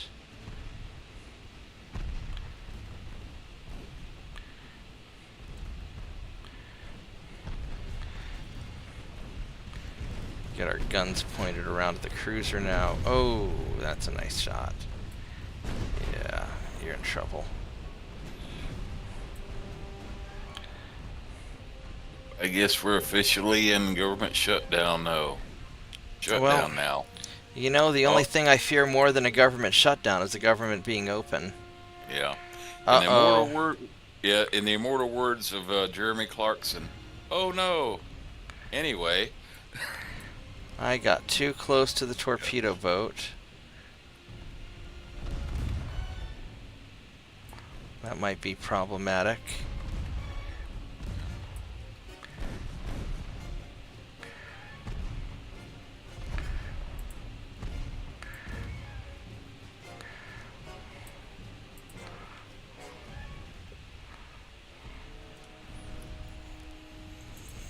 Yeah, I remember the government shutdowns had back in the 90s. It's like, And then, yeah, because they... I was in the Navy. Oh, what do you mean? What do you mean the government was shut down for the past 2 weeks? Well, did you not get paid while the government shut down? I thought the military still got paid. Oh yeah, we still got paid. It was like, oh wait, what do you mean the government's been shut down for the last 2 weeks? Nobody noticed. Yeah. And the sum total of the effect of all that fighting between Clinton and Congress was, by the latter part of the 90s, we had a balanced budget and we were actually paying down the national debt. Yeah, I don't know if they'll be able to pull that off again, because back in the 90s people still talked to each other. Now everybody hates each other so much. That's a good hit. It would be nice if we had a repeat and got that same effect, but I don't. Yeah. The problem is that the Democrats and Republicans have gotten so far apart with what they want at this point, and because Bill Clinton and Donald Trump basically have the same policies. Donald Trump is basically a Bill Clinton Democrat, and a lot of people don't remember that. And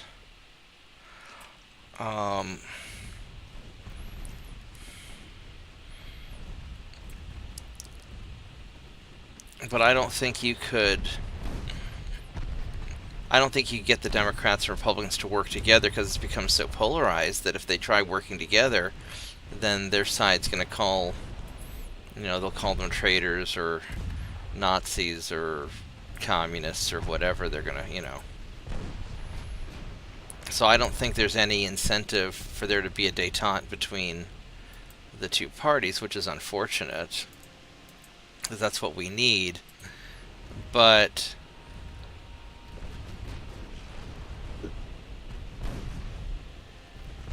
my big thing is I just want to see these pointless wars end, because they're bad for us, and I want to see us get our monetary system under control.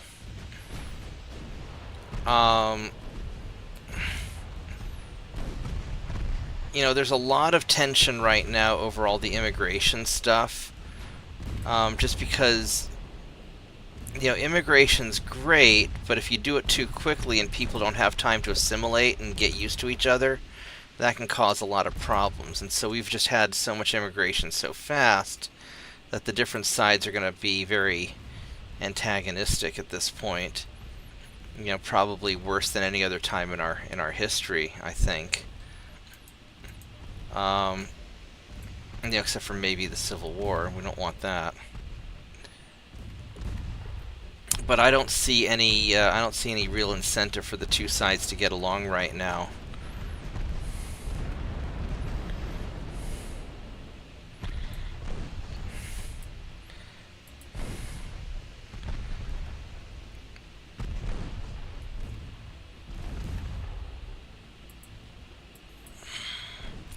What's the range on your torpedo? They're short, so we don't have to worry about it. Thankfully, only a few of these guys had long-range torpedoes.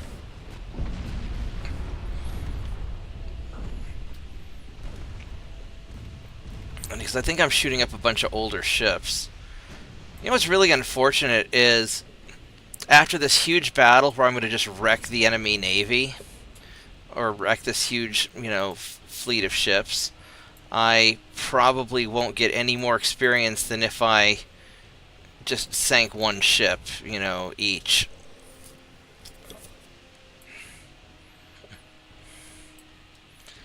Alright, so now I gotta figure out where the rest of their ships are. Should be somewhere over this way.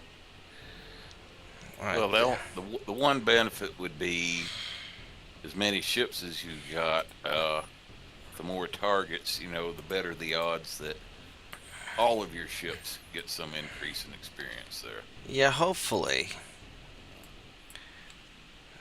And you got short range, so...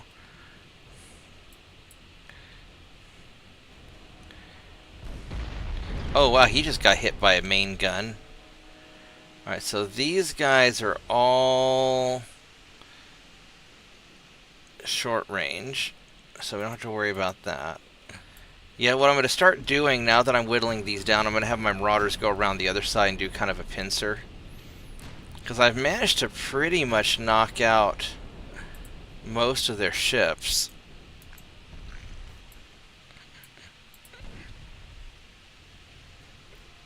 I think they just have a light cruiser and a couple of, and two destroyers, maybe whatever this guy is, but I don't know where he's at.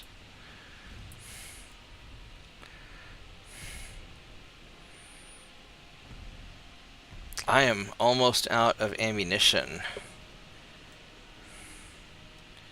Uh-oh. What? Whoa.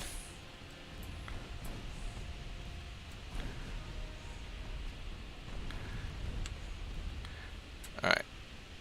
Out. Oh, he's got... So a couple of these guys have some shots left.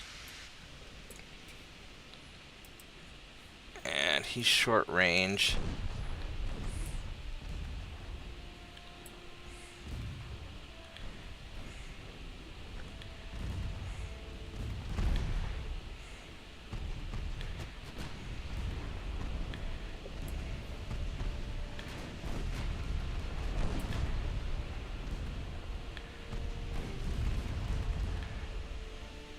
Those ricochets, really?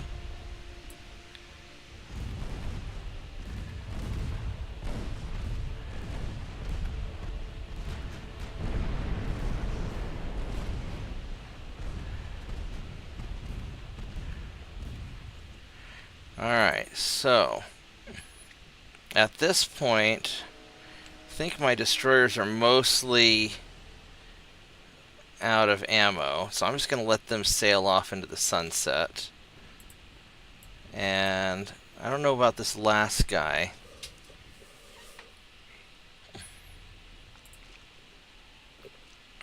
We'll sink at least those last two destroyers. But yeah, it would be nice if I could keep racking up experience, because I mean, this is a massive, massive experience battle.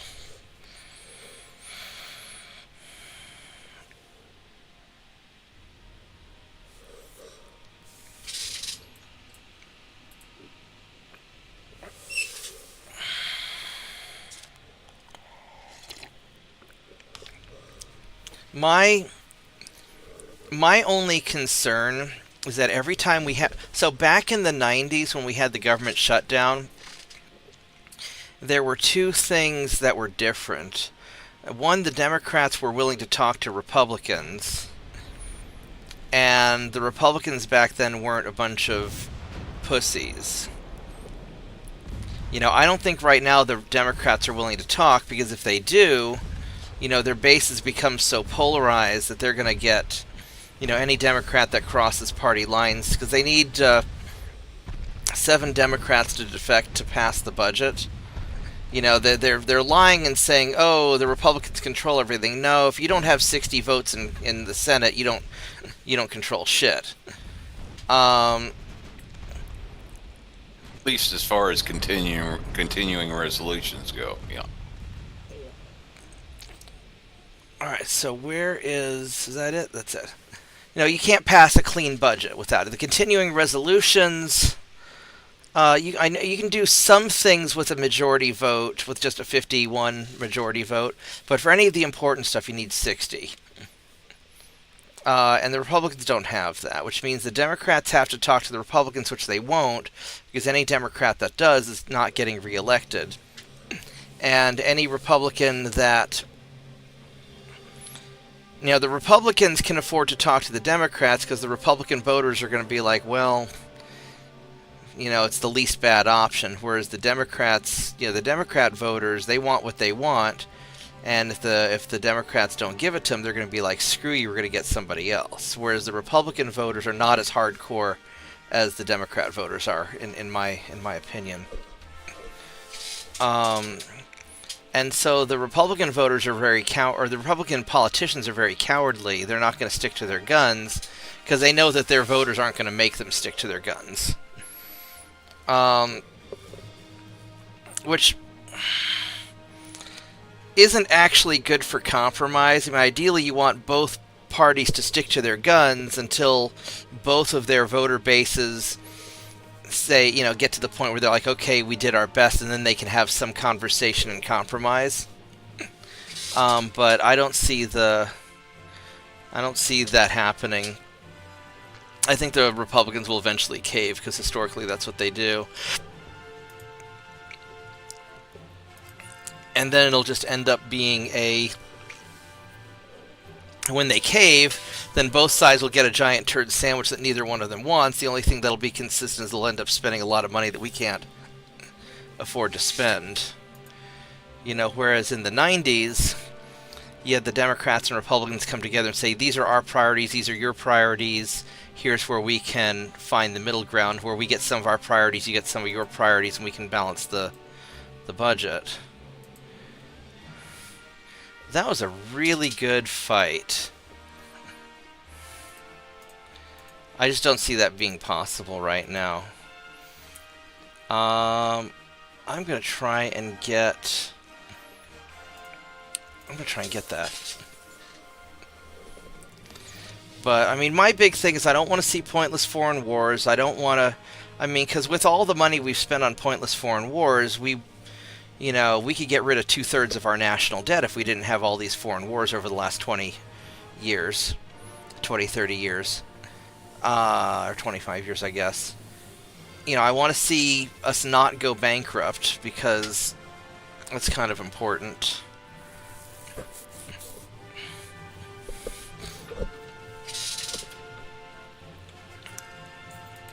You know, I would like to see some consensus between the two parties on how we're going to actually resolve some of the issues that we've got. I don't see that happening either.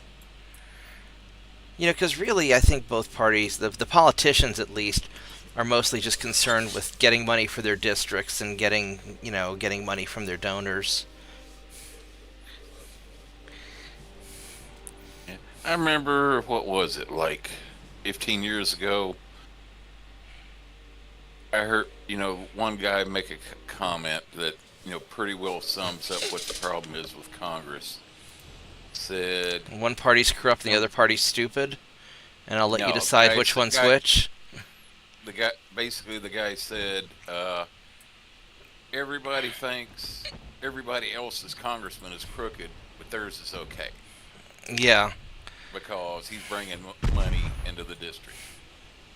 Then basically, so basically, the voters in every district are thinking the same thing. Yeah, my guy's okay because he's bringing money in here. Where I mean, here's the thing. I've When it got a comes to job, bringing so money I'm into like the that. district, that I don't mind so much. What I mind is when we're sending all this money overseas or spending money in a way that doesn't benefit any of the Americans. You know, if it's a debate over which American benefits over other Americans, as long as an American's benefiting, I'm not super concerned. It's more just when none of the Americans benefit, and it's only the big corporations and the, foreign lobbies and all that stuff. That's what kind of gets me all irritated. Yeah, but said that was basically the problem. As long, like voter in any one district, as long as Holy they're shit, I'm getting the benefiting- crap shot out of me. Yeah, as long as they're benefiting from having a certain congressman, no matter how corrupt like Eddie is, well, that's okay. But they'll still say, well, everybody else's congressman is the problem. Yeah. And you just multiply that by every district in the country. It's like, well, there you go. Everybody's looking out solely for their own interest mainly, and that's where the problem comes in. Yeah.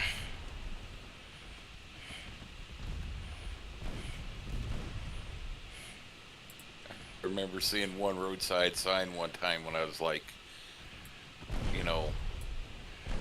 there a few years back driving down to Texas when they're having like I was still working at Freightliner, had like her Christmas break. I think it was going through one city in Tennessee, and they had one of these roadside signs up, and it come up and said basically it said Congress currently only has a 12% of approval rating. And then it said, what the hell is wrong with that 12%? Yeah. Well, no, I mean, Congress as a whole is less popular than tobacco executives. So that's almost an insult to tobacco executives. I know, right? My big thing is, and it doesn't matter which party you're in, my big thing is if you want something to change, it's going to happen in the primary. Yeah, you got to be willing, like that one guy was saying, said everybody thinks their congressman okay, it's all the others that are the problem. You got to be willing to admit that your guy is part of the problem as well. Yeah.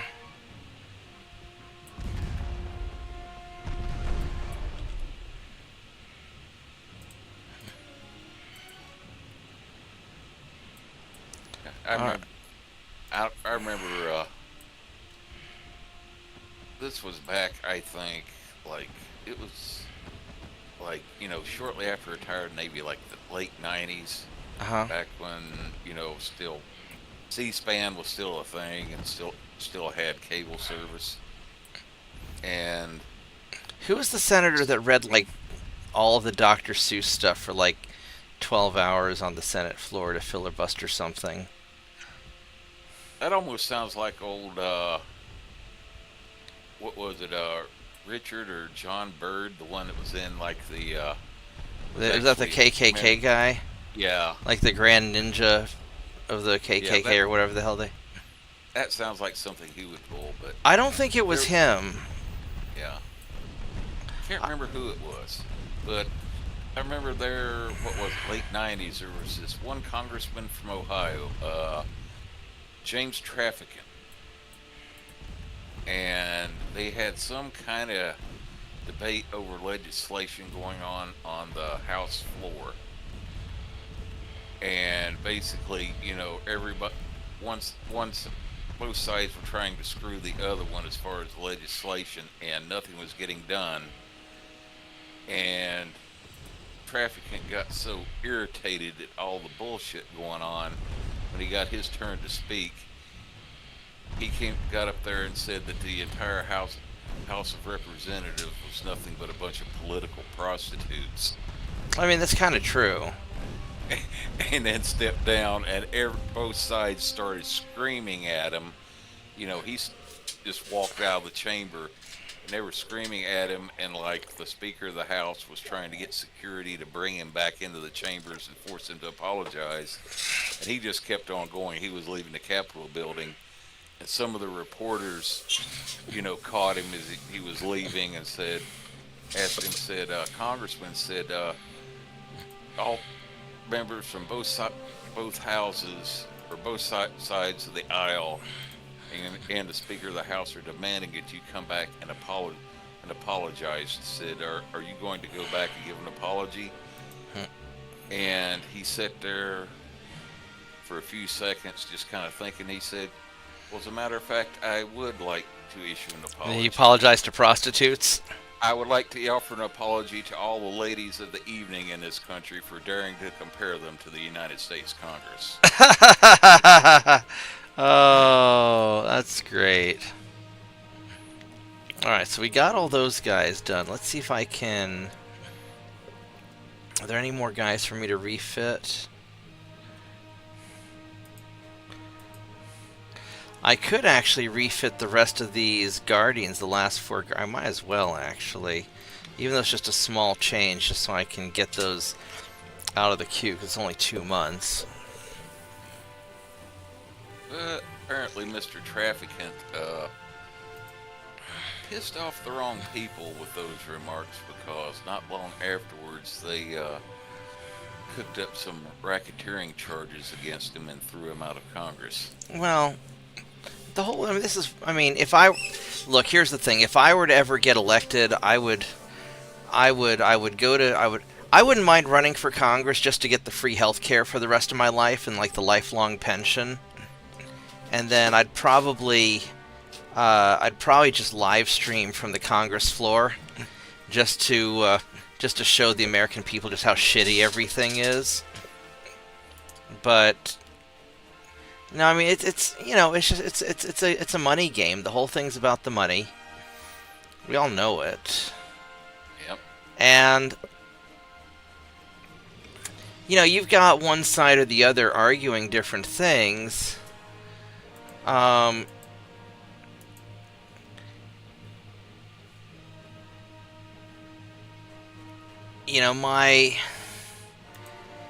My only real caution is that at some point people are going to start figuring this out. Oh, you know what? I have spare tonnage, so I could take a single Holy Assault ship and I could try and upgrade it. And then I could do a bigger refit later. Because surely there's a way I can make these things not suck.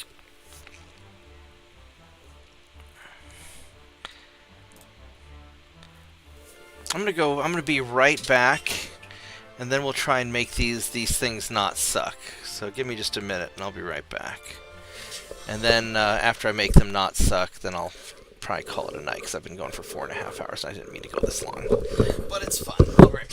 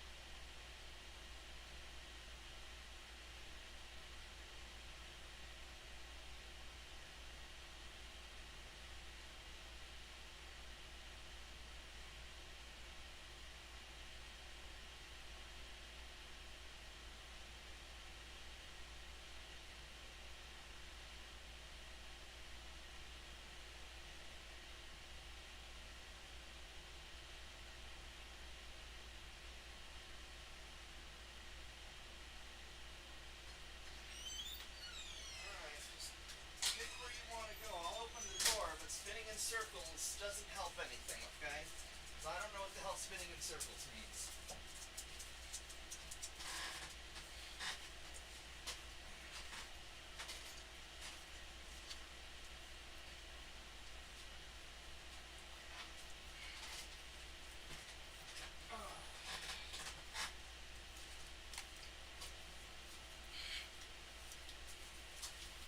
That's right. All spinning in circles does is tell me that you're dumb and you just want to spin in circles.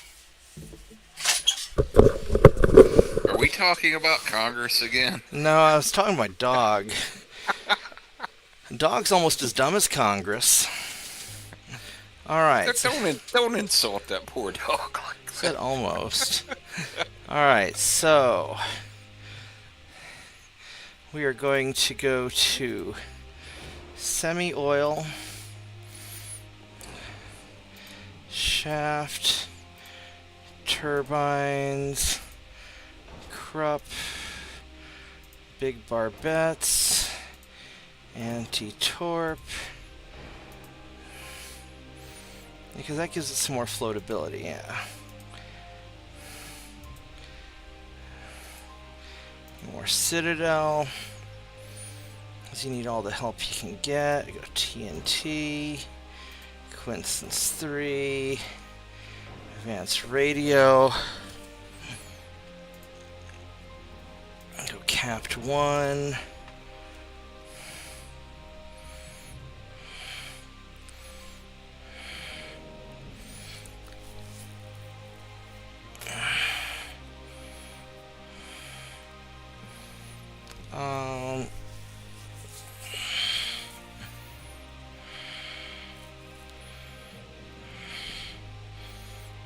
Let's see here.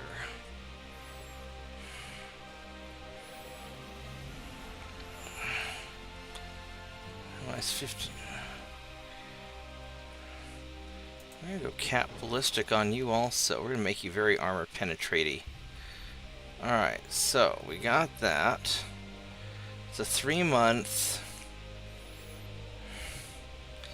So this just has a regular 9-inch gun.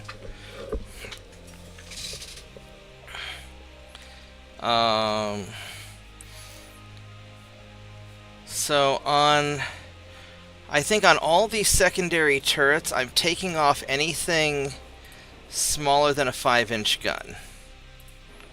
Because we're not running into... These guys aren't running into hordes and hordes of destroyers. I've got the casemates to deal with that.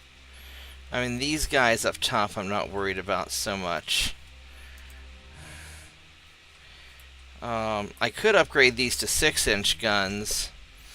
The 4s are Mark IIIs, which would be really nice, but these can't have...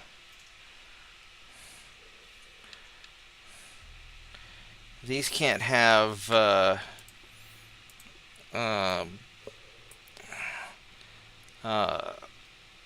barbettes, so...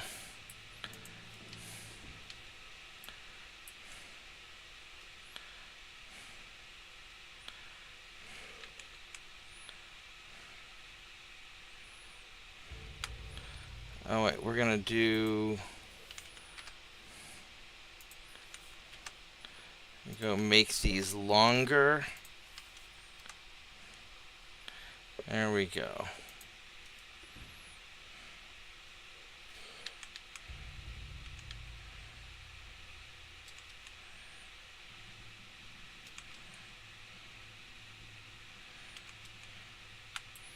How'd I fit these on before?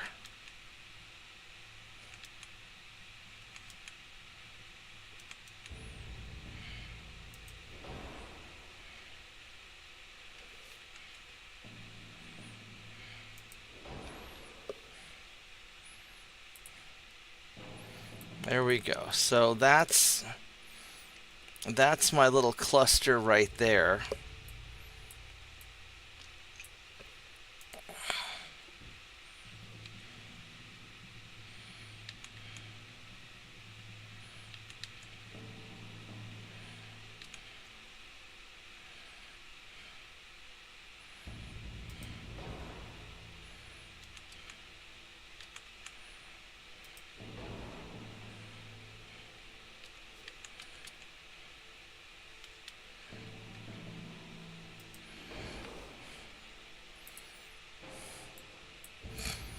So that's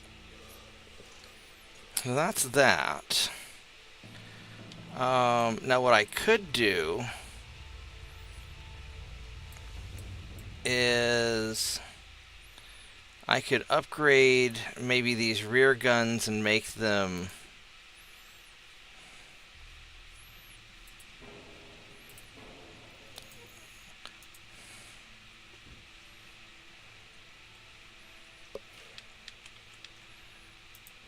I prefer to make these 8.9-inch guns.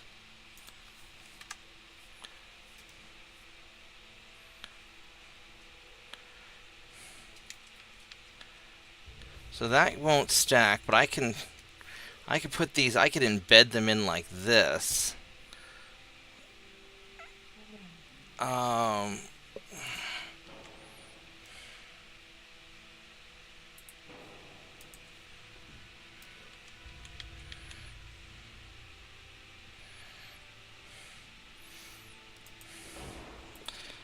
I don't know if it's worth putting...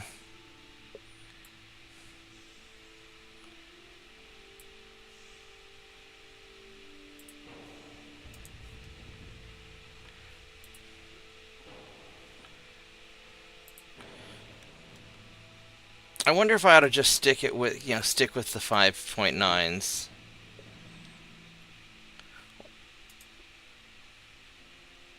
The 8.9s might be a little bit too big.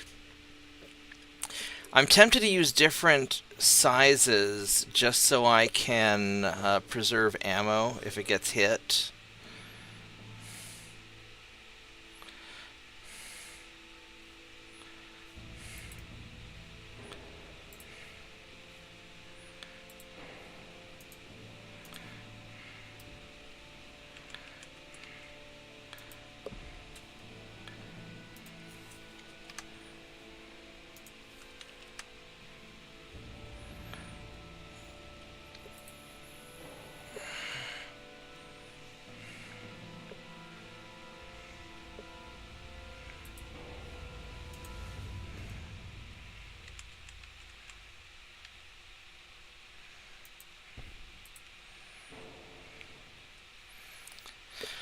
So I could do the 6.9s like this.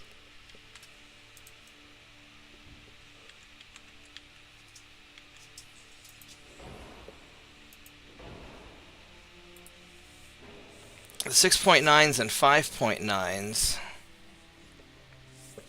Or maybe I just go with a pile of... because I don't know if the 8s are going to glitch out.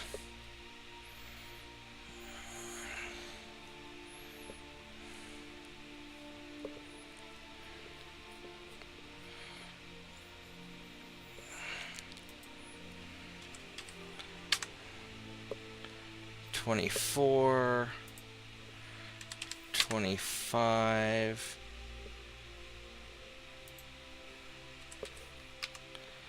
I go 24 knots, and that would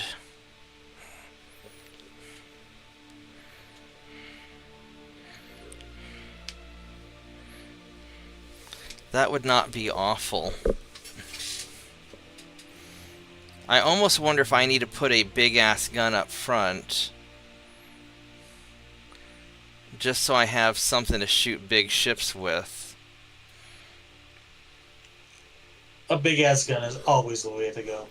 Hey, Vorgoth. That's Remember, I think when you tried this a while ago, 12s were too big. What about 11s? So I've got a 9 here. Yeah. So my main guns... The 9s are Mark III. These are all Mark IIIs.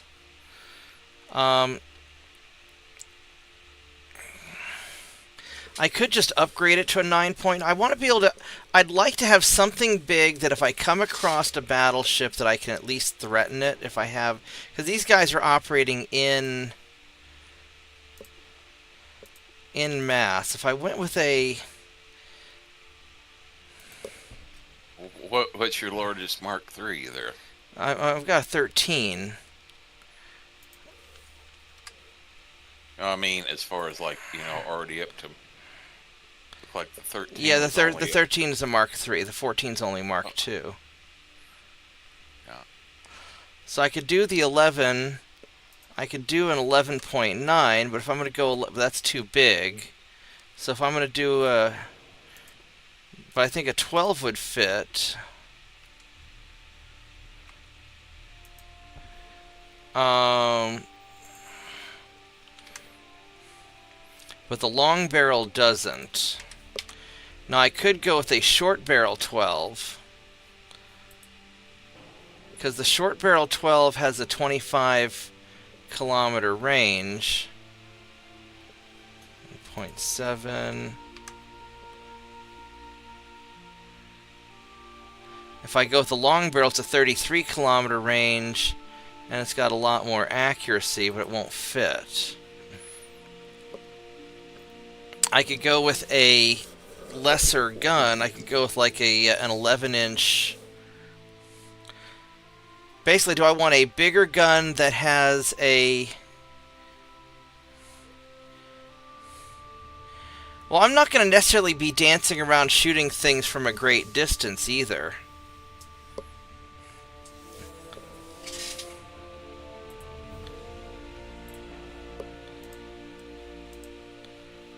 I don't think I can fit a regular 13, can I? I could fit a... You know what I could do? I could fit a short-barreled 13. Has a 26 kilometer range. The armor penetration will be a lot.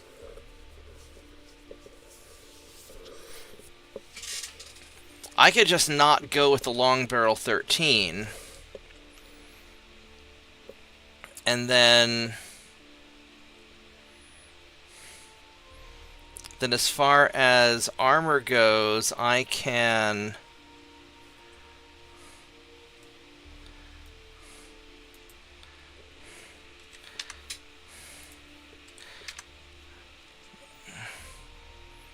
We can try your trick of it not being a lot of...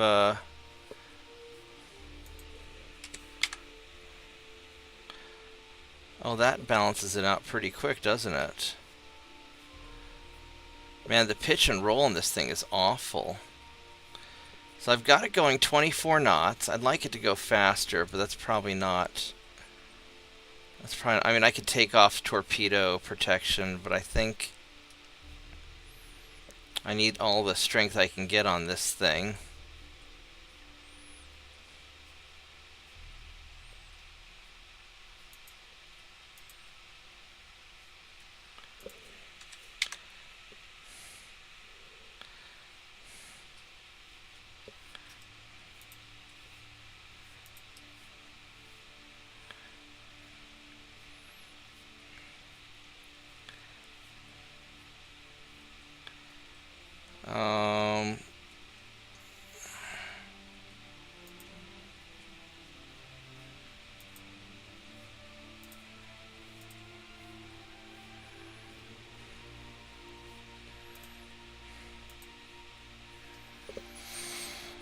How am I going? I need to get a little bit more aft weight.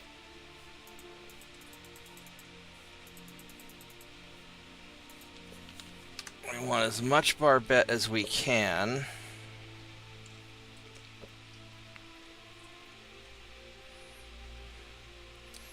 Oh, you need a lot more.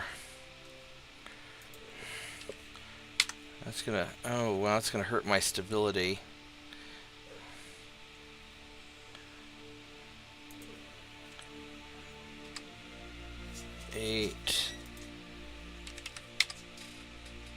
I need at least 10 inches of armor on the gun, on the main gun. 11.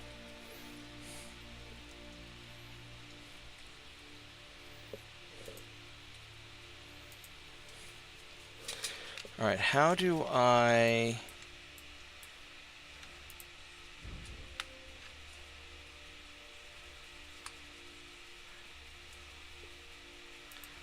Alright, that's gonna be That's going to be a problem because I can't adjust these. I can't adjust these to make them fit because of...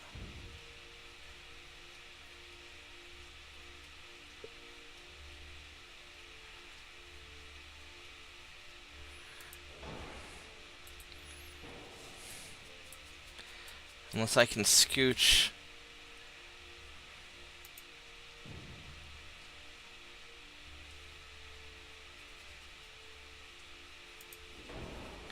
No, that's staying where it's at.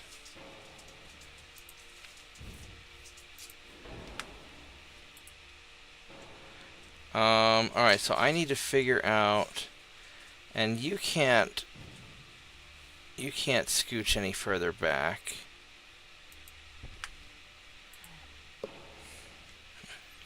So this is going to be a little troublesome. I can't put a secondary gun up anywhere.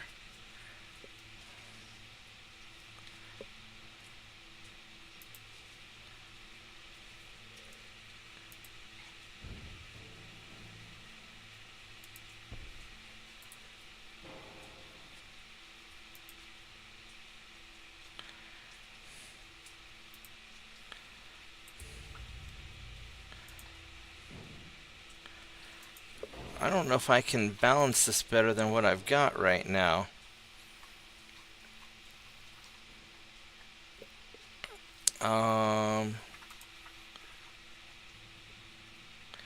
Yeah, any lengthening will screw that.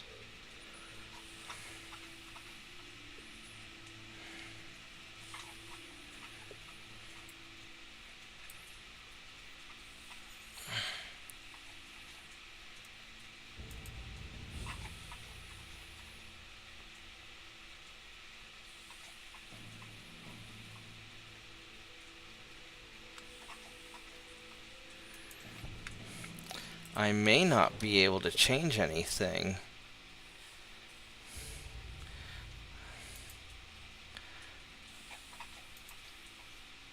Oh, I can adjust the inner belt.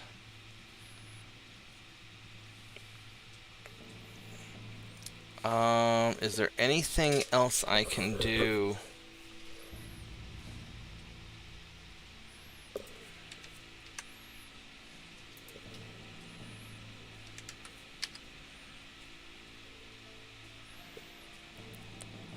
Oh, that's interesting.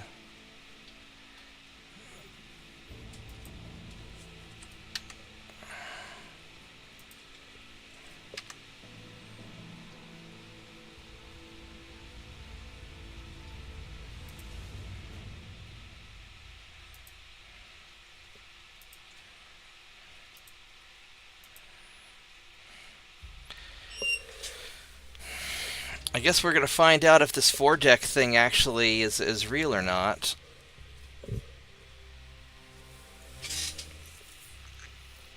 Yeah, I can't get the...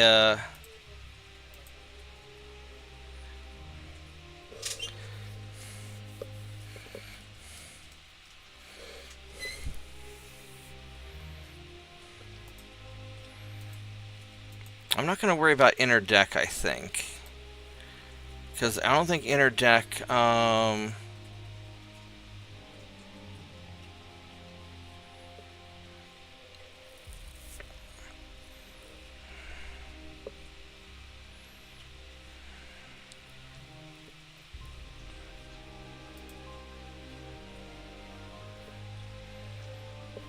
this might be as good as I can get it.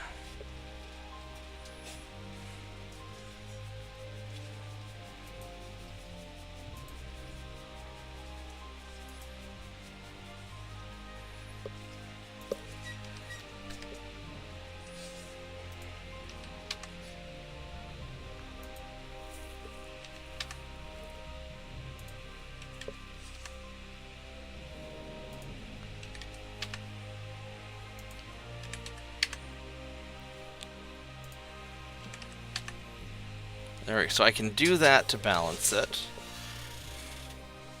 Hi, tiny dog. What are you doing?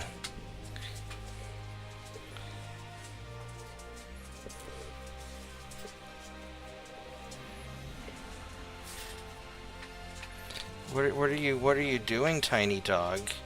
I don't want you doing that. You're gonna knock my cell phones over, and then I'm gonna yell at you. So go on the other side, right over here. Come on. There you go. I can pet you from that side. Yeah, you could take the Panzergraph approach on when you just have the one inner belt that basically is not doing any more good than the main belt, where when he's just got Citadel 2 like that with just one inner belt, you'll just leave it at like 0.1 and put the weight, somewhere else. Well, the inner belt helps, doesn't it? Well, basically he said, by the time if it makes it through the main belt, then the shell still has 50% of its energy, but then if the inner belt is exactly half of the main belt, then and it went through the main belt, then it's probably going to go through the inner belt as well. Oh, I see. He doesn't really start putting anything into the inner belt until it gets to where you've got like a second, maybe the second inner belt, and then when you get to like that third inner belt, like Citadel 5, to where it's 10 times the effectiveness of whatever the thickness is. So basically, when he just has like the one inner belt, he just takes it down to 0.1 and uses the weight for something else there. He's basically saying when you only have the one inner belt, you're not really getting that much of a benefit, if any, out of it. Out of it there, yeah. You might as well just put it in a main belt. Might as well just put it in the main belt or into something that's you've had to kind of skimp on armor, like like your main guns or the barbettes or something like that. I think I'm going to leave it as is just because it's balanced right now. And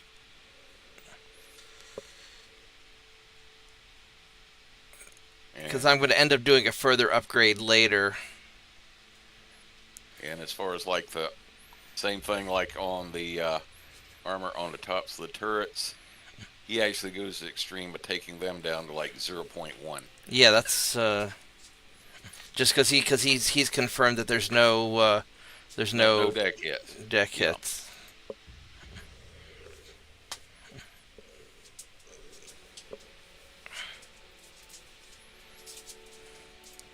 So let's do you.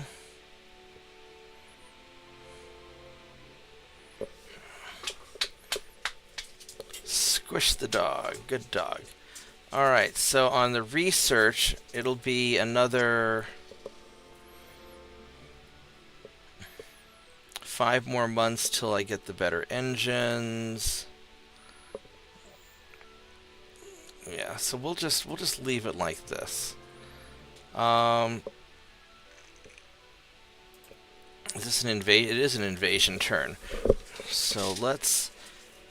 Can I invade North Hokkaido yet?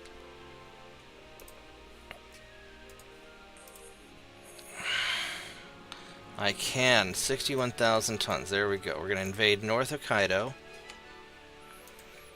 with these guys.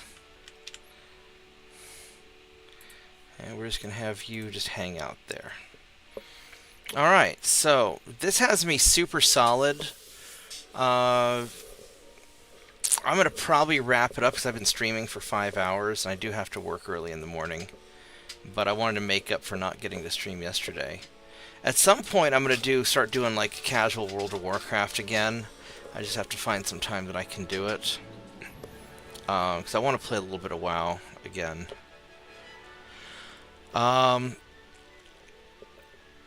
Look, the world's a mess right now, and my thought is let's just hang out and enjoy ourselves and get along. We can go fight elsewhere, but at least here we can all hang out. And that's sort of what I'm trying to do with my streams, I think. It's not that I don't realize the world is a mess, it's just that everybody needs a break from the bullshit sometimes. So hopefully you guys enjoy what I do, I appreciate everybody hanging out with me. Mitchell, Vorgath, thank you for keeping me company on my crazy online adventures. Always, man. I might start doing more like discussion stuff about the news and whatnot, but the kind of stuff that I follow isn't really, I tend to follow economic stuff. I tend to follow the foreign wars. I don't really, other than making fun of Portland because the people there are silly, I don't really, I don't pay that much attention to. I mean, I do, but I don't put a lot of. People are going to do what they think they have to do, and, just hope everybody stays safe in whatever everybody's doing. And, at the end of the day, I think we got bigger fish to fry than fighting with each other. So, but nobody listens to me anyway. Anyhow, I will be on, tomorrow is Wednesday. We're doing horror movies at the store this month on Wednesdays. I'm not a big horror movie fan because I tend to just get pissed off. So I can't stand stupid people not shooting the zombies. Hey, let's go hide in the shed where all the chainsaws are hanging. That's Yeah. I tend to have a very different reaction. Have you ever seen the, what's that veteran coffee company? Don't remember who they... Black Rifle Coffee or something?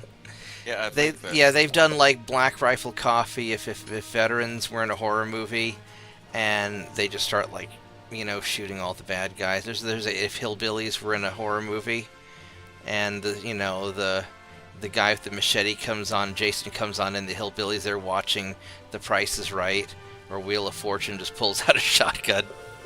So, anyhow. But no, we're going to be doing horror movies this month, coming up for October, because Halloween now, Halloween season. And we'll see how it goes. So, let's go double save this just to make sure. I kind of want to start streaming V for Victory if I can figure out how to do it, because the graphics are all weird. But I'm worried that it would be like watching, people would see it like watching paint dry. So, I'm not sure how much people would be into that. But we'll see. Anyway, good night, guys. Everybody take care. Okay, have a good one. Alright, you too. Bye-bye.